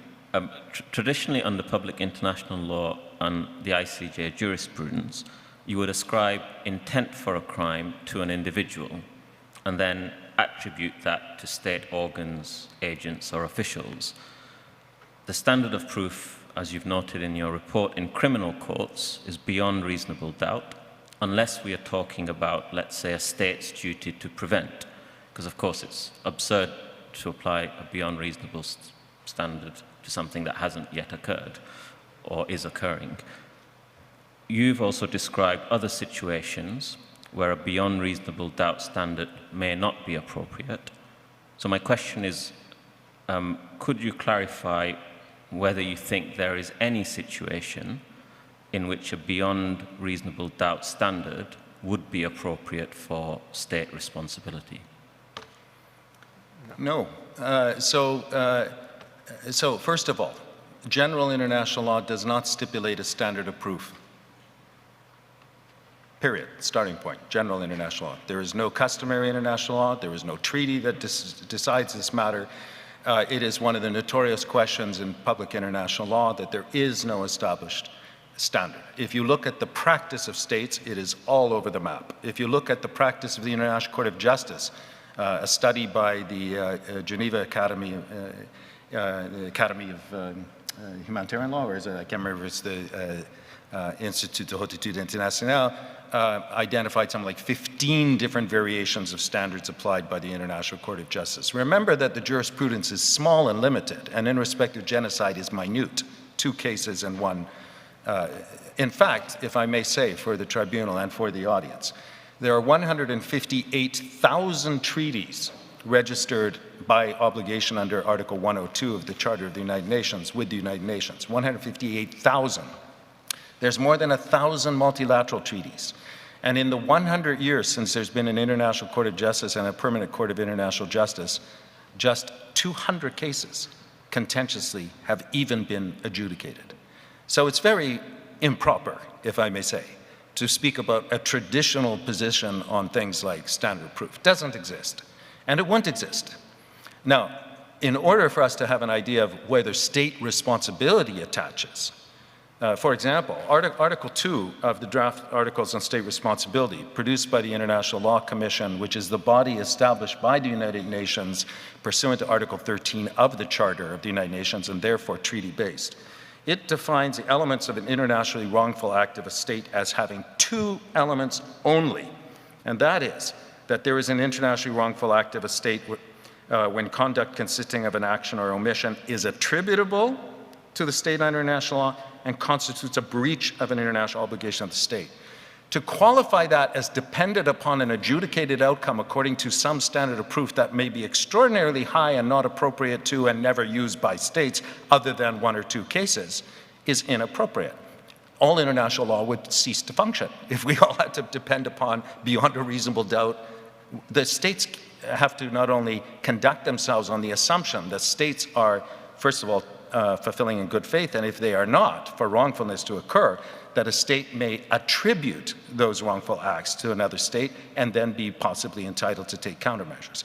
That's how international law works, with the exception of individual responsibility. This is not only lex specialis, but it is peculiar in international law, and it is peculiar because of the importance of the individual human being who is protected by human rights law. So I think that is that's not, I would just say, that's not me saying that. I think if you speak to legal advisors in most countries in the world, you know, they would fail to be able to advise their own government if they were bound by some standard of beyond a reasonable doubt in all relations between states. Yeah. I just want to add, really quick 2 points. Even according to international courts, the rationale behind a beyond a reasonable doubt standard is to protect a defendant from potential criminal sanctions. And so the very purpose is to protect an individual.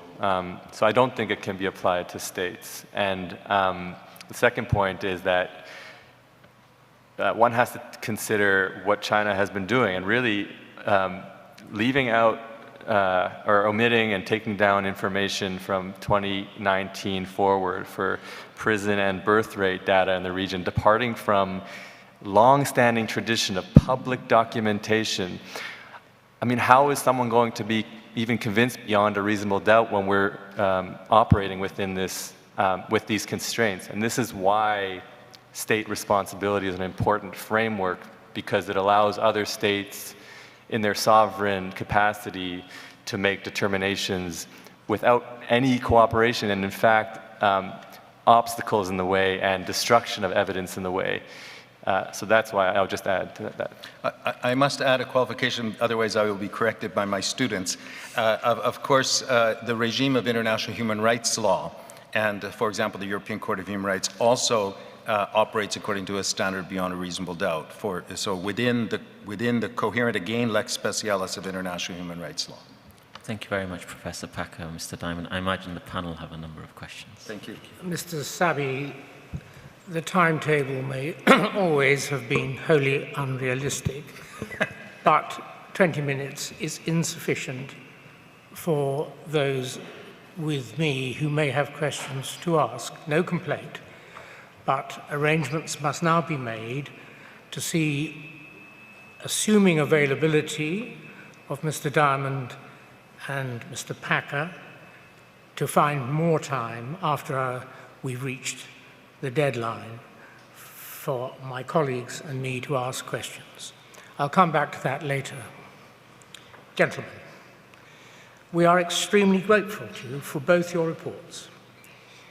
You may not know, but should, that of the several reports that have ventured to express opinions on genocide by the PRC this year, you are, I think, the only one to present here, and we are very grateful to you for that.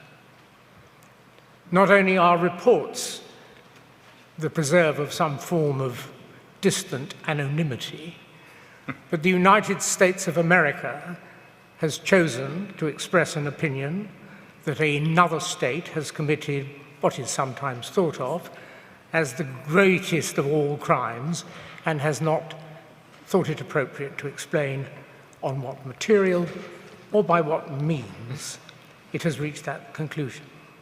So we are very grateful to you.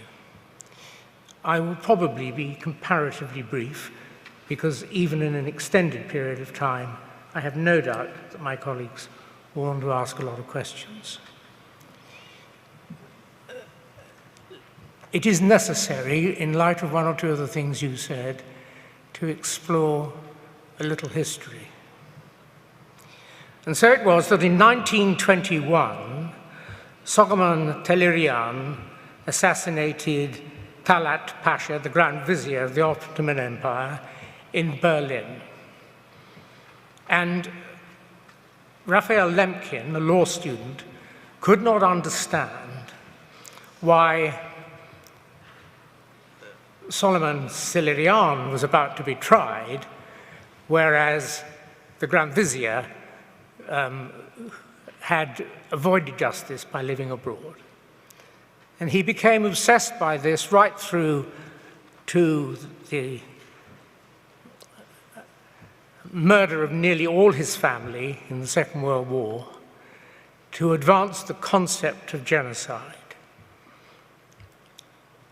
He found himself in a climate, a political climate, which exists to this day, of state resistance to the direction of law and of morality. And as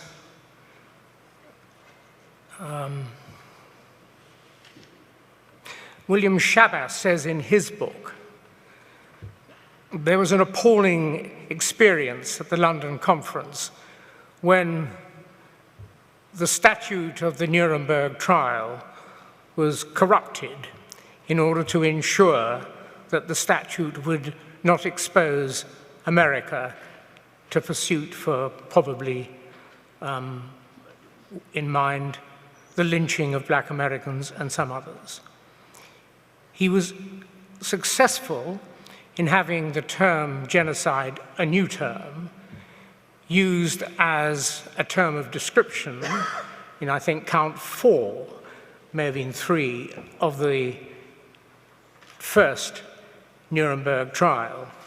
But the judgment showed him that the difficulty of controlling states from outside with such things as the Holocaust of the Jews was not going to be allowed for by lawyers. And so he went to the United Nations and he forced the convention through, an extraordinary act for a single human being to do shortly before his lonely death. That convention should be understood, and it's often forgotten, to have been much unloved by all the great powers. They didn't want it, but they had to have it. Do you agree with me so far? Yes. In those discussions, and this may be material for later witnesses, in that discussion, various things were considered and eliminated, including cultural genocide, political genocide, the one at the hands of one state, the other, I think, at the hands of Russia, perhaps not unsurprisingly, and so on. And so let us be under no doubt, genocide is not a unique feature of human bad behavior. It's a defined segment of the many bad things that humans do to other humans, starting at thinking bad thoughts of them and ending in mass killing. What is also perhaps not known, and you confirm this, and I'll now explain why I'm setting out this history. Genocide was then forgotten. Through the 50s, the 60s, even the 70s. Towards the end of the 60s, I think, or was it the beginning of the 70s, Great Britain finally acceded to the convention, China acceded to the convention, and 5 years later the United States acceded to the convention. An unpopular and unwanted convention so far as states were concerned. The reason they didn't want it may probably be Article 1. There may be other reasons. Because as you has helpfully explained, Article 1 says that if you find genocide as a state, anywhere in the globe, you've got to do something. And no state wanted that. However, having acceded to it, and there's one example in 1971 in Great Britain, where the Foreign Secretary, Alec Douglas Hume, was able to dissolve responsibility by saying, I think it was in respect of Bangladesh, genocide's been asserted, there's no judge to try it, we can't decide that there's genocide, and he either said it's a dead letter or he said it falls on barren ground. And since then, perhaps you'll help me with this, has there been any occasion when any government has responded to the imperative of Article 1? Responded in a contentious case? Or, no, by sending armies in to stop genocide or by doing something. Well, that's an interesting point. There were, for example, the invocation in February of 1992, I think it was, with regard to the protection of explicitly the Kurds in the north of Iraq and the Shia Arabs and Marsh Arabs in the south of Iraq, was to protect those groups explicitly. And there had been already concern about genocide with regard to the Kurds in particular. And yes, let me interrupt you. Which government and what did they do? So among not only the United States of America, but as I recall correctly, under Security Council Resolution 667, I think it was, which permitted all necessary means to be taken by a coalition of states, I think including this one, if I'm not mistaken, The reason I mention it is because the antecedent to the vulnerability of the Kurds was in the context of the Anfal operations in the 1980s, which include the gassing in Halabja. So that there was credible and serious risk that there would in fact be genocidal. And yeah, well, very helpful. So this part of the 1990s, was it? It was I believe 1990, February 91. So this is the first time that the Genocide Convention may have been or was of some effect. We then come to 1998, which is the first ever genocide trial, and this is at, I think, one of the Yugoslav or Rwanda tribunals. This is demonstrative of the efficacy of the Genocide Convention, not very much. If we just move forward rapidly, and then I'll come back to a few more questions. When you come to something like Rwanda, to take again, I'm afraid, our own little benighted country, smaller ever, in Rwanda, the Foreign Secretary, Douglas Hurd, was reported as banging the desk, saying that the word genocide should never be used. And in 1993, 4 and 5, in respect of the former Yugoslavia, there was absolute determination never to use the term because it would have forced the hand of the Allied forces of England, America, not America at that stage much, to do anything. So they never used the word. They never allowed it to be used. They did not want it to have effect.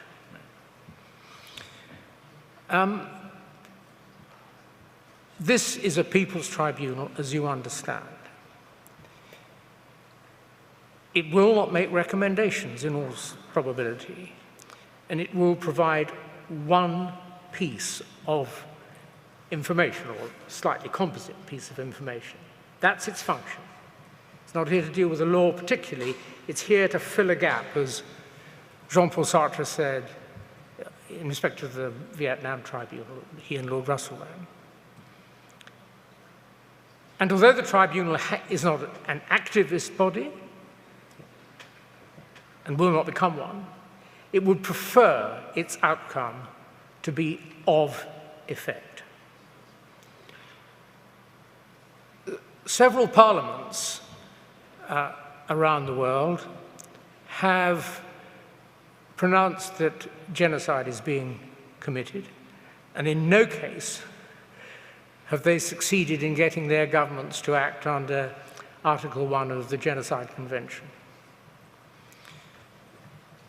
The British government is so determined not to allow Article 1 to be triggered that it has imposed on itself a protocol regarded by many as ludicrous, where it says genocide can only be determined by a judge, but as there is no judge who can determine it, then there can be no determination.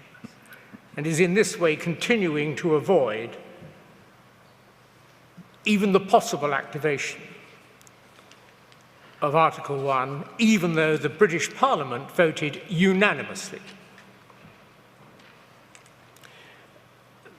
There is absolutely no idea amongst the 9 of us what conclusion we will reach. But would you accept that the simpler the conclusion, one way or another, that a tribunal like this representing the public interest resolves, is more likely to be of effect than if it is complex in its resolution? May I respond? In short, simplicity is always welcome in such matters, and particularly if the object is to move the public conscience. Clarity and simplicity.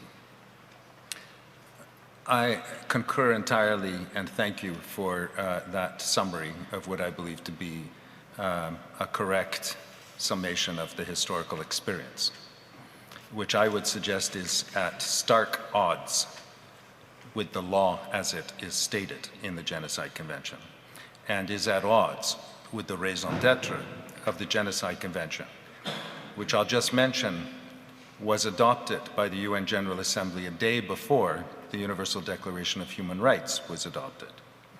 I would suggest not by coincidence, that in the order of human development with regard to international relations, the Charter of the United Nations, as expressed through the Genocide Convention and the Universal Declaration of Human Rights, establishes two parameters for states.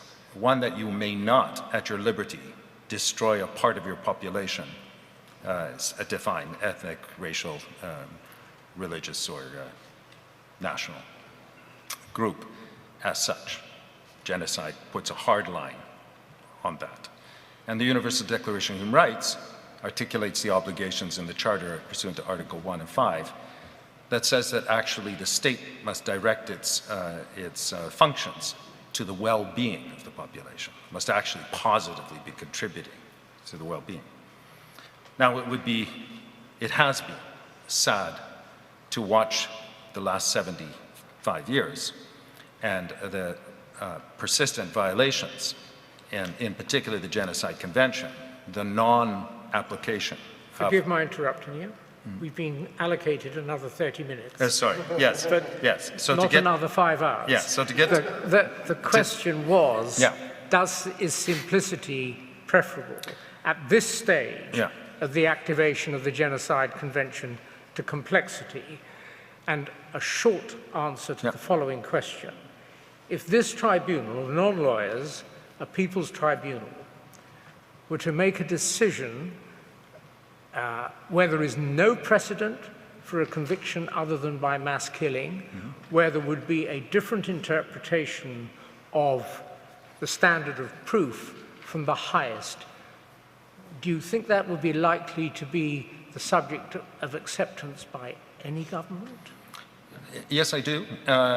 So we have a third case at the International Court of Justice right now, brought by the Gambia against Myanmar, where there's no injury, where the Gambia invokes it specifically acting on public interest. Small, weak state, standing up for the Genocide Convention. And I think the point, sir, is that, is it not about time that we change the practice of states? And the contribution of this tribunal could be, in fact, to underline this point. I think it is entirely simple and clear to distinguish between individual responsibility and state responsibility. People can understand that a state cannot be arrested, a state cannot be prosecuted, a state cannot be put in jail. And to give you a very simple example from the Rohingya case, which is now before the International Court of Justice, one of the key elements of the persecution of the Rohingya has been the notorious 1982 law on citizenship of Myanmar. That law was not adopted by an individual, cannot be abrogated by an individual, cannot be repaired by an individual. It is an act of state. It is attributable by international law to the state. I'm going to keep interrupting you because I must let my colleagues have a bit of time. They can come back to what you're saying.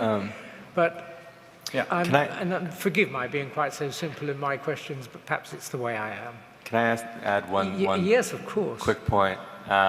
I don't think the People's Tribunal should take into consideration political ramifications of its decision.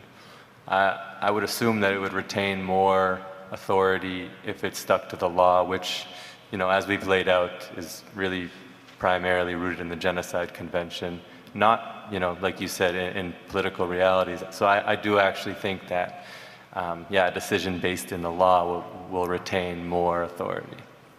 Well, that's very helpful suggestion, because it sort of deals with my next question. How much of what the two of you have been talking about do you think would make any sense to the average educated person walking in off the street?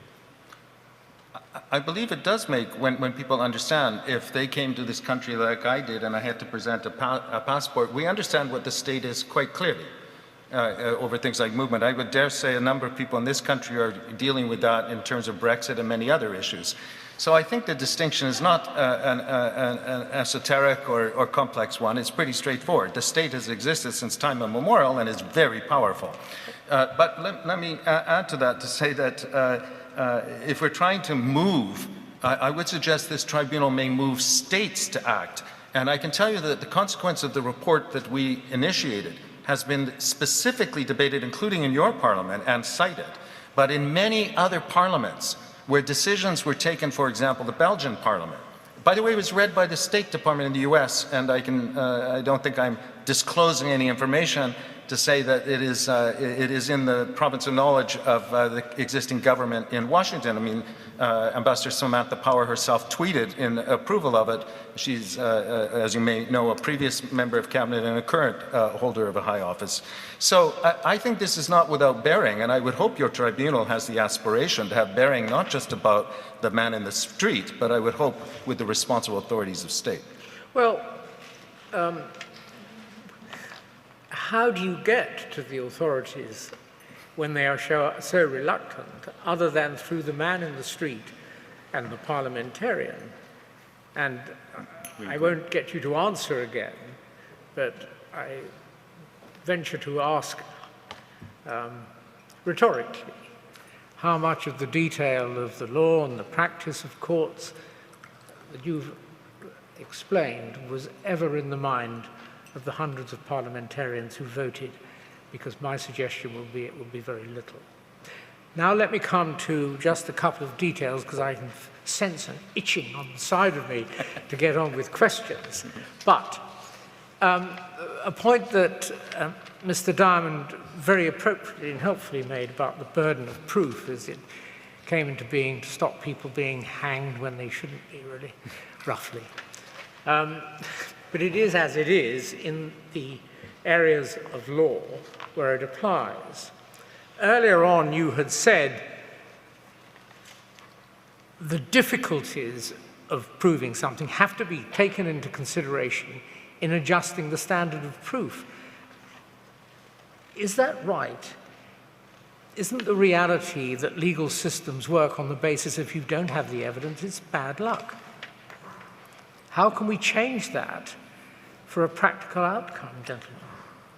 I mean, in the International Court of Justice's first decision, the Corfu Channel case, I kind of dealt with this where it said that because the country in question had complete control over its territory, that the court has to basically give more weight to evidence that is indirect or circumstantial. So I think, you know, it is, I think, a fundamental principle of law, as well as just practically, I mean, something that should be, because we have such mountains of evidence pre-2019, which have, and we're operating in conditions that have gotten worse over the course of the pandemic, even with almost, you know, close to zero, I mean, basically zero transparent reporting on Xinjiang right now.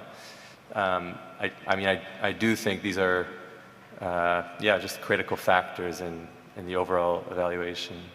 Mr. Diamond and Mr. Packer, what do you think of this observation, that the tribunal should not be concerned about what it does not have and might have had in a conventional investigation? What the tribunal must do, just as mathematicians, quantum physicists, engineers do, when confronted by an impasse to a known line of inquiry, is to look elsewhere, examine what is available, follow the deductive trail, testing its conclusions with the same rigor as it would have tested an investigation that had more materials available to it. Do you accept that proposition? Absolutely. We absolutely accept it, but the standard in that regard would not be beyond a reasonable doubt, which would apply to an individual. This was in the China tribunal judgment, where the standard of proof beyond reasonable doubt was applied, and both findings of crime and findings not of crime were made. May I say there's a problematical aspect in this tribunal insofar as you are simultaneously examining matters of prospectively individual responsibility and state responsibility. That is, first of all, not the practice of international practice. They're either individual tribunals, responsibility tribunals, or state responsibility. So you have given yourself an extremely challenging task. And I would just say that one should be cautious in terms of applying that, and I think and that's why I think it would be completely sensible and comprehensible to say that if we were looking at an individual like the head of state, or we're looking at the head of the CCP in the autonomous area, or the head of a detention camp or something, we would apply this standard. And if we're looking at the state as such under the Genocide Convention, we would apply that. That is not inconsistent. I think that is entirely reconcilable. Well, gentlemen, subject to the points that Mr. Abraham was making, you've provided us with the material to make that choice and that bifurcated decision if we choose to do so. Right. And insofar as I might have been indicating a possible outcome, as my colleagues and I discussed in advance, it's not in any sense an expression of expectation. It's just to give you an opportunity to consider the efficacy of simplicity over the efficacy of a full argument, given that what all of us are concerned is that where it arises, the Genocide Convention should be activated and not left on one side.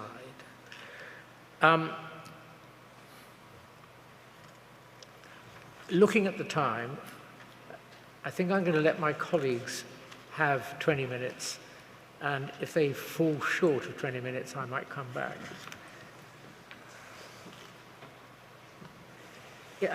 Professor Lynch. Can I just ask a few things about birth rates, because they're measurable and suit my understanding. You quote in your document the huge differences in relative birth rates in recent years between the Uyghurs and the Han population, but you don't give us the absolute values. Can you tell us how the absolute birth rates for those two groups within Xinjiang compare? How big is the difference now? Yeah, that's a really good question.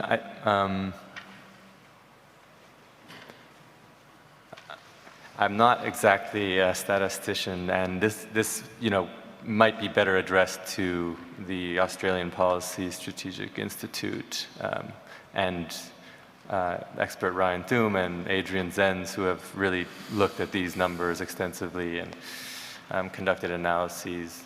But I mean, I think when the percentages are so high, so first of all, growth rates are approaching zero, and birth rates decline by 80% from, let's say, 1 year to the next.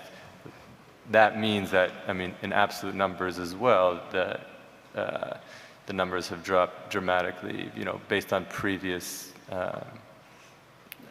traditional birth rates in the Uyghur community. I mean, there are a couple of issues.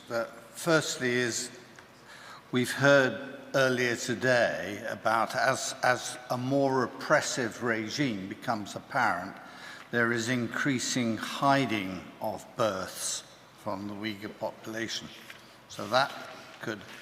There's also concerns that there may be a further bias in the data by virtue of the fact it's within the interest of those charged with reducing the birth rate of the Uyghur population to actually make sure that the figures show that that's happening. Do you think those things are real? I mean, that's an interesting observation. I'm not sure what to add, but Well, if I would say that, the Chinese policies on births are not new and have not been secret for a long time. And so what is extraordinary here is the way in which they are being applied, and now being clearly purposefully, we believe as part of, consistent with what we believe to be genocidal intent, but are being applied in a way which is intended to hide, actually. So one may imagine the negative inference in this. And again, we're not looking at this as a one-off, but what leads us to think that way is all the other elements. And just so I understand, what you meant was that like officials have quotas to reach, and therefore they might be fudging the data? Is that right? It's a question whether that sort of bias comes in. I guess the question I'm coming round to is if over time, or if we take the birth rates as they were a few years ago and you project forward 10, 20 years with all the shortcomings of modelling, there's no doubt that the proportion of Uyghurs living in that territory would increase much more than the Han population. And it's possible that with the current situation it would remain stable. And what I'm really asking you is, do you think that if the proportion of Han to Uyghur remains stable over the next 20 years, that would count as genocide because they've socially engineered it to prevent an increase in the Uyghur proportion?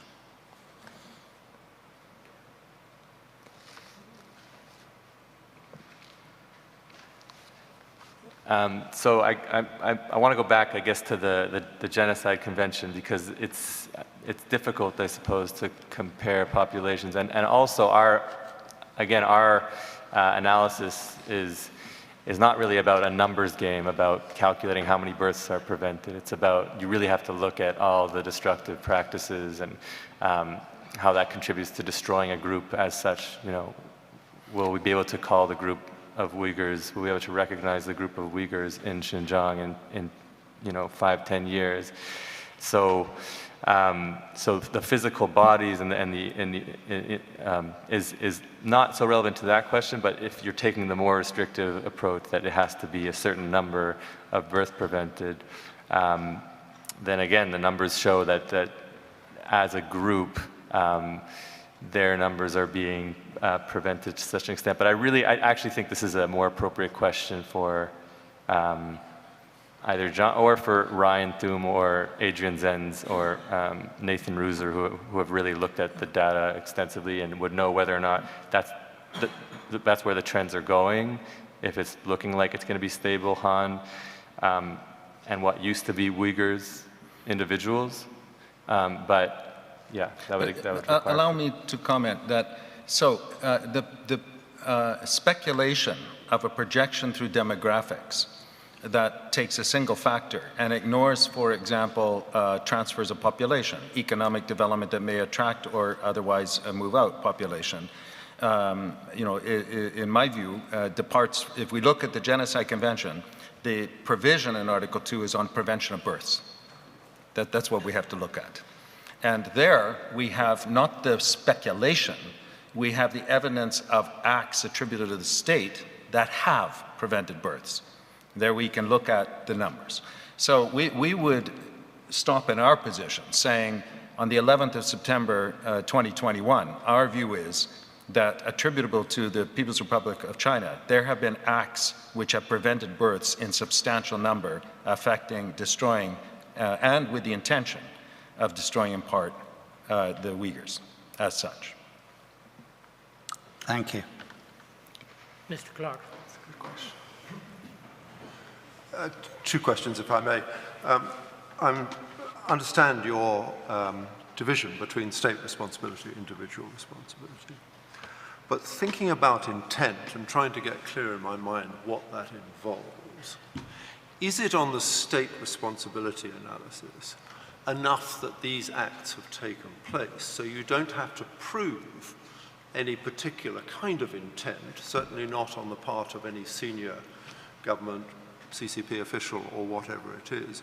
You simply have to say these acts took place. So the act and the mental state are actually brought together on this analysis. And we don't have to concern ourselves, on your view, with trying to attribute decisions to one council, one group, the president, whoever it is. If those acts take place, the ones you've been describing, that is sufficient to meet that test. Yeah, and that's even the view of the international criminal tribunals which preside over individual criminal responsibility. They admit that it's near impossible to look into the mental state of a particular official, and that's why the majority of those decisions are based on a broader context and like you say, the acts rather than inquiry into someone's mind. But if I may say, if I understand so not only state responsibility, but even individual. But if I understand your question correctly, we are not saying it is sufficient to have a strict liability analysis that the act as such occurred and therefore there is a violation. The Genocide Convention explicitly and extremely unusually in international law stipulates intent. And so the intent there, before we talk about as such, just the simple word intent, which is, as I say, I really wish to underline here, very unusual in public international law, is the idea that there is a deliberate, purposeful conduct. So it's not merely that the act occurred. Now, how does one know that there is intent? There is the idea of assimilating the state as a human being with a mind, a mens rea, is a kind of fool's game. As I mentioned, there are elements of the state which are acts of state, which are by their character not attributable to any individual. We would say in the case of China, by the way, it is even constructed in such a way, and there may be a sophisticated state in the formation, its organization, its structure, where this is not possible. As my colleague has mentioned, for example, the application of artificial intelligence and so forth. Where does the responsibility of an individual sit in that regard? But we do know what state responsibility says. So if there are organs or agents of the state, which may be human beings, so for example, plenipotentiaries, head of state, so if you look at the commentary on the law of state responsibility, not only entities, but specific actors, head of state, head of government, foreign minister, and plenipotentiaries, those who are authorized to bind the state, carry in personam responsibility. Their acts, and by the way, their words spoken, are relevant for the state. They may not dissociate themselves, say, oh, I'm just now having a bit of fun. So with due respect, what Boris Johnson says or whatever does matter. So if we're looking at intent, then now the question is, since there's not exactly a mind, we have to understand what would be the deliberate and purposeful basis of those acts. So it's quite clear that a state, and in this case a powerful state, China, we're not talking about a developing country that has uncertain control over its territory or population. This is a state with all the means and all the technology. If it is deciding matters through law, through legislation, through public policy, through the party, through its agents and so forth, those may be through a pattern of conduct, even in the absence of words spoken, absent an admission, attributable, we can say that wasn't intended. They didn't build a detention center not intending to detain people. And so we then have to deductively draw the inferences. The key element here is the additional two words, as such, with regard to the group. Was the intent of the destruction, if in part, not just in whole, at the group as such? And that is where I think connecting this deliberate, purposeful, and that kind of connectivity to in what we believe to be the Uyghurs as a group protected by the convention aimed at such. So if one could show that, for example, the detention, clearly it is state organs that are building, as you say, detention centers, are putting people, state police are putting people in detention. Is that, how far does that get you down the intention road? Yeah. Very far, but it doesn't do all the work you need to do, either with regard, in particular with the as such. I think there would be no doubt that there is an intent of the state to do those acts. Now, if they are aimed at the destruction, which is the link of that group as such, you need additional work. Another way to think about it is like how some, like the Historical Commission on Guatemala and others have phrased it as, what are these, and sorry, I misunderstood a little bit when you said, is this just the acts when we're talking about intent?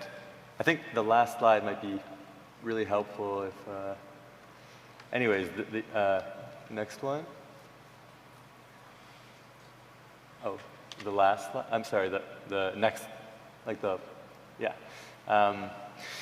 Yeah, so see, some of these aren't acts under, aren't genocidal acts, you know, destruction, vast majority of mosques and holy shrines and sites, burning of books and dehumanization of an entire people, official categorization of Uyghur as grounds for detention even potentially.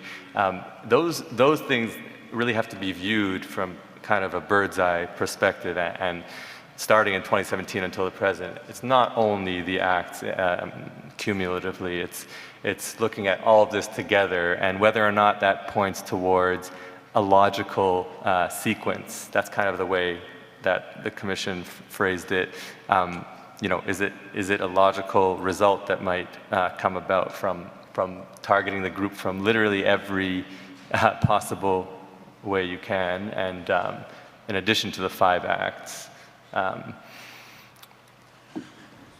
Thank you. Sorry, like you, I think I shall leave a bit of time for others. We've been allocated 10 more minutes. And Brina, sorry, Professor Manu first, then Mr. Vetch, then Professor Kaur, and keep it, it's 15 minutes from now. Yeah, you seek to persuade us that as a People's Tribunal, we might consider whether a fair and just standard of proof should take into account any restrictions on securing direct evidence. And in doing that, you cite the ICJ Corfu Channel case. But I wonder how far that's relevant to us here, because in that case, the ICJ affirmed that because a state's exclusive territorial control makes it difficult for a victim state to furnish direct proof, that would warrant a more liberal recourse to inferences of fact. I understand that, but that's in the case of a victim state. How might that apply in our context in relation to People's Tribunal? I can answer that quickly. Yeah, I think the Genocide Convention, so the victim states in this scenario are the 151 other states parties, because genocide is, not to commit genocide is an obligation owed to the international community. So we're all victims of this crime. Yeah. But let me also just add to say that so in the general practice of states, again, where there is not a stipulated standard of proof, the general practice has been essentially what we would call balance of probabilities or preponderance. By the way, these references we're making now are relatively Anglo-Saxon. These are not, for example, standards from Islamic law, and then, you know, the international law is a composite of many, many things. So we shouldn't be invoking one cultural or legalistic regime above others. But essentially, it's balance of probabilities in general. What is interesting in the Genocide Convention, and there has been an argument made in the International Court of Justice about the particular kind of gravity or seriousness that may cause one to have a different standard. And then they've been all over the map with different kind of standards. So one could imagine, if we now look at the Genocide Convention, what would we apply, for example, for Article 5? The state is duty-bound to incorporate its domestic law. Do we need a beyond a reasonable doubt standard? I mean, if they haven't adopted it in the law, and it's not in the law, I mean, I think it's pretty convincing that it's not there, and it's probably intended not to be there because they're the ones in charge of their laws. So we can just read their laws, which, by the way, states are duty-bound to share their laws through gazettes and so forth, that other states may know what they are. So I think it is possible to imagine, and what we've suggested, by the way, we've actually applied a higher standard, clear and convincing, generally for all of the things we've analyzed. We suggest it could be lower, but we do not believe that it should be beyond a reasonable doubt with regard to the state for all of its obligations. Mr. Vetch. In a sense, it's a layman's question, but we're a lay tribunal. So if reliance, if there was insufficient evidence in regard to Article 2A, so you were then reliant on B to E, what does destruction look like either whole or in part, that the human vessels will look biologically probably not dissimilar to what they do now. There may be some forced intermarriage, which dilutes the look. But what does it actually look like in 10 years' time? So if you imagined that, and I don't attribute intent at this stage, but if you imagine somebody planning this, what would they conceive in their mind that this group would look like? And the second bit of the question is, some of the policies, if attributable, for instance, around education, sterilization, so on, are very long-term policies. Presumably, therefore, the outcome of them could be very long-term. Does that matter in regard to whatever determination we may come to? So the second point, it does not matter. Time is not a stipulated requirement, nor a parameter, nor a threshold. So genocide may conceptually be over periods of time. I speak to you as a Canadian where we have such examples, but other parts of the world, so that it may look very differently over time. And if you're stopping at a certain point in time, a kind of material moment, then you have to establish where are you in that timeline. And the duty, again, is to prevent. So we should be thinking prospectively what this could lead to, not waiting. As the court has said, it's absurd if you have to have the results before you could invoke prevention. But second of all, what would it look like? So we know that scholars, and we are not scholars specifically of, for example, Raphael Lemkin and so forth. We're not historians and so forth. But those who have, I take note, for example, of Professor Daniel Firestein or Professor Gregory Stanton, who are extremely well known in this field, and they've spoken about stages. And I think, and they've mapped out in most genocides. The genocides do not, even by their definition, occur by accident or sudden, with kind of instantly. Although I know Dr. Hammerberg who's passed away, did speak about the possibility of instant genocide. But on the whole, genocides are planned, conducted over time, observable, foreseeable, and so forth. So if we think about what it would look like to an ordinary person on the street, we could imagine the kind of dehumanization, the end of if we reduce it only to the physically atomized biological human beings, I don't think anyone would argue thereupon that you remain with a group. The group as such does not exist. A group as defined by the convention, ethnic, religious, and so they must have that character of belonging, of groupness. If you have distilled and withdrawn all elements of the group and you are left only with bones and flesh, and no esprit and no community and no ability to self-generate and so forth, you have destroyed the group. So I think that's what it would become. And we have evidence of that from other genocides. Almost all genocides have included dehumanization, interruption of the progenerative capacity of the group, socially, culturally, marriages, and many, many other things. So I think humans can understand this one to another. We would recognize it. And I want to add two things, because it's a really good question. I think a lot of people might get confused over what might appear as forced assimilation you sometimes hear, or cultural genocide. Those terms do not accurately reflect the situation, and this situation would require, I think, further research on this, but like, what is the impact of mass sexual violence in prison? What is the impact of years of torture in prison, of tearing families apart that won't get back together? What is the impact of, so if China says that they want to create an entire single nation like race, and we're happy to include Uyghurs in that race, what does that actually mean for even the individuals and the rates of suicide? And there's just so many factors that need to be, it's not just, so I think these terms, forcible assimilation and cultural genocide, in a way they're almost colonial in some sense, and not looking from the victim's perspective, because also the destruction of religion, and it's not like a destruction of culture, like like if you took away my cream cheese and bagels or something, it's not. It's a way of life that is, for some people, more important than physical existence. And yeah, I just wanted to note that from 10 years time from now, the destruction is kind of terrifying to think about. Professor Osler has a short question to follow, and I would mind space for one or two. Okay, so I'm going to be very brief. Just a couple of points of clarification for the laywoman. First, so there's individual responsibility versus state responsibility. That's your proposal. Thank you for that. What if the state and the individual is fused? And by that I mean, for instance, we have notions such as a party state.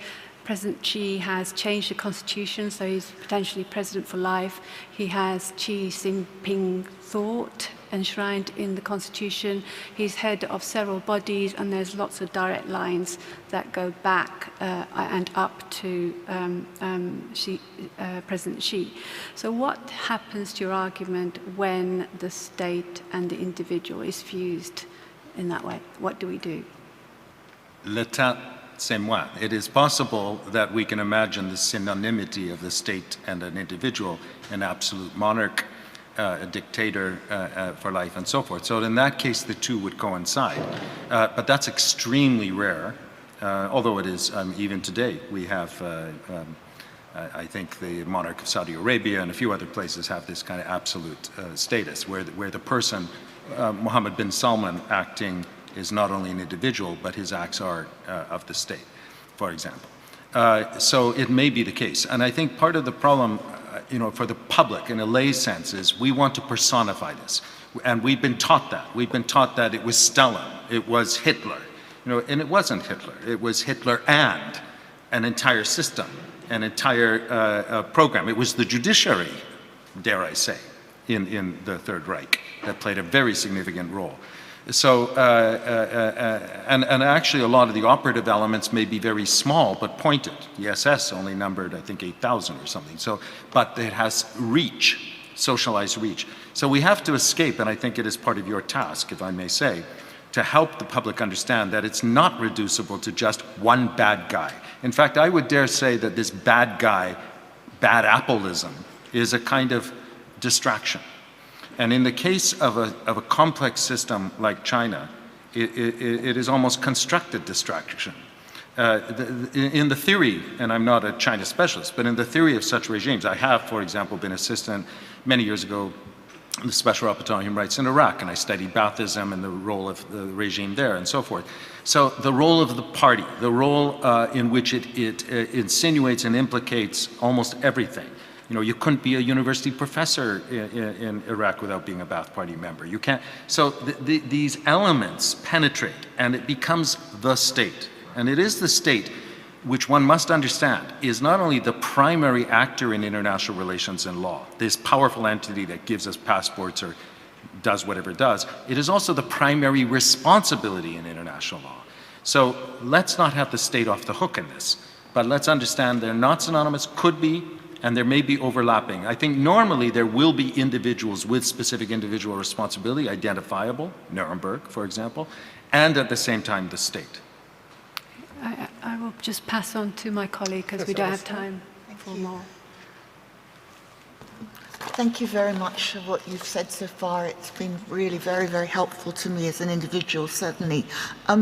If we look at Article 2 of the Genocide Convention, and I'm just looking at the 5 elements there, as a layperson, I'm just wondering, does our understanding of these, how important is it that we demonstrate or illustrate the intersection of these, certain of these 5 parts? How important is it to illustrate the intersection of the 5 parts? Yeah. 5 acts? Well, I mean, the acts are discrete in terms of the actus reus, so to speak, of the crime. So one would look at I think first, whether or not there is an intent to destroy the group as such. And if there is, then have members of the group been killed at the hands of torture in prison? Have they been caused serious bodily harm or mental harm? Each one kind of on its own.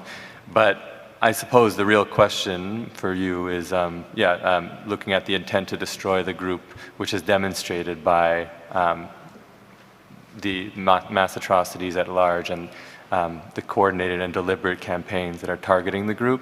And then, of course, all of these acts are kind of illustrative of how you would go about destroying a group.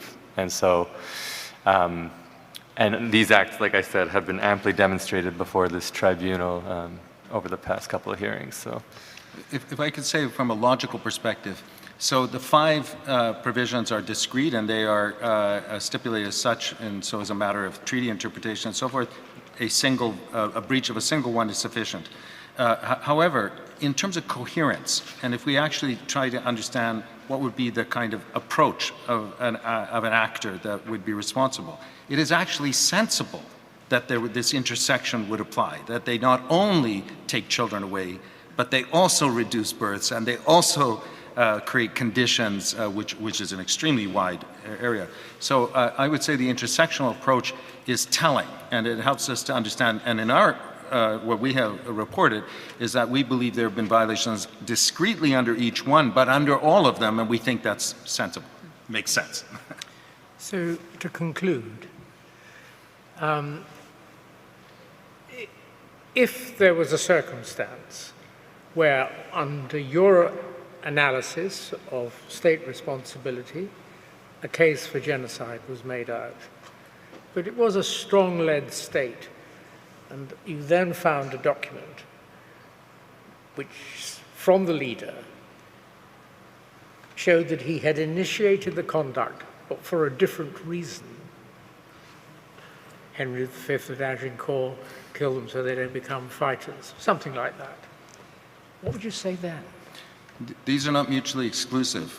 This is... So you can have, this is both genocide and not genocide. Well, no, that's all I'm saying. Saying that you may be, for example, committing genocide with additional purposes. In fact, it is in normal context, almost any crime is a break and enter and so forth.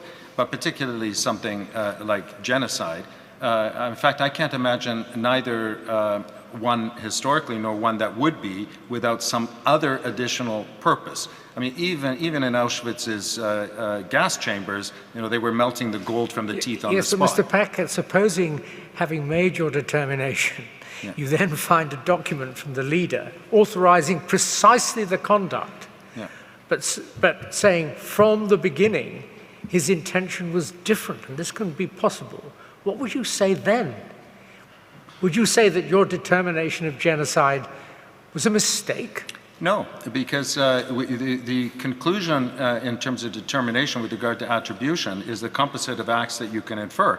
Otherwise, then I would simply, in the commission of a genocide, write a little note to myself and put in a safe saying the purpose of my genocide is not to commit genocide.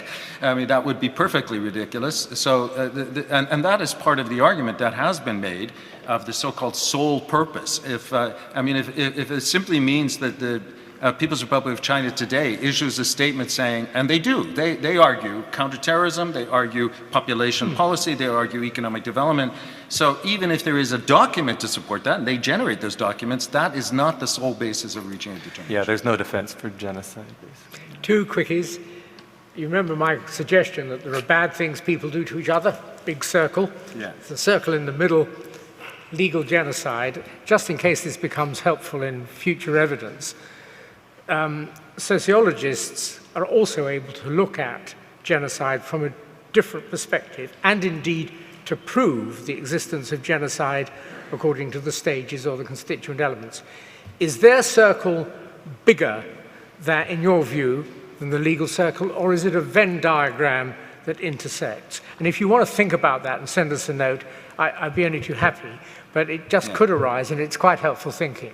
Third question, before I hand back to Mr. Abraham, and then I'll express some gratitude to you. But the third question is, if we would like to find contemporaneous writer opposing your views, who would it be? Apart from William Shabas, of whom we know. And I ask you simply because, as you know, you're the only ones who've been good enough to turn up and help us. Who would be the person to turn to for the other view?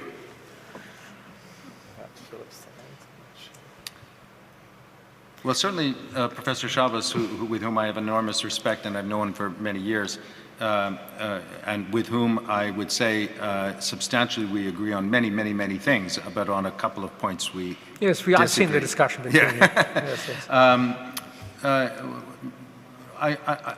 I would think that there are a number of scholars who will hold the position essentially from the, and you may know that international law has developed such, I mean, for the lay person, that now there are these kind of narrow areas of law, such as international criminal law, which become kind of self-generating and closed.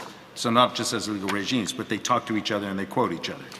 And so I believe there will be a number of international law, criminal law scholars who will support a number of the views of Professor Shabas, and you could ask them for that. I would say they are mistaken. Due respect. I'm sure that's an open-minded answer. Mr. Abraham, do you have any questions? Nothing further from me other than to thank Professor Beck. Well, gentlemen, again, indeed, thank you very much for coming. And if you wouldn't mind sending us a note of those two things in publishable form, as we'll put it obviously on the website. Further, if in our deliberations we wish to address you questions in writing, might either or both of you be willing to help us? With pleasure, absolutely. And we'd be honored to do so. Thank you both very much. Thank you. Mr. Sabi. Thank you. Mr. Chairman, can we have a limited break of 10 minutes, please? You can.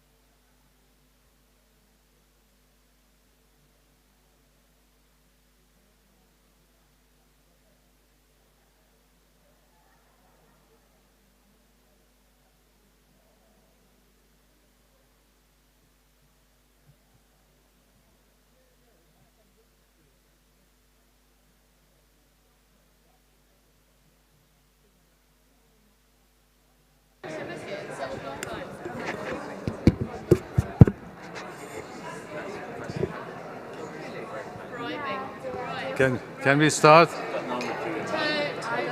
We have three.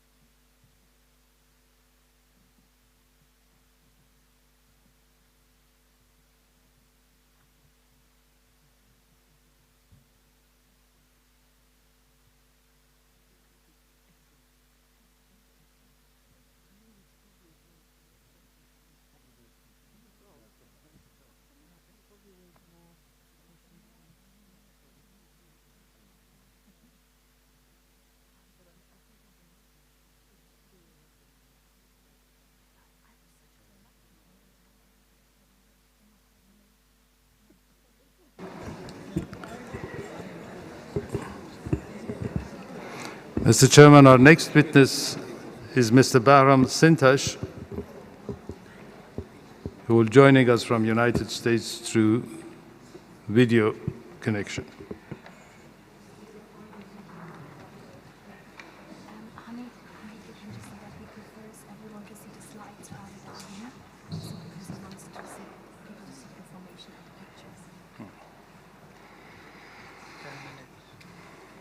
Mr. Sintash is an artist, open source researcher, and multimedia designer who focuses on Uyghur history and culture. He has conducted and published field research in Xinjiang on Uyghur architectural history. Since learning about his father's, Korban Mohammad's, detention in 2018, he started what he says in his word, his activism. After February 2019, Mr. Sintash investigated and researched demolished mosques, Islamic architecture, Uyghur neighborhoods, and Uyghur cemeteries. His work relating to the destruction of the cultural heritage in Xinjiang has been widely published in AFP, Guardian, Washington Post, among others. The key focus of Mr. Sintash's testimony is a report entitled Demolishing Faith, the Destruction and Desecration of Uyghur Mosques and Shrines, and was published by the UHRP. His short report to the tribunal focuses on the destruction and desecration of Uyghur mosques and shrines, particularly since 2016. Mr. Sintash, can you please make your presentation? Because of the delays, we only have a very limited time, so I would appreciate if you limit it to 10 minutes. Thank you. Tribunal, thank you, Mohammed. Can you hear me? Please respond.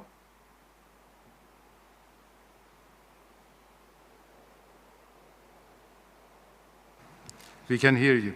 Please go on. My testimony today includes three important topics. Topic one, demolition of Uyghur mosques. The Chinese government's ongoing crackdown in the Uyghur region is aimed at eliminating Uyghur ethno-cultural identity and assimilating them in undifferentiated Chinese identity. Uyghurs' Islamic faith has been a major target of this campaign. Next slide, please.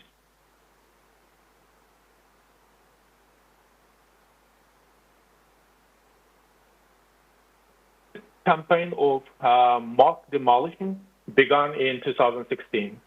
The campaign has taken the form of eradicating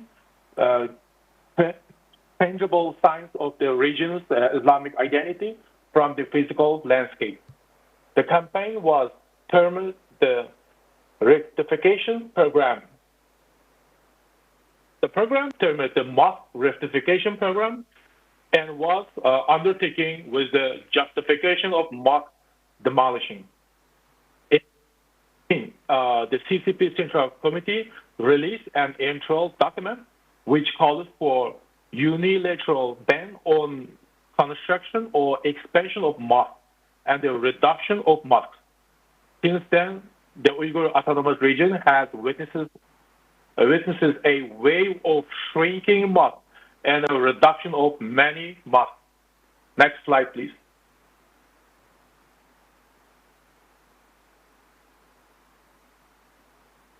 More than 140 demolished mosques, which have been fully or partially destructed or demolished, or have Islamic architectural features removed.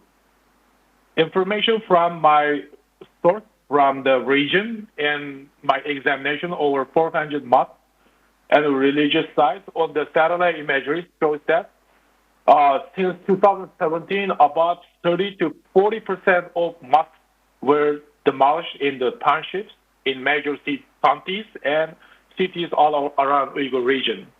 Next slide, please. That small village mosques are the majority of the destroyed mosques. At the end of my research in 2019, I estimated that 80% of village mosques have been affected all around Uyghur region, which means in total as many as 15,000 affected by the campaign. This number must have increased since then. Next slide, please.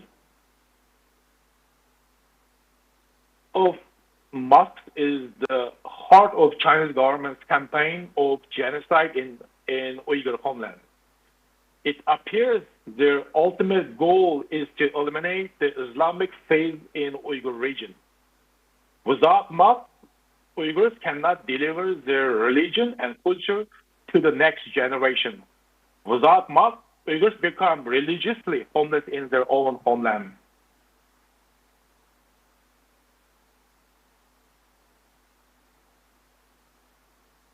Uyghur neighborhoods and relocation of Uyghurs.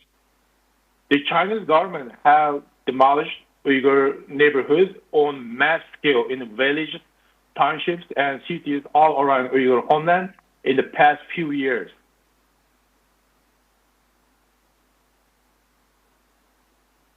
Of mosque destruction, the Chinese government have been doing this campaign under the guise of the Chinese government, under the guise of the quote, the mission of eradicating absolute poverty and public convenience, end quote. Region government has publicly announced that the demolition of Uyghur neighborhood is realization of the Chinese central government's plan.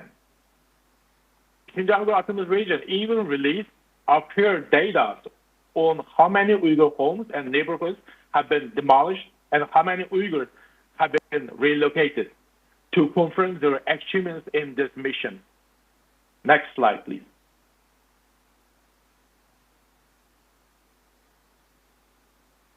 Xinjiang Daily News emphasized the opinions of General Secretary of Xi Jinping, pointing out that, quote, it's necessary to increase the follow-up support for the relocation and poverty alleviation, end quote. According to 2020 Chinese Economic Daily News, the Xinjiang Autonomous Region government completed the relocation mission in 2019 with 169,400 people in 4,100 46 householders across the Uyghur region. About 87% of the relocation were in the Kashgar, Khotan, Aksu prefectures.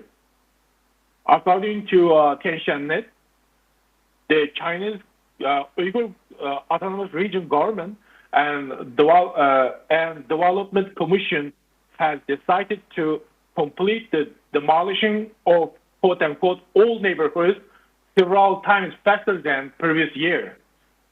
230,000 will be demolished in the 2021 plan. The Chinese central government has allocated 2.8 billion yuan, about 440 million US dollars for this big plan in Uyghur region.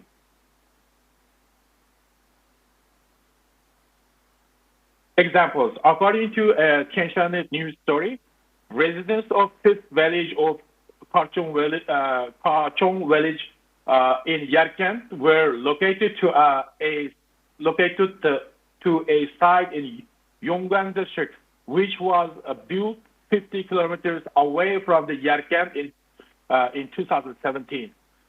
The resettlement location was built on a barren plain.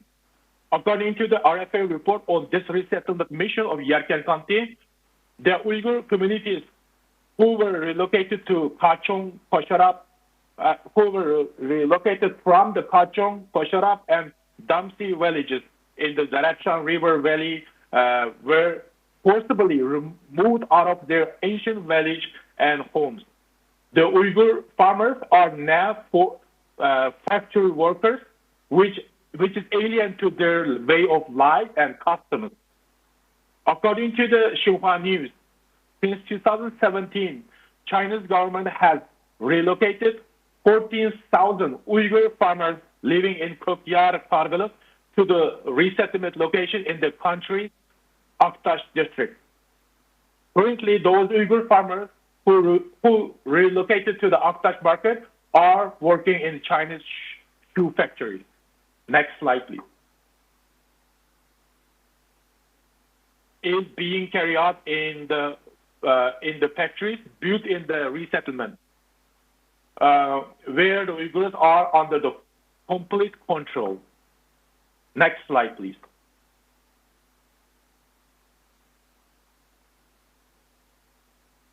Are being demolished, and new buildings are being built on the demolished sites all around Uyghur homeland. I documented 8 of those neighborhoods which were demolished in Urumqi, Yarkent, Keria, Kargil, and Karakash between 2018 to 2019. The campaign of demolishing of Uyghur neighborhoods and relocating of Uyghurs was never done with the consent of the Uyghurs, but rather as a result of Chinese government. Mr. Sintaj, sorry to cut you short because we have very limited time and these are all in your report with the pictures. So if I may, I have 2 or 3 questions which I would like to raise before asking the tribunal to pose their questions. You say that if we can, because your report covers all this and the tribunal have read it.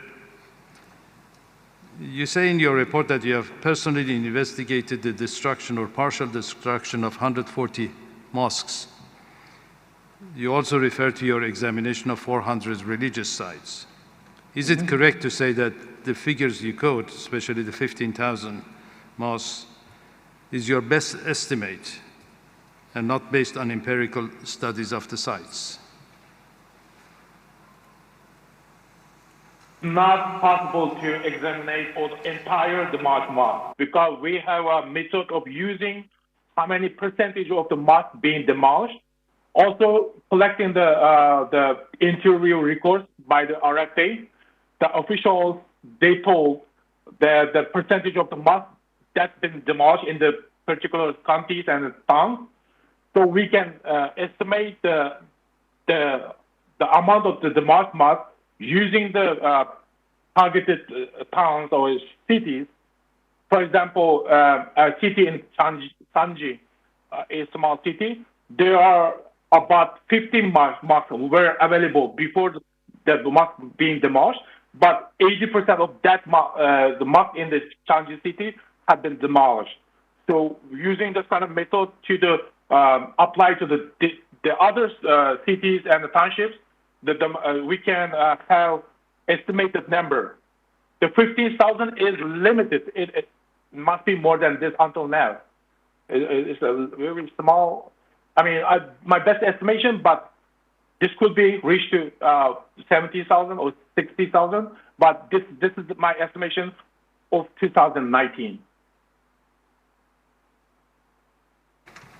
You say that 30 to 40% were demolished. If the Chinese government wanted to demolish, why did they stop at 30 or 40% and not go for all of it? I think the work that we have done affected Chinese action on this because we publicized those because entire world has been known about what Chinese action on the demolition of Uyghur mosque. So the report published in 2019, I think Chinese government could realize to slow down the demolition of mosques because of the report we released. Other than China cannot demolish entire mosques, they could keep some of them to show the international community we are preserving mosques, the mosques are available. But the point is, those mosques are not the majority. For example, the village mosques are the main majority target of the demolition because the township peoples and farmers don't have available mosques in their own town and village. But the larger mosques, some of the larger mosques in the county, center of the county or cities, they are there, they're available. So, for example, Iskar Mosque wasn't demolished, but it's there. But China always takes that risk, Iskar Mosque, to lie the world. Actually, we are preserving this mosque. This historic mosque is still there. And whatever saying that the Uyghur researchers saying that the most mosque demolished is actually fake, but it's not. But China is just keeping some of them. But the number is shocking. 15,000, more than 15,000 mosques have been demolished. This is true. We have facts of that. Thank you. And my last question is about the demolition of the old neighborhood. Is this policy limited to Xinjiang, or is it being carried out throughout China, that the older neighborhoods are destroyed to give way for the new cities? Good question. I don't know what the policy for the other province of China, but this is a trick. Poverty elevation means like make farmers make more money, make them a better life. I think it comes to the Uyghurs. This could change our way of life or customs. For example, the people who moved into the I call quote unquote labor towns where people work in the factories. This is not Uyghurs have been living. So this could affect the Uyghurs' natural population growth because, as you know, Uyghurs are Muslim. We have different lifestyle because of culture. We have higher population growth compared to other parts of China. So if people move into the factory neighborhoods, this affects to our growth of population because, as you know, the city population compared to the townships and the farmers, because of the living style in the farmer and the counties, natural population growth is more than cities. Now we're just living in somewhere like fully controlled, a limited size of houses where they live and they work in the factories. This just changed entire Uyghurs' living style and customs. This affects the Uyghurs' natural growth of population. This is what yeah. Thank you. Thank you very much. The tribunal members have some questions for you now.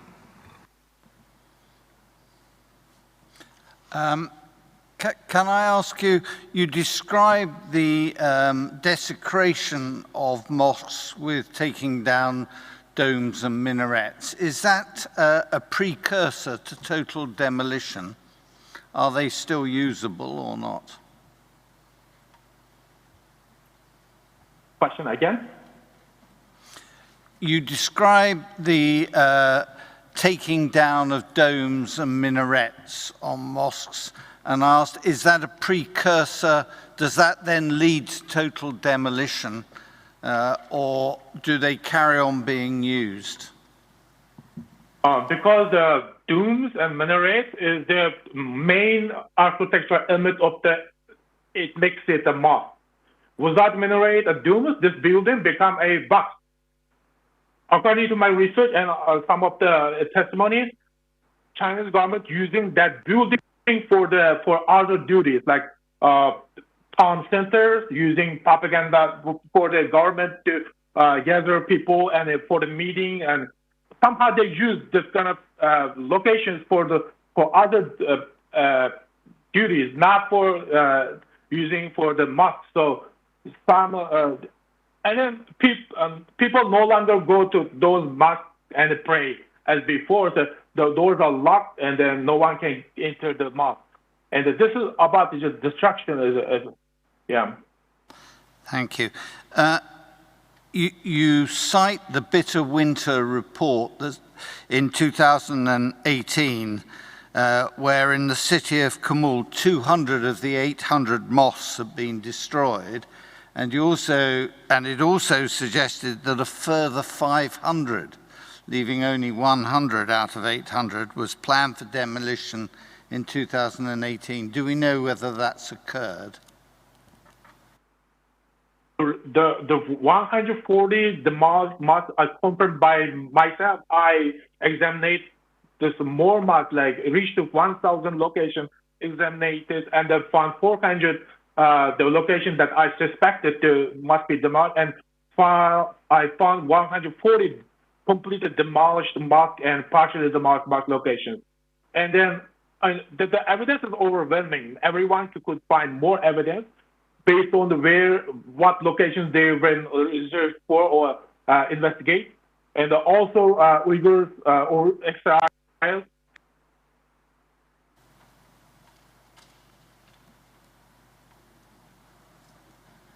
Mosques is available is or not. So we have overwhelming evidence. Everywhere is like people saying the mosques are demolished in the hometown. Thank you. I'm very sorry to hear about the disappearance of your father. And in that section of your report, you say that it's estimated that 435 intellectuals have disappeared. And I just wonder what the denominator for that figure is. How many people would be classified as intellectuals amongst the Uyghur population?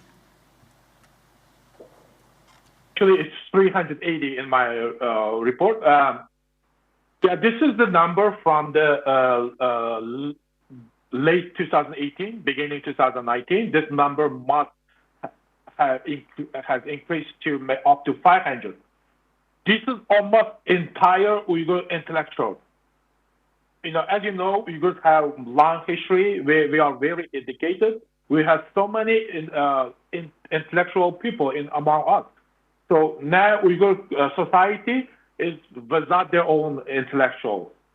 So this number, we can say more than 95% of well-known Uyghur intellectuals of them. Thank you very much. I have no more questions. I'll hand over to my colleagues.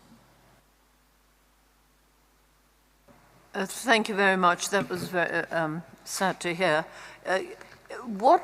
After the demolition of the mosque, what do they do on the site? Do they build on top of it? And if so, does that attract other Uyghurs to it as a possible sacred site? Some of the evidence shows that after China demolished mosques, they built department buildings and a certain style of buildings like modern style, never for the mosque, for using of religious practice. Also, the demolished neighborhood being turned into new residential areas in style of Chinese characterized. And we have overwhelming evidence that Chinese immigrants are settle in those new neighborhoods after the demolished Uyghur neighborhoods, the location where the Uyghur neighborhoods demolished.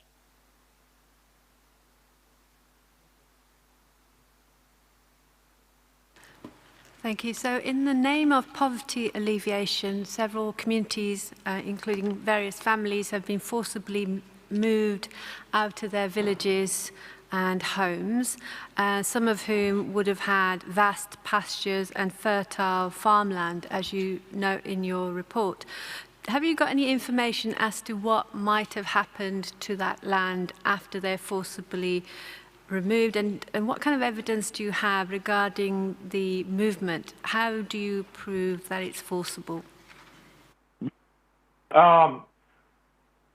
According to my research, and the people who moved out from their own village and town, that location is the best part of the area where they have great the river, the side of the rivers, and great place for the farming. People move out of their own village and they move to the somewhere like middle of nowhere, the barren plain. And then the government built humongous neighborhoods and with thousands of homes, settle the Uyghurs inside that neighbor. We call it neighborhood, labor camps.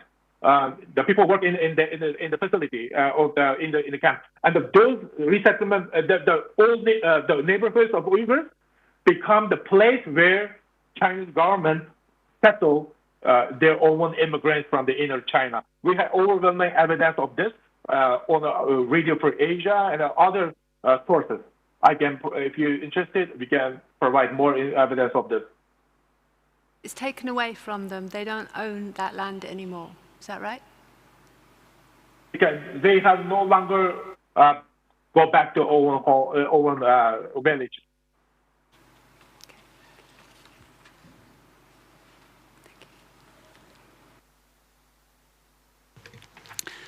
One imagines that the destruction of religious sites is to seek to destroy religiosity, Islam, in the region. In your view, is that likely to succeed?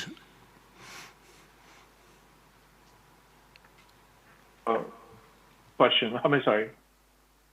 So the destruction of religious sites is presumably to destroy the religion.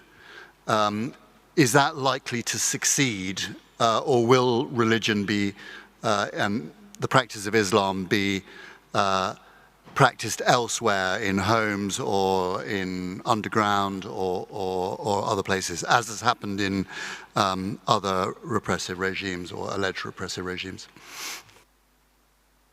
Question, mosques are, we Muslims call mosques out of God's home. They're where we Muslims practice Islam and then join as a community in the mosques. And then the mosques are the place where Muslims transfer, give for the next generation, mosques where the place where Muslims have their own religious practice and continue their culture. And then the question is, China, there's no longer people can go mosque like before, and then people even cannot practice religion in their home because, as you know, that even China monitor their daily living in the home, and then practicing Islam is a crime at the moment. So I don't believe China will eventually erase the entire Islam or history from the Uyghur region, but China is reaching the goal. Now Uyghurs cannot tell themselves publicly they are Muslim, and because of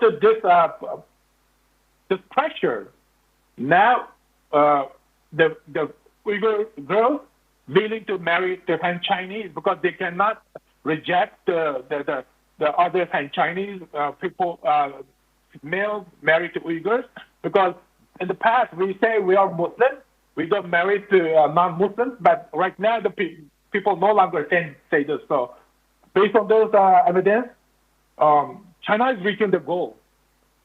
That because they have targeted Islam to erase Uyghurs' identity. Yeah.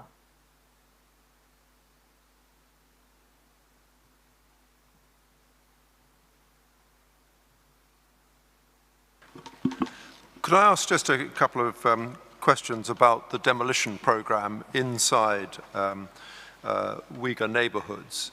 You refer to 8 that you've documented. They look like large sites, and I wonder whether beyond that 8 overall you have any indication of what the overall scale of resettlement is. It looks like there's significant amounts of new housing being built there. Okay, example 1 is my old hometown called Kuchar. Kuchar County, in the heart of Kuchar County, about 750 football field size neighborhood where about 30 to 40,000 Uyghurs have been living, completely demolished less than 3 months. You can imagine how this could happen. What kind of force the government used in less than 3 months? 40,000 people agreed to move out their own hometown, where they've been living for many hundred years. This is shocking. This not happening only one time. This happening is entire Uyghur region, mostly in the southern part of the Uyghur region. I documented 8 of those locations, which are mostly in the center of the townships and the cities. The number is very shocking. And as you say, it's extraordinary the speed at which the demolition takes place. Do you know what the process is for, once a site has been identified, what the process is for moving people out? Exact process, how they're taking this huge action in less than 3 months. But as you can see, in less than 1 year, the entire neighborhood after demolition, the new building has been built in 1 year. New settlement locations, new modern buildings. And then I know, as I mentioned earlier, the evidence shows that about 30,000 people or 40,000 people in the heart of the city or townships, the marsh, the neighborhood, the flats, bulldozers. This is the evidence. The satellite imagery cannot lie because it's lie thing. We have evidence of that. Not only one location, as I said, so many other locations in different cities and townships. And are you aware of any protests or opposition to these forcible relocations? China has new system, the re-education and detention facilities and the relocation of Uyghurs to the, as I mentioned earlier, previous part, that new labor towns. People Uyghurs don't have right to say against those policies. They agree because there are available locations, which are camps, which are new settlement locations, even jails. So China has place to put the Uyghur population in, and this is just like a man-made plan to reach Uyghur culture. At the same time, the decrease the force. The population growth could be affected by those action and campaign. And so the new residents of these regions are entirely Han Chinese, are they? No Uyghurs would go back to those neighborhoods or be allowed back to those neighborhoods? Again, example 1, evidence that AFP reporter went to Oktu county in Uyghur region, southern part of Uyghur region, in 2019. And he sent a picture of a neighborhood, very newly built neighborhood, all in the Chinese characterized costume. And he said, I cannot compare this location to the inner China. There's no difference. And then mostly Chinese people in those locations, the city, part of the city. And then that Oktu is the mostly Uyghur populated township. And now turned it into Han Chinese, no different than Han Chinese cities. So also, Chinese government has a plan in their campaign of the support Chinese immigrants when people move into the Uyghur towns and new settlement locations, where the best places to live and where the part of the city or township. According to the many reports, those new Chinese immigrants provided homes for free, and they live in the home, and they they can provide with the job. So many China citizens, residents who are looking for a job, who are looking for better life, they moved into the Uyghur towns in the southern part of China, Xinjiang. Thank you. In your research on the demolition of mosques, have you seen any patterns where the demolition may be particularly extensive, any areas of the region, or conversely, any areas where far fewer mosques have been demolished?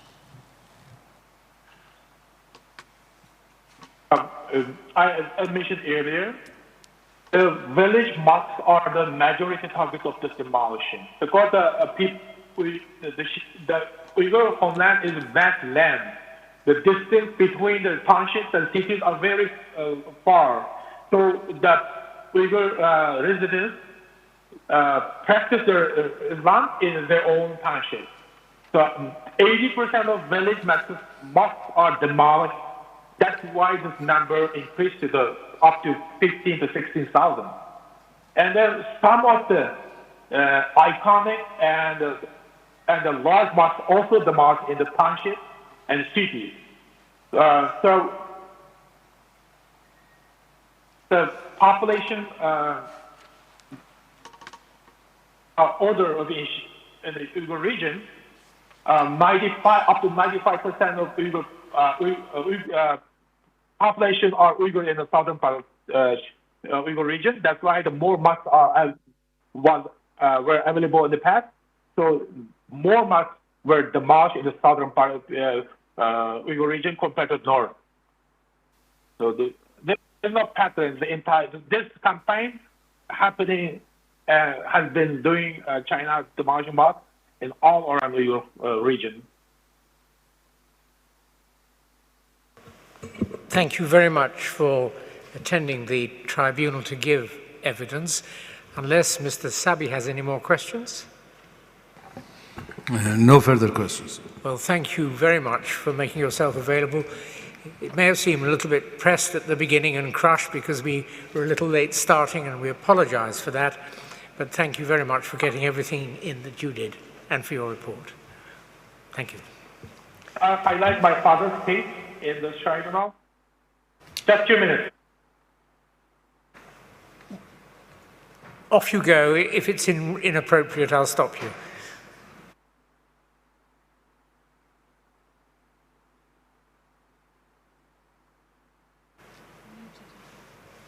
Put the slide 11. Thank you.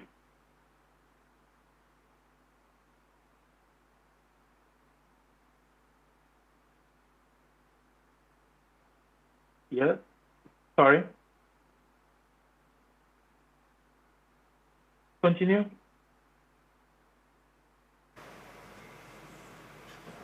Mohammed is prominent Uyghur intellectual. My father is a former editor-in-chief of Xinjiang Civilization Journal. He was not seen in the public since 2017. And my father's case highlights the fate of Uyghur intellectuals. As I mentioned earlier, 380 Uyghur intellectuals have been detained. And my father's case is compiling. This case highlights efforts of the Chinese government to suppress of the culture and religion of the Uyghurs. Uyghur intellectuals, like my father, are the ultimate target of the Chinese crackdown. Next slide, slide 12. For example, according to the mainstream media, for a famous Uyghur writer who is my father's one of best friends, who has been in the Chinese detention camp, was killed in the detention facility, in the concentration camp. Another example, most famous Uyghur religious scholar, Mohammed Haji, also died under Chinese police custody at age of 82. So those are very shocking, because Uyghur intellectuals, like my father, is most vulnerable, most important people for Uyghur society. So after his disappearance of 4 years, I have no information about my father. My father died or killed in those horrible locations, and the camp or jail. So China has to provide information about my father and other most vulnerable, important Uyghur well-being, whereabouts. Are they still alive or being killed? Any information we want to know. We have demanding. We have to know about those information. Thank you. Thank you. Thank you again. Our next witness is Ms. Julie Millett-Slip.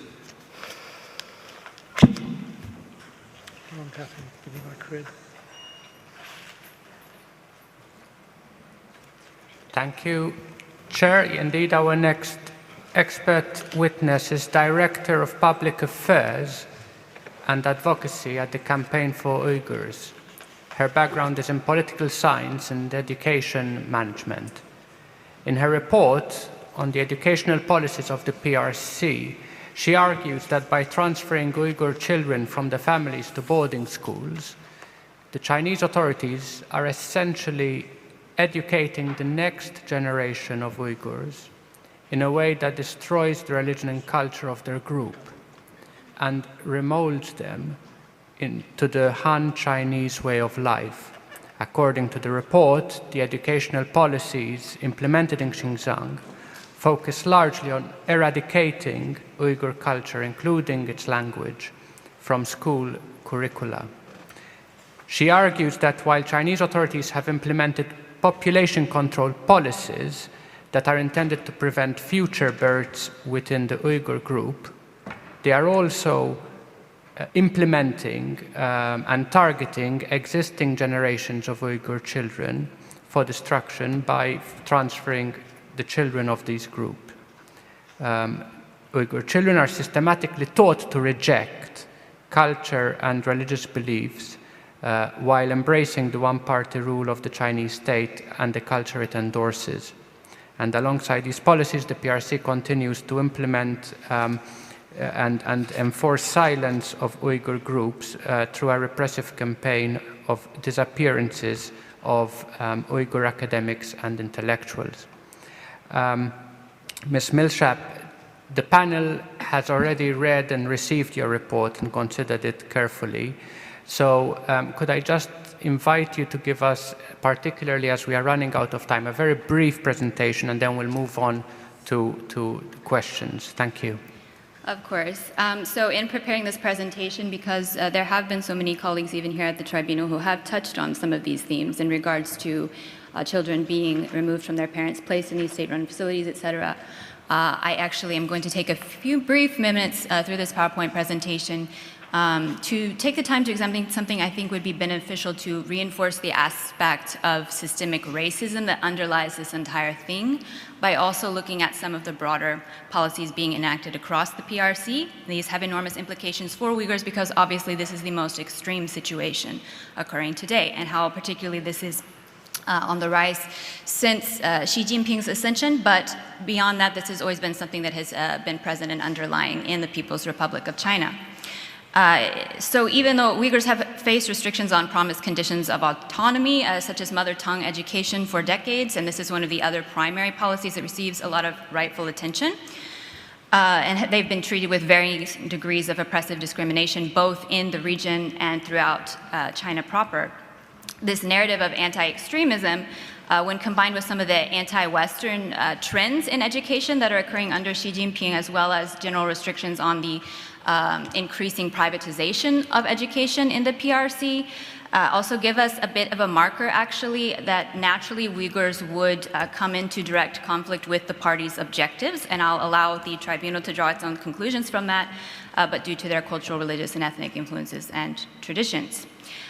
So I'm actually going to look at a few of the things that are involving other ethnic groups, and we'll come back to some of what I believe are some important points to highlight from the report. So next slide. Actually, next slide. I'm going to speed through a bit since I wanted to give a few instances. This is very general information, but just about something that would very commonly be encountered in a textbook today throughout China. And this is actually something that would be targeted at about age 5 approximately, 学前班. So this is the pre-primary school level of school preparation here. Daddy asked me what colors our hair, I say it's black. Mama asked me what color our eyes, I say they're black. I'm not going to read the whole thing, you can take a look at that. But one of the things that we observe from this is just this very marked intent throughout everything that's kind of been the focus as of late in a lot of the primary school targeted policies to reinforce this idea of this homogenous, not only ideologically, but also even physically, starting from a very young age with children in the PRC. So as we can imagine, this concept of kind of establishing that it's Han Chinese versus the other starts at an increasingly young age, and this is a very recent trend. So what we're observing right now is that while in the past these might have been things that were very common in the curriculum, maybe in a slightly older age in primary school, now, and especially with the expansion of these state-run facilities and quote-unquote kindergartens in the Uyghur region, there's really an opportunity here for the PRC to instill this type of mentality even from age 3 or younger. This also has to do with the privatization of education, because previously throughout China, parents might have had the opportunity to select a private pre-K program, but based on some of the things that I will demonstrate in the PowerPoint slides here. Could I ask you to speak at a slightly slower pace? Sure, absolutely.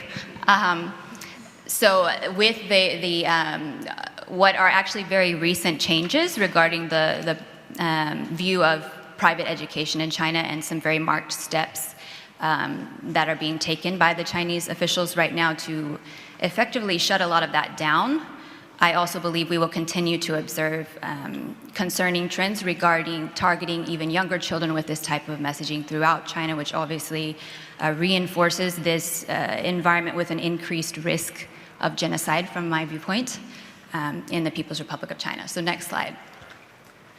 So just to highlight a few interesting phrases that are popping up in propaganda, this idea of ideological and political baptism. It's a very interesting and specific phrase to use, and I'm sure can conjure up a lot of that type of religious imagery. So next slide. I'm going to kind of speed through this in the interest of time, but anti-Western sentiment also can kind of play into this dynamic that we see of really trying to strengthen this idea of a Han Chinese ethnicity as identified by the Communist Party and in line with quote-unquote Marxist values, as was recently re-emphasized by Xi Jinping himself. But really being able to place anybody who might potentially have any sort of influence or values that exist in contrast to that agenda as the other is a high priority for the regime. So that's why we also see this rising anti-Western sentiment, crackdowns on things like even that previously schools would enjoy with Chinese children, such as foreign holiday celebrations, etc. So next slide. A few interesting quotes that are just demonstrating again that across the country we're starting to observe these things. Chinese children should only be taught by Chinese teachers. Foreigners could brainwash them. Interesting direct quote from an education official in Inner Mongolia. Next slide. Chinese children should look at Chinese faces. Again, an education official's quote from December 2019. Again, this raises interesting questions because when we say Chinese, we could be referring to nationality, as the regime often tries to establish that they maintain some sort of ownership over Uyghurs by identifying, using this identity of Chinese. At the same time, we also see that when it's convenient, they strive to use more of a racial undertone to establish who is truly Chinese, meeting in line with party values, potentially from my viewpoint or not. Next slide. This is just an interesting thing to mark on as well, that's demonstrating that actually many of the other ethnic groups in China are very aware of what's happening to the Uyghurs. Just to kind of give you a context of a few of these comments on here, one of the things that I believe really allows for some pushback on the narrative that the Chinese Communist Party is using to justify its policies of why children need to be carefully educated in line with these values, why we need to push back on extremism, is the fact that these mother tongue policies are now being repeated against Mongolians.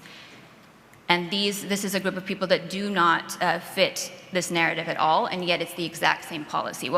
These type of things that were enacted a few years ago against Uyghurs are now being repeated with Mongolians.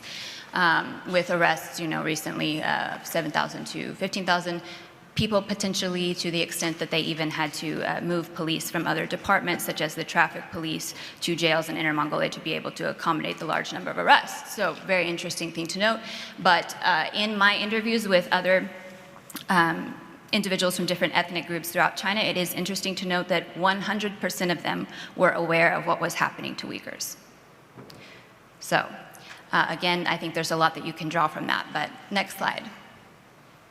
I'm also going to kind of speed through this, but it's an interesting side note to know that homeschooling is something that exists in the PRC, because I have been asked about this before. Uyghurs have consistently utilized underground schools. We don't have a lot of specific facts or figures, but some of the interviews that I conducted with Uyghur individuals, they had children very recently that were enrolled in underground schools or homeschooling.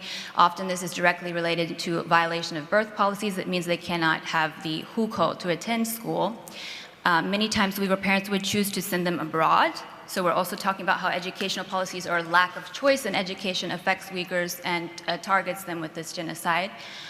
So when they would be sent abroad, potentially then they could be targeted for having made that choice as well. And I will mention that in the last slide. Next slide. Again, just a few things to note. On that point, so I'm really sorry, but as I mentioned, panel have read the reports. Sure, in view of time, if you could wrap up and then come Sure, to next slide, actually. I'll wrap up with this.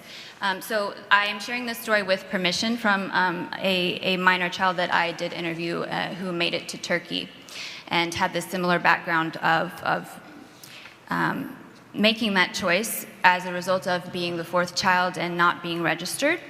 So having gone to Turkey as a result of not having that type of educational choice, and his family visiting him when they came back to the country, they were interrogated. The child was also interrogated. There were tactics used. I'm sorry if I get a bit emotional. It's very hard to remain emotionally detached from talking about these things, but he was placed in one room, his father in another room, and he was said, if you don't tell the truth about the reasons for your trip, etc., your father will be tortured. At the time, he was a preteen.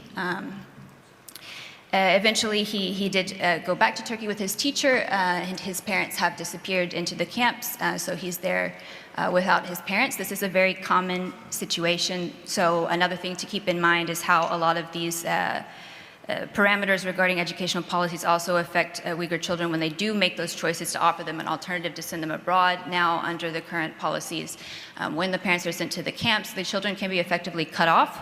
They don't have money coming in, and our organization has done extensive interviews and work with, there is now an extensive homeless population in Turkey of these minor children that are effectively stranded there and homeless as their parents have disappeared. So this is a quite jarring thing to note, and just a quote with him, I'll never forgive or forget what you did. I had asked him, what would you say to Chinese officials if you could say anything? So the last point I want to emphasize before I allow everyone to move into questions is just there's a lot of things that we can go into in the topic of education, and there's a lot that can't be quantified.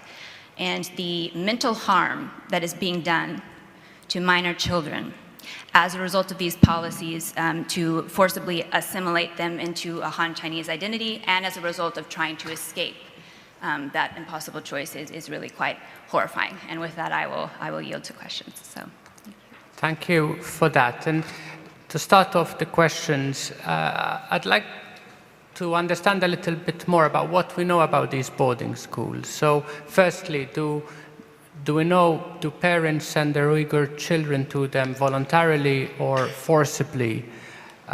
Do we know whether the children of different ages are sent to these schools, and do we know how long they would stay in such boarding schools?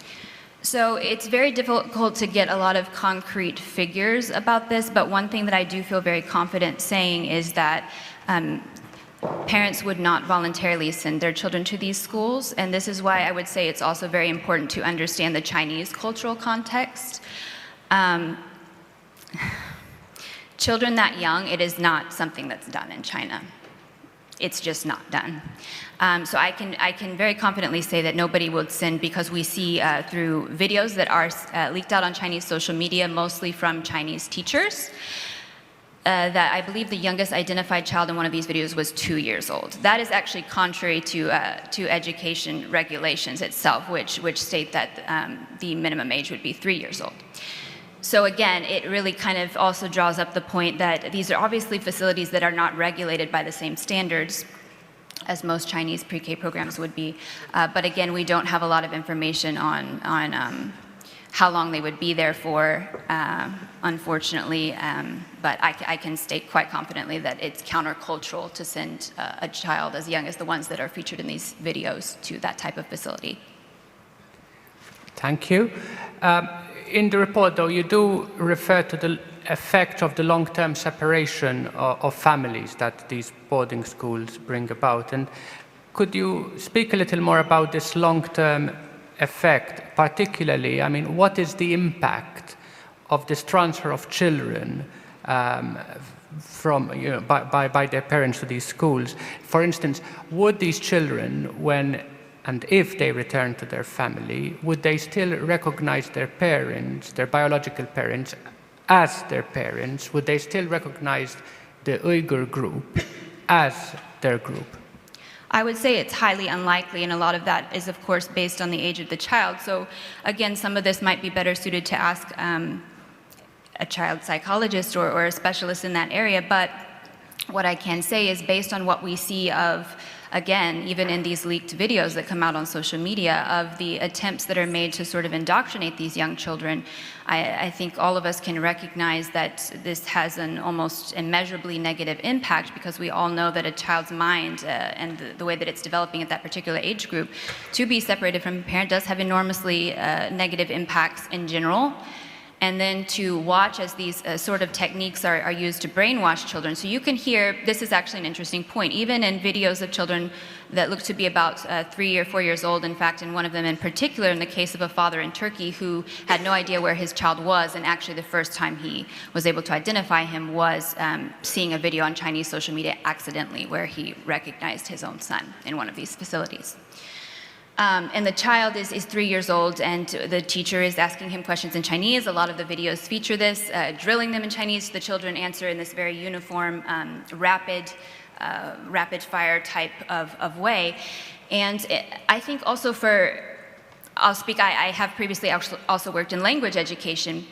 The types of questions that they're asking them, the structure that they're using, the vocabulary that they're expecting a 2 or 3 year old child to use, in and of itself really indicates that the people that are in charge of taking care of these children are absolutely not, one, qualified to do so, but that the priority here is brainwashing. It's not even Mandarin language education. It's to get these children to forsake their ethnic identity by asking them questions like, what's your mother country? A child of 3 years old does not understand the concept of mother country or nationality.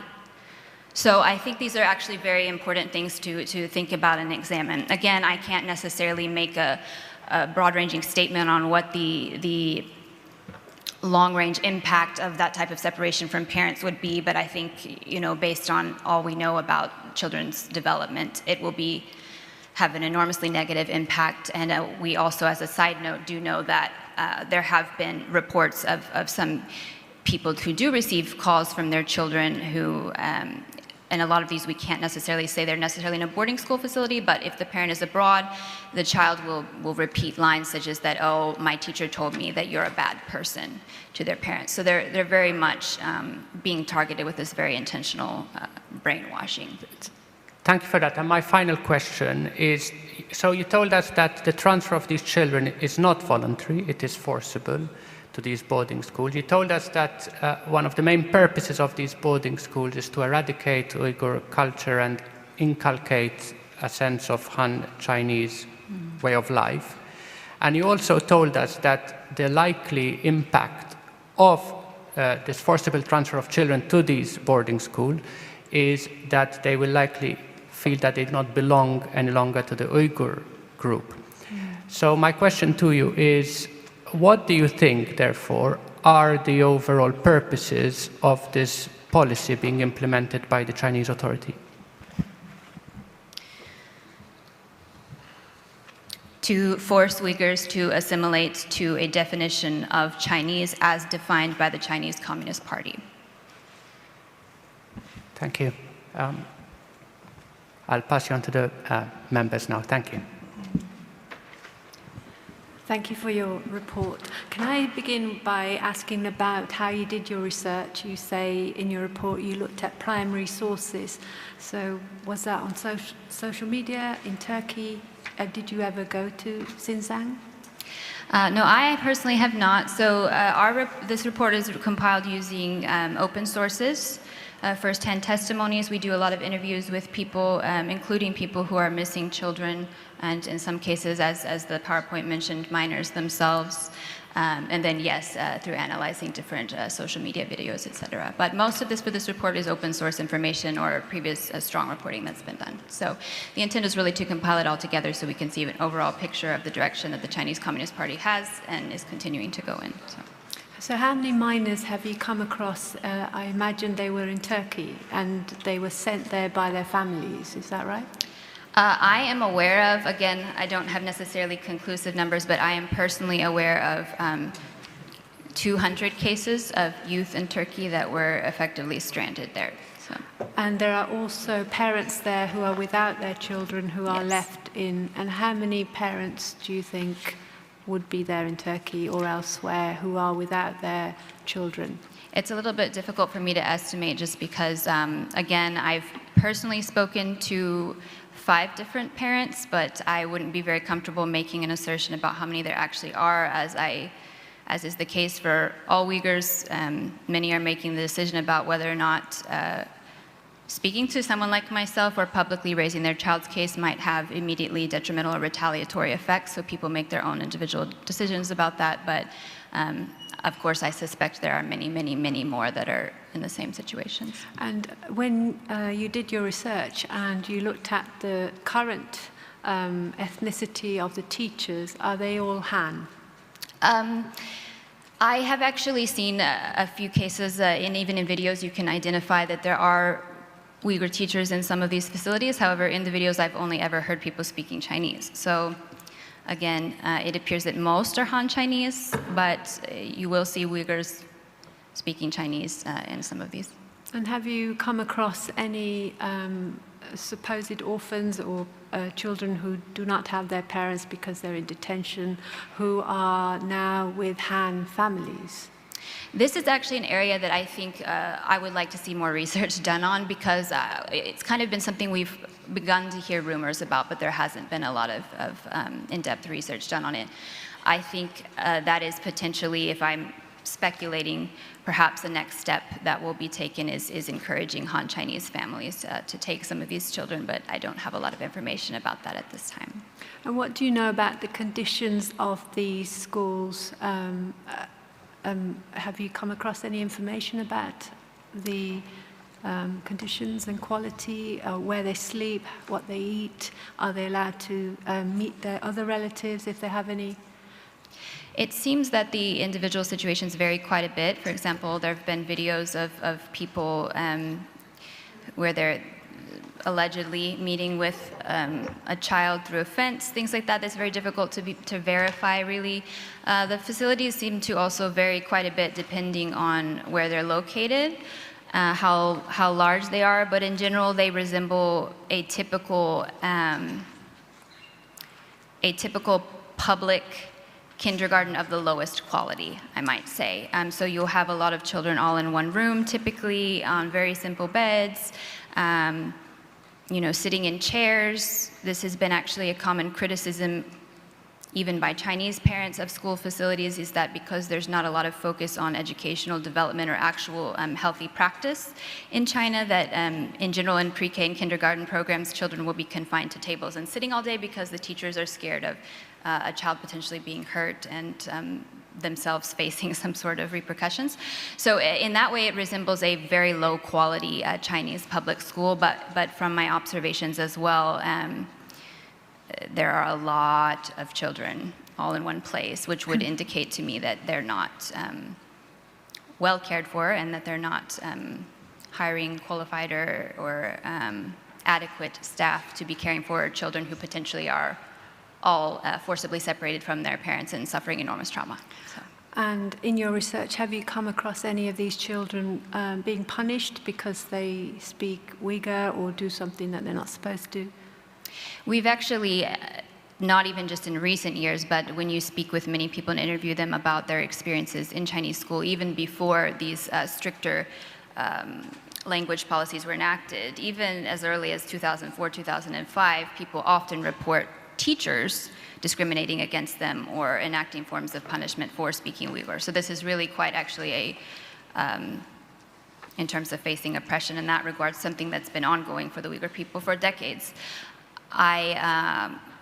In terms of videos, I haven't necessarily come across anything that I could point to as, yes, they're being punished for that, but we have heard reports of in general, they're required to speak Mandarin. And you can even see in propaganda that's plastered everywhere that, please speak the common tongue. So it's a pretty clear demonstration. This is a rule that children are expected to follow. I can't really speak to the punishment if they break the rule, particularly at a younger age, but based on what I know of Chinese education system.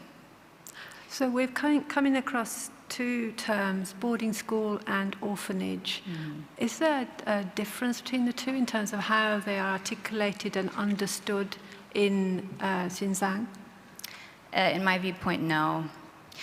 They're both the same thing? In my viewpoint, yes. Again, I'm not too comfortable saying for certain that there aren't any distinctions between them, but based on my personal opinion that I don't believe any parent in the region would voluntarily send a child that young to boarding school, particularly the types of facilities that we're looking at. I would say yes, I think it's a fancy way of saying one thing. So the word orphanage means a child has no parents.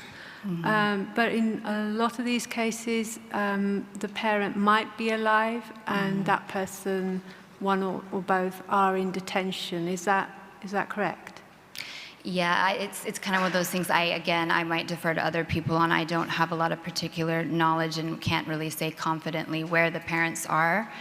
I suppose one differentiation, and you might need to verify this with someone else, that might be applicable is I think a lot of times orphanages are pre-existing facilities that from my observations, are being utilized, but because of the need to expand these, that might be the time they would more often use boarding school. I have observed that when we've had actually even foreigners in the region trying to get information about this, and they'll ask locals, what's this facility? I have noticed that they do tend to call it a boarding school more often.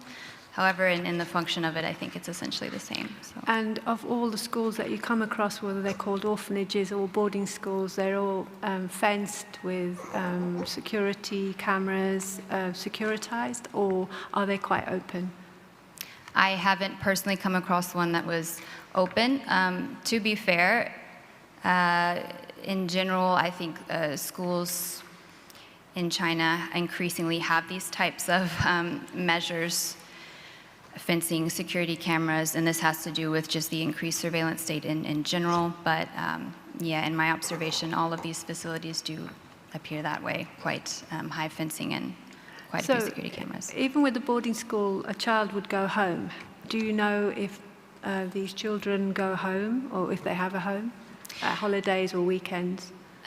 We don't have a lot of information on that, and again, because I do believe that boarding schools are constructed to care for children whose parents are detained, I would estimate they don't get to go home a lot, but it's a possibility that if there are relatives outside the camp, they might be offered the opportunity to visit with them. Again, we don't have a lot of verifiable numbers or information on that. From other sources, which is not in this report, but I've come across it, is it only Xinjiang that has received this exponential growth of schools, stroke, or orphanages over the last few years, or are there other regions as well? It's only this. Yeah, delegated to the Uyghur region. And what's your understanding of that? Again, I think it's quite clear that this situation that the Uyghurs are facing is an intentional attempt to eradicate them, from my viewpoint. And so, naturally, with so many people being put in concentration camps, the government does have to address the issue with children. So, do you know anything about, well, if, for instance, if adults are relocated, would their children stay in that school near their original home, or would those children go with those parents? Well, I will comment to say this. I did interview a mother who, when she identified her children via video, stated that her children were in a town very far from their hometown. So again, how many people are in that same situation, I'm not entirely sure. What were the motivating factors behind making a decision to move a child far from where potentially there might be a relative? I'm not entirely sure, but you know, it is an indication that this is an option and that Chinese officials feel comfortable doing that to children. So. And do siblings tend to keep together, if you have any information on this? Or no? I don't have any information on that. So no. regarding the Convention on Children's Rights, so China is a signatory, Yes. and you talk about how the children are not allowed to enjoy their own culture, their own religion, or their own language. So basically they're violating that convention. How does the state, the authorities, rationalize in China this contradiction? It's rationalized with very heavy propaganda, as we've all seen, just this continued pushback from the CCP that no, in fact, Uyghurs are offered many opportunities to enjoy their culture, showcase their culture. Look at these beautiful videos of Uyghurs dancing and women baking bread, you know, in the street with a full face of makeup and braids that fall into the fire. These type of laughably ironic propaganda videos, there's many measures they use to justify things, but I think in general the pushback from the Chinese state is, you know, to call these allegations false and to say that they are offering people ample opportunities to preserve their culture. The only way I've seen that defined is by dancing. The other aspects of culture are being actively destroyed. So. And you say these directives are from Beijing. What's your source for that? In general, I think as many have testified on the tribunal, it would have to be. With the Education Ministry, again, anything that's drafted by them does have to go through the People's Congress for approval and before being drafted into law. So it's quite clear that all of this goes through Beijing, in my opinion. Do you know which body, which organization? You know, beyond the People's Congress and then handed on down, that's typically how it goes, so. Okay, in a number of points in your report, you talk about the low quality, in inverted commas, of national minority cultures, and by implication, peoples. Have you come across any other derogatory terms like low quality? Are there any other terms that have been used for Uyghur or Turkic Muslims? Well, as has probably also been touched on by other people, yes, you know, we have a state actor that feels comfortable using Western social media platforms to call Uyghur women baby-making machines. So, yes, I have come across other terms that I am horrified to report are extremely derogatory, yes. So just to clarify, officially they say they have a bilingual policy. Last one. Oh, can we have the terms, please? Can you mention what they are? Yes, so baby-making machines being one of them, having an ideological illness, you know, this is another term that's used, low-quality humans, yes, those are some of the large ones.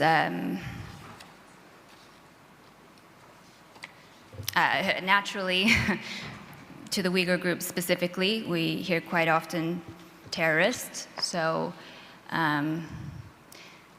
those are probably some of the most striking, but I think weeds, yeah. And do you know anything about the quality of the education they receive? Well, you've written in your report that they're asked to sing songs about President Xi. He's the grandfather, so he's almost like a surrogate family member, in some ways, if they're orphans, replacing their own family. Yes. So is this done systematically, i.e. people like Xi and the CCP become the new family? Yes, and specifically Xi Jinping. So even in the last, in August, when this new announcement came about the implementation of Xi Jinping thought into curriculum across China, it's this increasing attempt to make the party represented by one figure who's lovable, and in my personal viewpoint, can be offered as an alternative to religion. Also, in addition to that, it's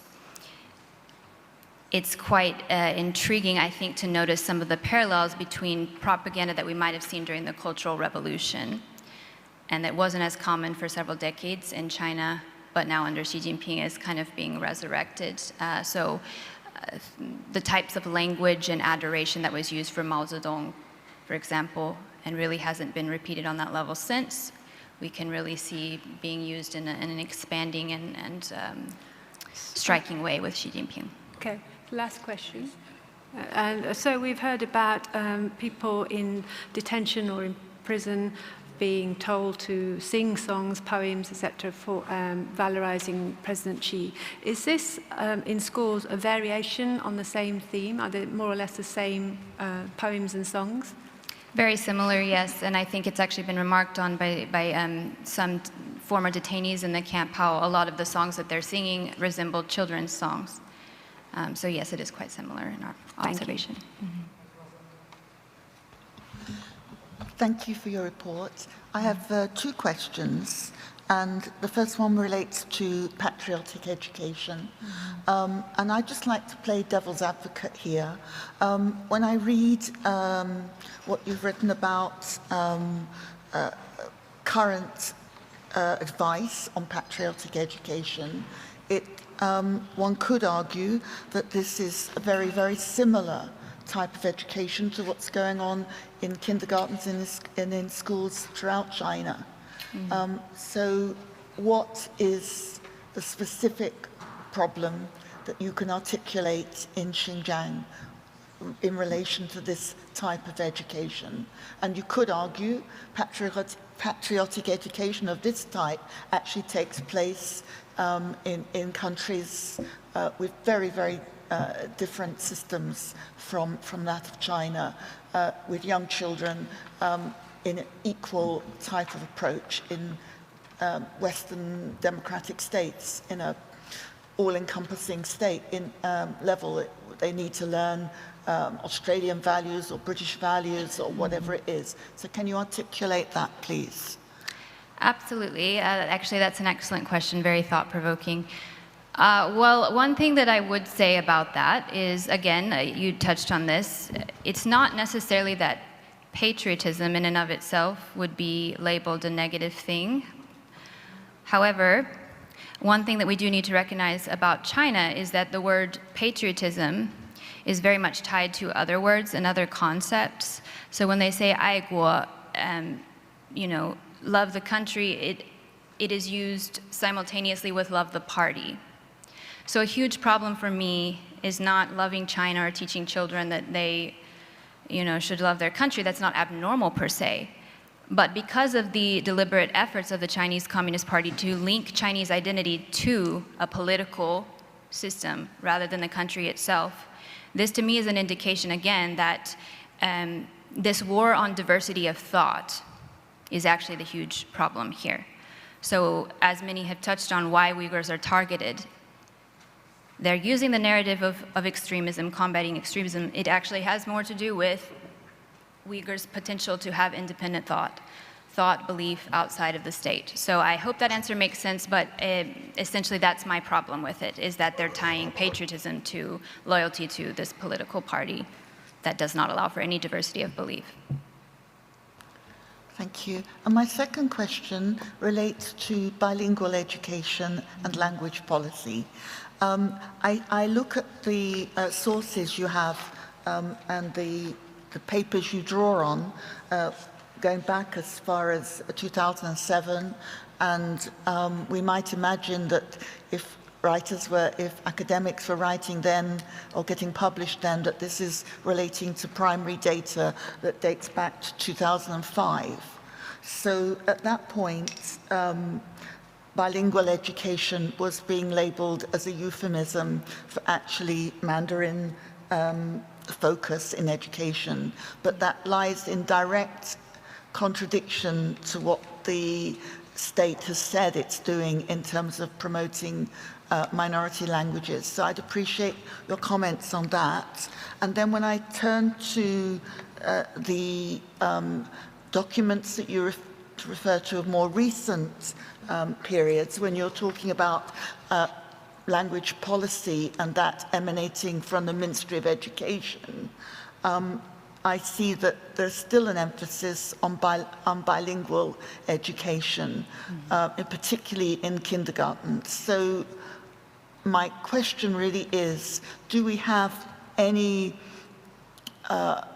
data between those two dates to actually trace what might be going on in Xinjiang, given the difficulty in currently in academics from outside the region entering and engaging in this type of the research, and also the difficulty, as I perceive it, of Han Chinese researchers from places like the Curriculum Development Unit in Shanghai actually feeling confident about doing research in this region for fear of getting labelled. So I'm just trying to understand the development of policy over this period.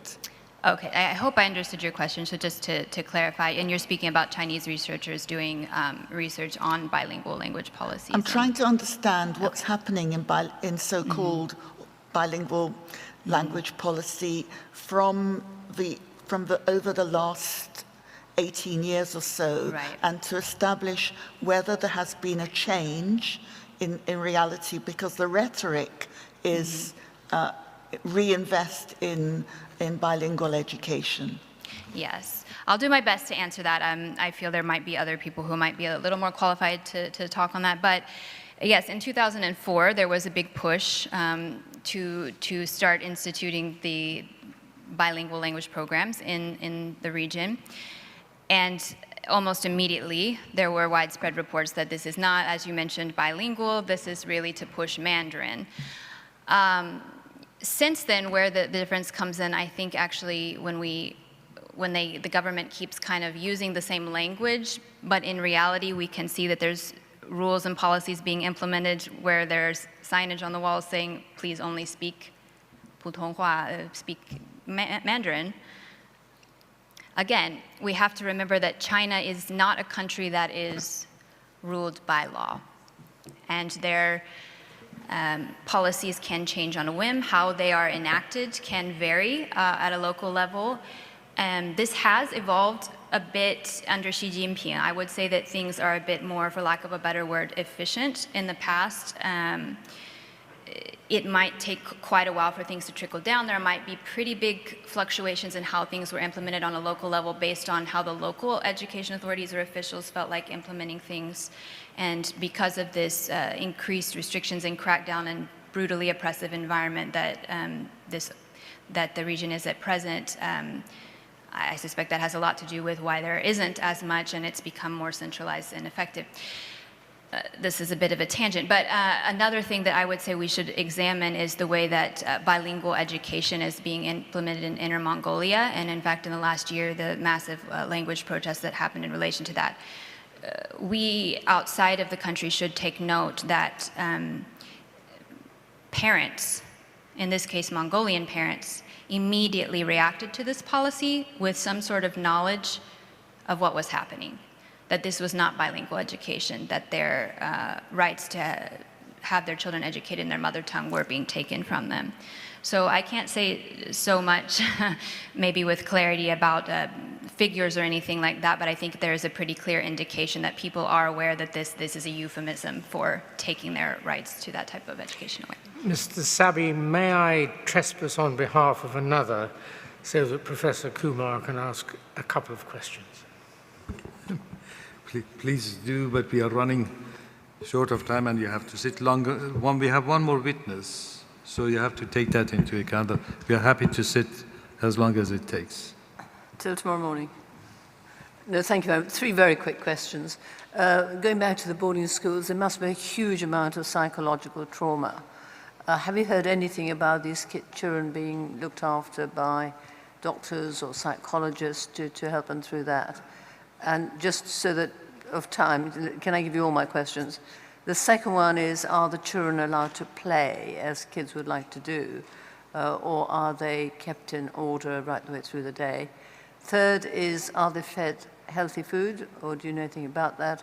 And the fourth is, there's a new curriculum coming in that CCP is putting in, and it's all based on Xi Jinping's thoughts. Are they going to be taught anything other than propaganda about China? Thank you. That might require quite a bit of speculation, but let me do my best to answer your questions. I don't have a lot of information about most of that. Regarding whether or not children are allowed to play, I can say, based on what are policies in public facilities outside of the region, I would find it unlikely, maybe to some extent. Some table games, as I mentioned, things like that are easy for teachers to control the environment. I hope so, but I don't have conclusive information about what goes on in a lot of these places, and I haven't done a lot of my own personal research into those particular areas. In terms of Xi Jinping thought and the implementation of this curriculum, whether they will be taught things outside of that, I think they will be, as the new education minister has just come in August, and he was actually speaking specifically about the need to foster critical thinking and all of these great sounding words. I think that absolutely they will be taught other things. You know, I think that the authorities will continue to put an emphasis on making sure that Chinese children can compete with the outside world, particularly in the fields of science and technology. So it's not necessarily that they're completely unprepared to institute educational programs. It's just that the developmental appropriateness of this and priorities and the ways that political indoctrination kind of seeps into a lot of subject areas are quite interesting. So I'm sorry, that's probably a bit of a vague answer, but that's, yeah. Just the other two is reasonable food? I mean, yeah, reasonable food. I don't have a lot of information on that. From what I've seen from videos, it looks like fairly typical, if not particularly remarkable. Okay, fair enough. Nutrition. And psychological help? Psychological help, I have not heard anything about. Okay, thank you. Mm-hmm.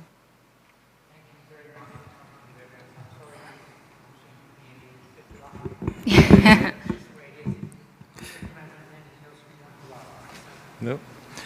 Thank you very much. Thank you. Our next witness, Mr. Chairman, is Mr. Darren Byler.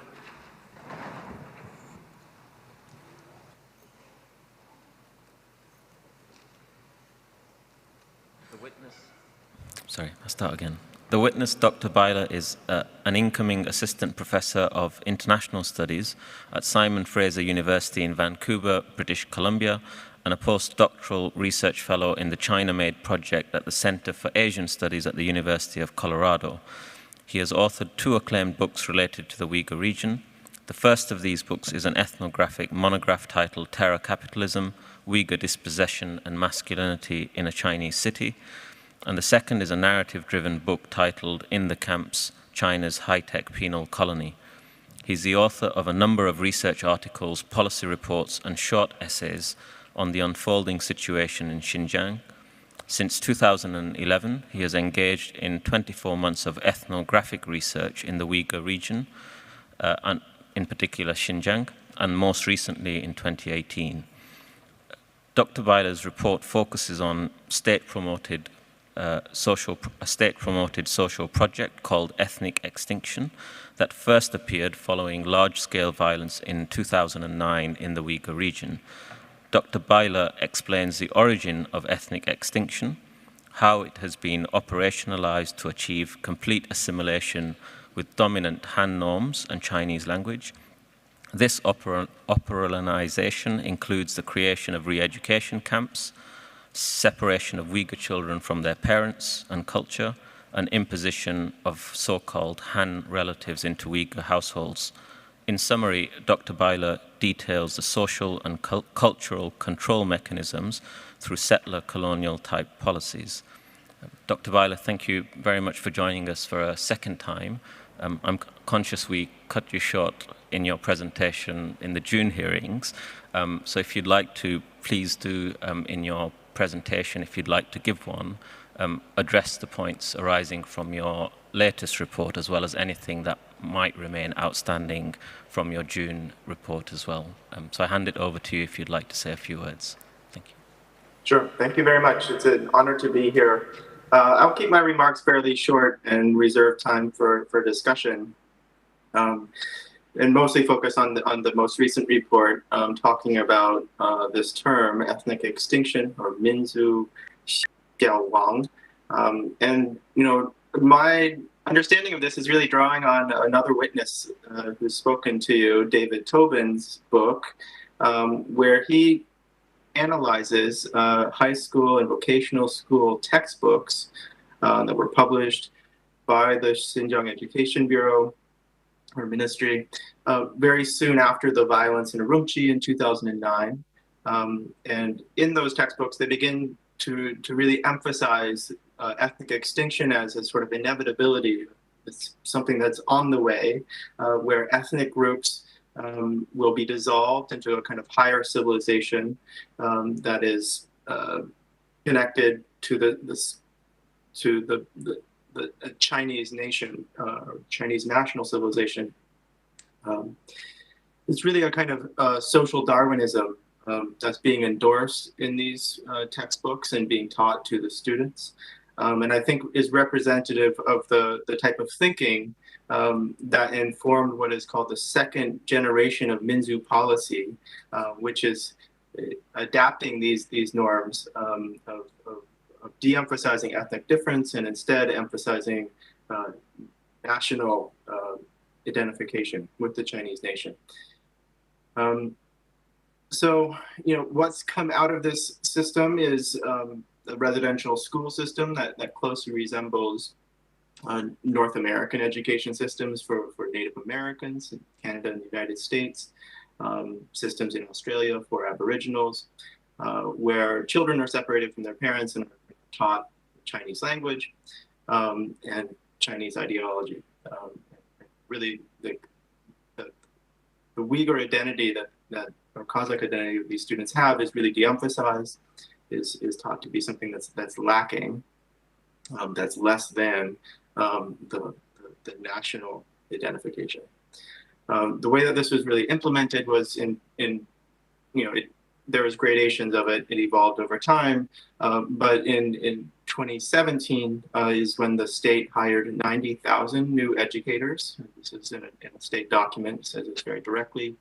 And I've looked at thousands of job advertisements for the teachers that they were hiring, and over it says that the qualifications for teaching in Xinjiang is that the person should have a political background that's free of any problems, so that they should speak Chinese at a very fluent level. Native speaking is encouraged, is preferred, and that they should have no affiliation with religious practice. It says religion, but because it's Xinjiang, it's very clear that they're talking about Islam. That Islam is not something that the teacher should have a relationship to. What I found from my interviews with teachers, with the children of teachers in the region, is that as this new group of teachers were hired, Uyghur teachers who were already teaching in the system were often pushed to the side, became janitors, maintenance folks, people that were assistants to the teachers, And so as these new educators really were given priority within the education system, throughout all of China, all of Xinjiang.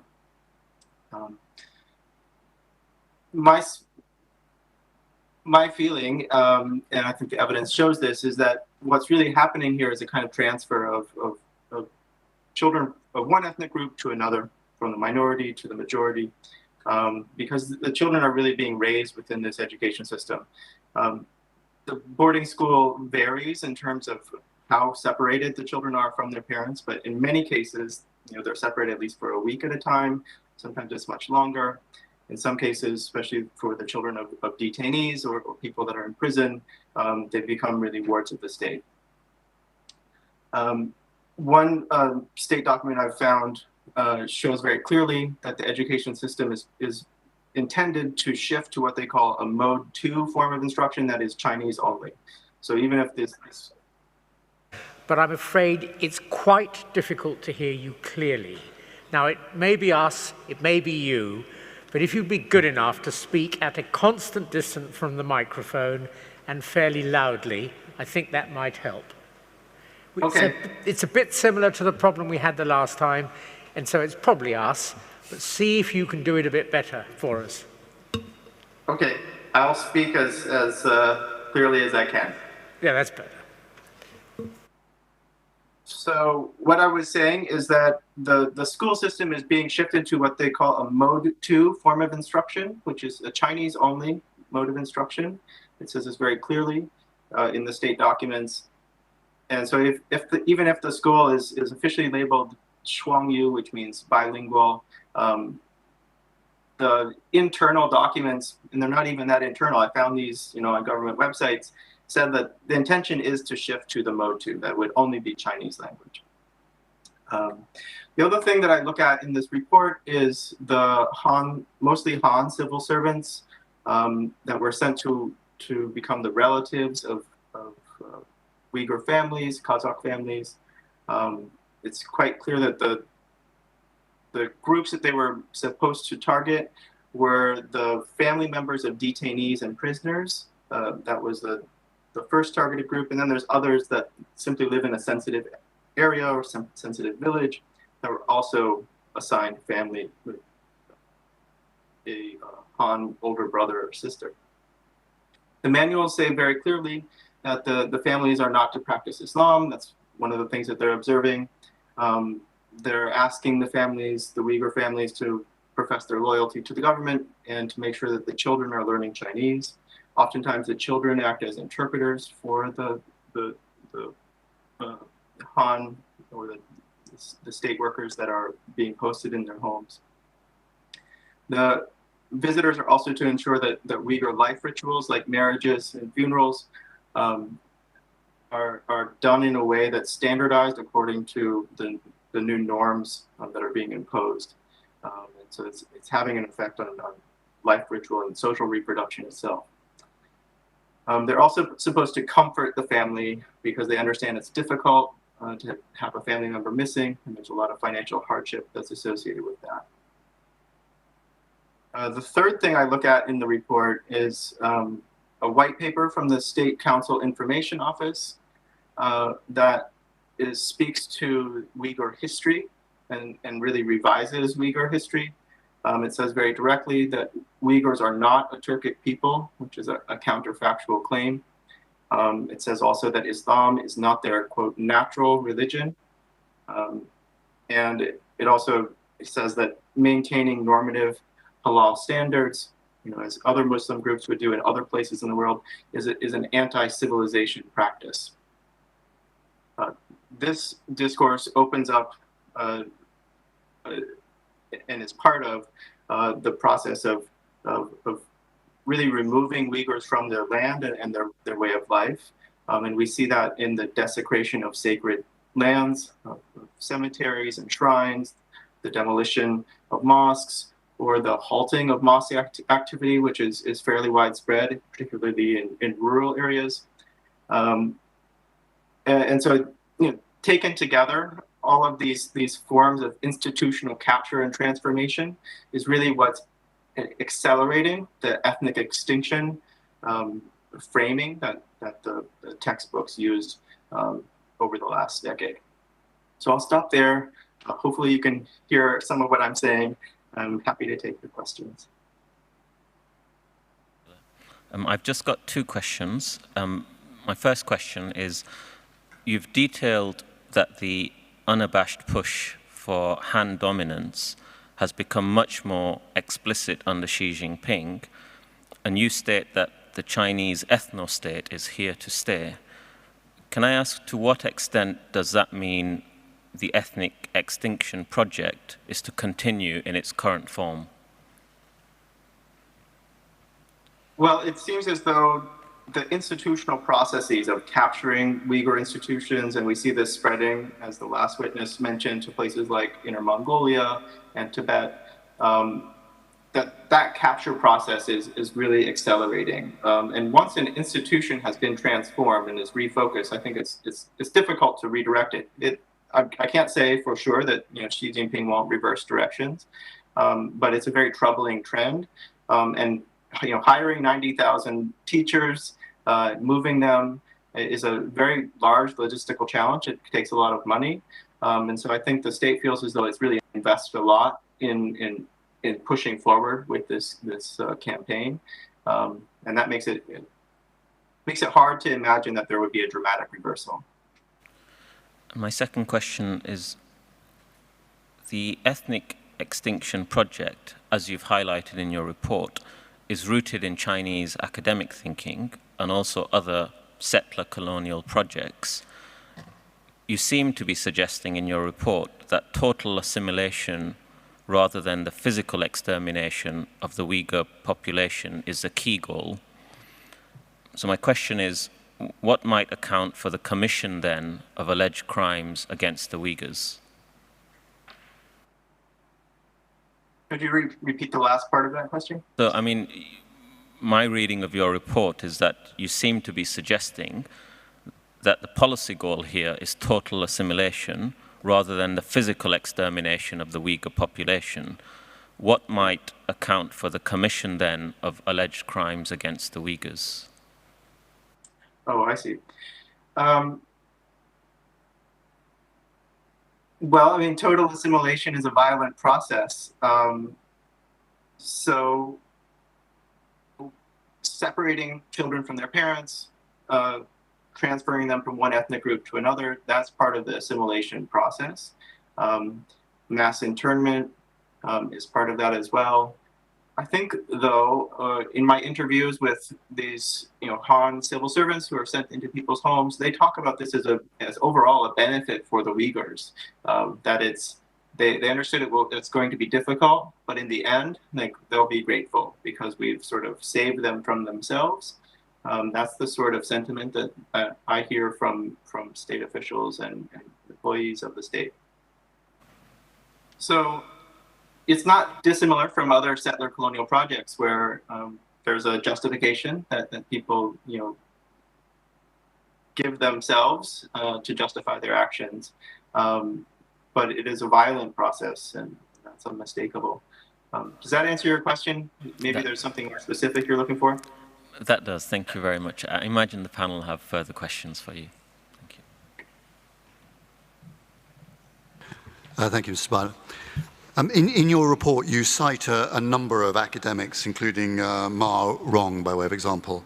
Could you just contextualize for us the status, the impact, the influence that scholars such as him would have on policymakers and policy? Mm-hmm. Sure. I mean, Ma Rong is one of the most influential scholars of sort of inner Asia education and culture. He spent time in Tibet, Xinjiang, and Inner Mongolia. He received his PhD from Brown University in sociology. And I think my sense from reading his work is that he was really influenced by American multiculturalism, and that's what he wanted China to achieve in some ways. And so I think by emphasizing Chinese language education and de-emphasizing ethnic difference, he felt like he was, opening up China to the minorities. He and Hu Lianhe and Gong, who are the sort of the three main figures in this new framing of ethnic policy, are influential in that they work in central universities, and they're quite connected to the Communist Party. It's not entirely clear to me, and I'm not an expert on the inner workings of the Politburo, how the education policy went from their writings into actual policy and action. But discussion of this was very widespread. It's something that many scholars, many government officials were quite aware of and were reading, and it was certainly permitted, embraced by the Xi administration at that time. So I think the discourse, moved from the scholarship to the policy fairly rapidly. I don't know all of the pathways in which it moved, though. Thank you. And in your report, you've talked about the extinction of Uyghur identity. If I change the word to destruction, because of course one of the things we are as a tribunal tasked with is considering whether, amongst other things, genocide has been committed. What do you, and I've asked this question already of one of the witnesses earlier, what does destruction look like in 10 or 20 years? Because the people may look the same,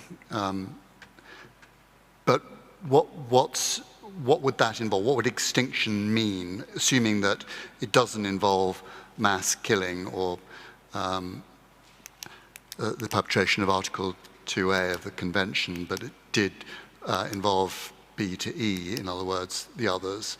What would it look like if we were walking through the streets of Urumqi or wherever? What would it feel like and look like in your mind, extinction or destruction?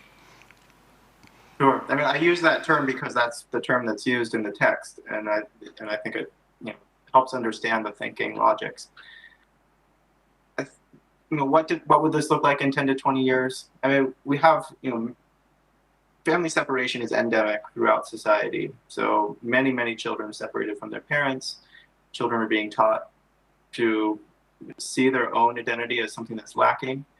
And so I think what's will come out of this is a sort of lost generation or more of children who are really alienated from their own society and from the Chinese one that they're meant to embrace, because they are still labeled as different, even as they are supposed to be assimilated. The trauma that comes from separation is also something that will take generations, will play out for generations. So I don't know exactly what it will look like when you walk down the streets, but I think if you have a conversation with someone and you begin to talk about, what's happened to their families, I think it'll begin to bring up trauma almost immediately. What we found in other settler colonial contexts is, those that have gone through residential school systems often have psychological problems down the road. There's substance abuse issues that often rise to the fore. It plays out in myriad ways. But what is clear is that the society itself will be deeply damaged. That's, I think, what I can say at this point. And you've talked about the objective for the Chinese authorities to be a single nation race. I mean, there's a sort of obvious reason why they might want it, but could you hazard, from your experience, why you think they want that?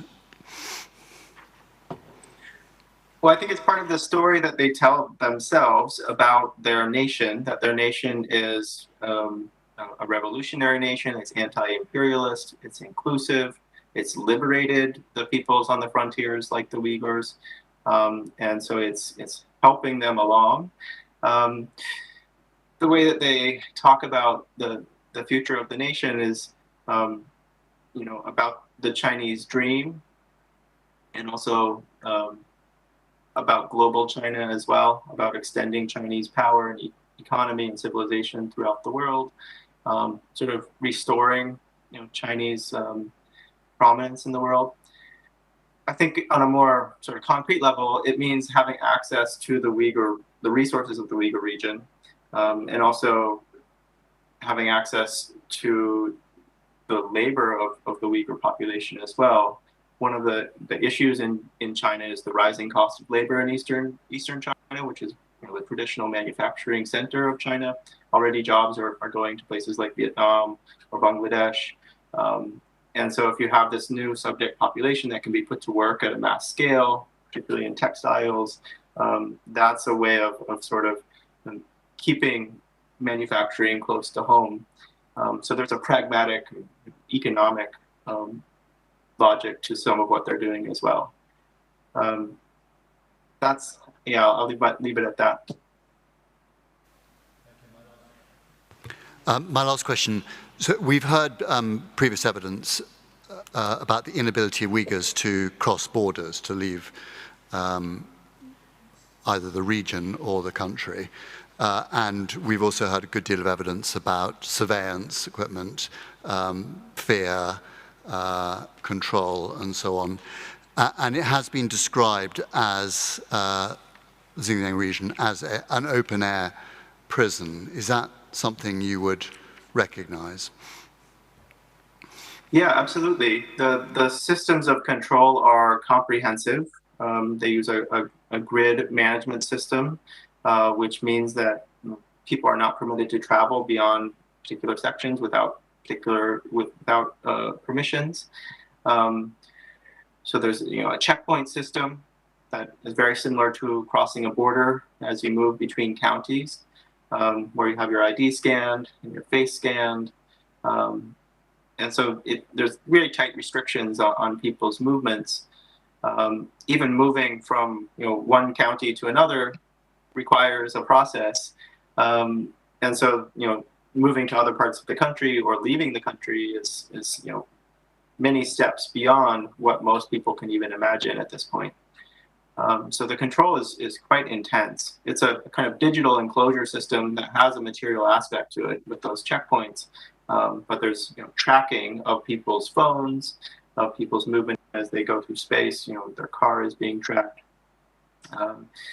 So it means that many people are under a kind of neighborhood arrest, and this is widespread and at the scale of the population. One of the safe city systems I've examined in detail talks about how everyone in the county can be tracked at all times. And so if someone is coming into the county who's not registered in that county, the system will alert the police to their presence as they move through space. They also talk about face recognition camera systems being used in key transit locations like train stations and bus stations. But of course, in the mosques as well, it specifies that the mosque should have face recognition systems in them. So you can see that the built environment itself is watching people and forming on people. They've also hired 60,000 or so grid workers that work throughout that space and work as human surveillance informants, managing the population as they move through checkpoints. So yes, it's one of the most comprehensive police states, carceral systems in the world, which makes the ability to escape it or to find a space outside of it quite difficult, particularly if you're a Uyghur or Kazakh person who's targeted by the system. The interesting part about the system, or the novel aspect of it, is that because it's using so much digital surveillance, the Han population who isn't targeted by the system can actually carry out their lives fairly easily with some minor inconveniences. So there's a kind of dual or bifurcated world, where the kind of apartheid system is actually right on top of itself, which is unique in the history of settler colonialism or apartheid systems. So that's what the system is doing. It's not clear what will happen longer term. Eventually these technologies will they'll need to be updated. There'll need to be continual investment in them. They're paying for all these people to man the system. So political will is necessary to maintain it. We'll see if that will stays in place. Thank you. No more from me. Thank you. And only one question from me. To operate a system leading to extinction of the type you identify, the person above the person who's being managed, manipulated, and controlled may or may not believe in the principle. He may simply be acting under orders. The person above him may or may not believe in the principle. He or she may be working just according to orders. Do you have any idea, impression, or evidence of how far up, in probably inappropriate words, the management chain, belief in the extinction policy rises? How far up? All right, that's a difficult question to answer because it's such a complex one in terms of how many people are involved in the system. But I think you can identify some general trends, particularly among the Han population who's resident in this space. So there has been a Han presence in this region for hundreds of years, but small numbers of people have been there up until the 1950s, and then in the 50s and 60s, larger numbers of people moved to the region, although in the north, more in the Kazakh areas. And those people identify themselves as locals, as Xinjiang people, let's say old Xinjiang people. And they see Uyghur and Kazakh food as their food. They have more of an attachment to life as it was before. And my sense from my interviews is that those folks often see what's happening as unnecessary, as costly, as counterproductive, or potentially counterproductive. They're fearful that there will be retaliation from the Uyghur population eventually, which I think is probably fairly is shared by leadership as well, which is one of the reasons why they, I think, want to maintain the system, or shift people from the camp and factory system into prison itself. The other population of people are people that came as part of the resource extraction system that was built up in the 1990s and 2000s as part of the Open Up the West campaign, which is the precursor to the Belt and Road Initiative. And those people came as economic migrants looking for a better life. And I think they don't really know what life was like before. And they, I think, are much more on the side of the government when it comes to cracking down on the Uyghur population, doing what's necessary to make themselves feel safe. I think many people, especially those that live in southern Xinjiang, the Uyghur majority areas, they understand that they're taking the land of the Uyghurs, and they understand that theft, produces a response, and so they want to be protected as they do that. I'm speaking in very general terms here, but that's the fear, I think, is that there will be retaliation for what they're doing. And so I think they feel as though this is the Chinese state really caring for them, protecting them. They're proud of the sophistication of the systems because it's showing that sort of the world-class position of the state. And so there's that view as well. So what I'm saying is that some people, depending on their positioning, view this system as productive and extinction as a necessary thing to do. They might not use that term because that's quite, that's coming out of a particular scholarly position, which most people don't have. But I think in general, they would agree with that sort of ethos. Thank you very much. No questions from... Ms. Rowe. You talked about a sort of inbuilt flaw in this educational system, where because the children are still going to be treated as different, they're not going to come to see themselves as the same as the majority. So there's a kind of doomed to fail aspect of it, including trauma. You described, the trauma of it. Have you seen anything that suggests that Chinese academic or official, academic circles or officials are thinking about that and what the longer-term implications are going to be if this policy essentially doesn't work? Mm-hmm. Right. I mean, one of the aspects of this system is that it's racialized. So, the racial phenotypes of a Uyghur person, most of them at least, cannot pass as Han. And so it's, at the level of the body, it's not really possible for them to fully assimilate. They'll still be seen as foreign or as different. So even at that level, it's difficult. And so, many of my Uyghur informants, people I've spoken to many times, have talked about, studying Chinese all their life, speaking it very fluently, even without an accent, and still being ostracized in certain contexts. If you do speak Chinese, it does seem as though the ostracization is lessened. But typically, there's still if you're meeting a stranger, still a kind of visceral reaction is how people feel about it. I've experienced it. So yes, that is a major problem.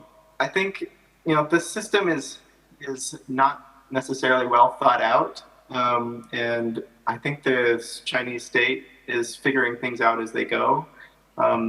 They're drawing on certain historical precedents. When it comes to camp systems, they've used them in the past, during the Maoist period, in relation to the Falun Gong.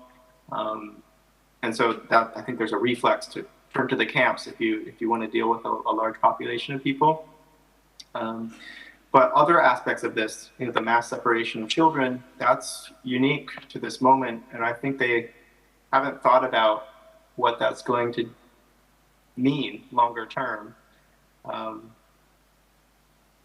My sense is that Ma Rong, who is one of the architects of this sort of thinking, he, I think, misunderstood multi-ethnic policy in the United States when he was saying he wants something like American multiculturalism, which is, he was thinking about immigrant societies rather than native peoples who have an attachment to a land, their own language.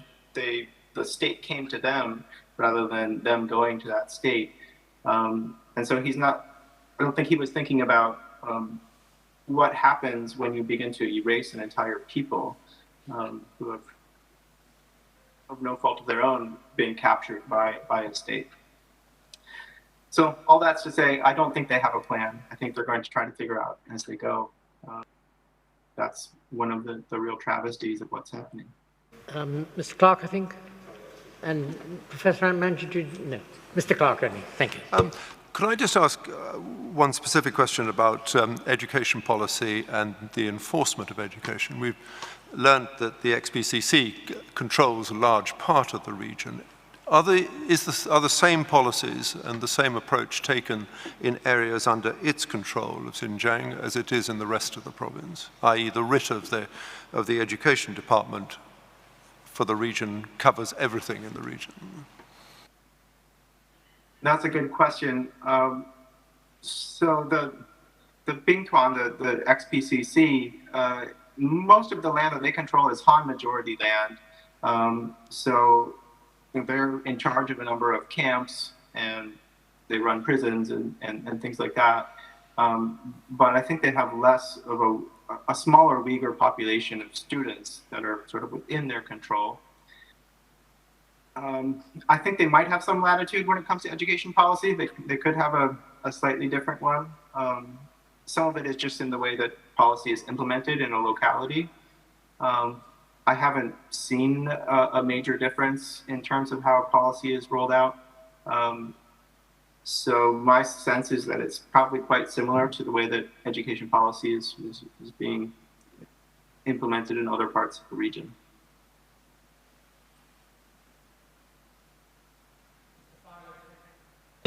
Mr. Byler, thank you very much for attending on us at a time that I hope was not too inconvenient to you. If it looks to you as though we're beginning to flag a bit, well, probably we are. It's been a long day here, and we are very grateful for you bringing it to an end. Thank you. Well, thank you very much. Thank you, Dr. Byler. That's the end of the evidence for today. The end of the evidence for today, Mr. Chair. We start again tomorrow at 9 o'clock, a very full day, a variety of different topics being covered. We wish you all good evening. I'm going to have an immediate meeting for no more than 5 minutes with all council and all members straight away in order to enable those who must get away to leave promptly.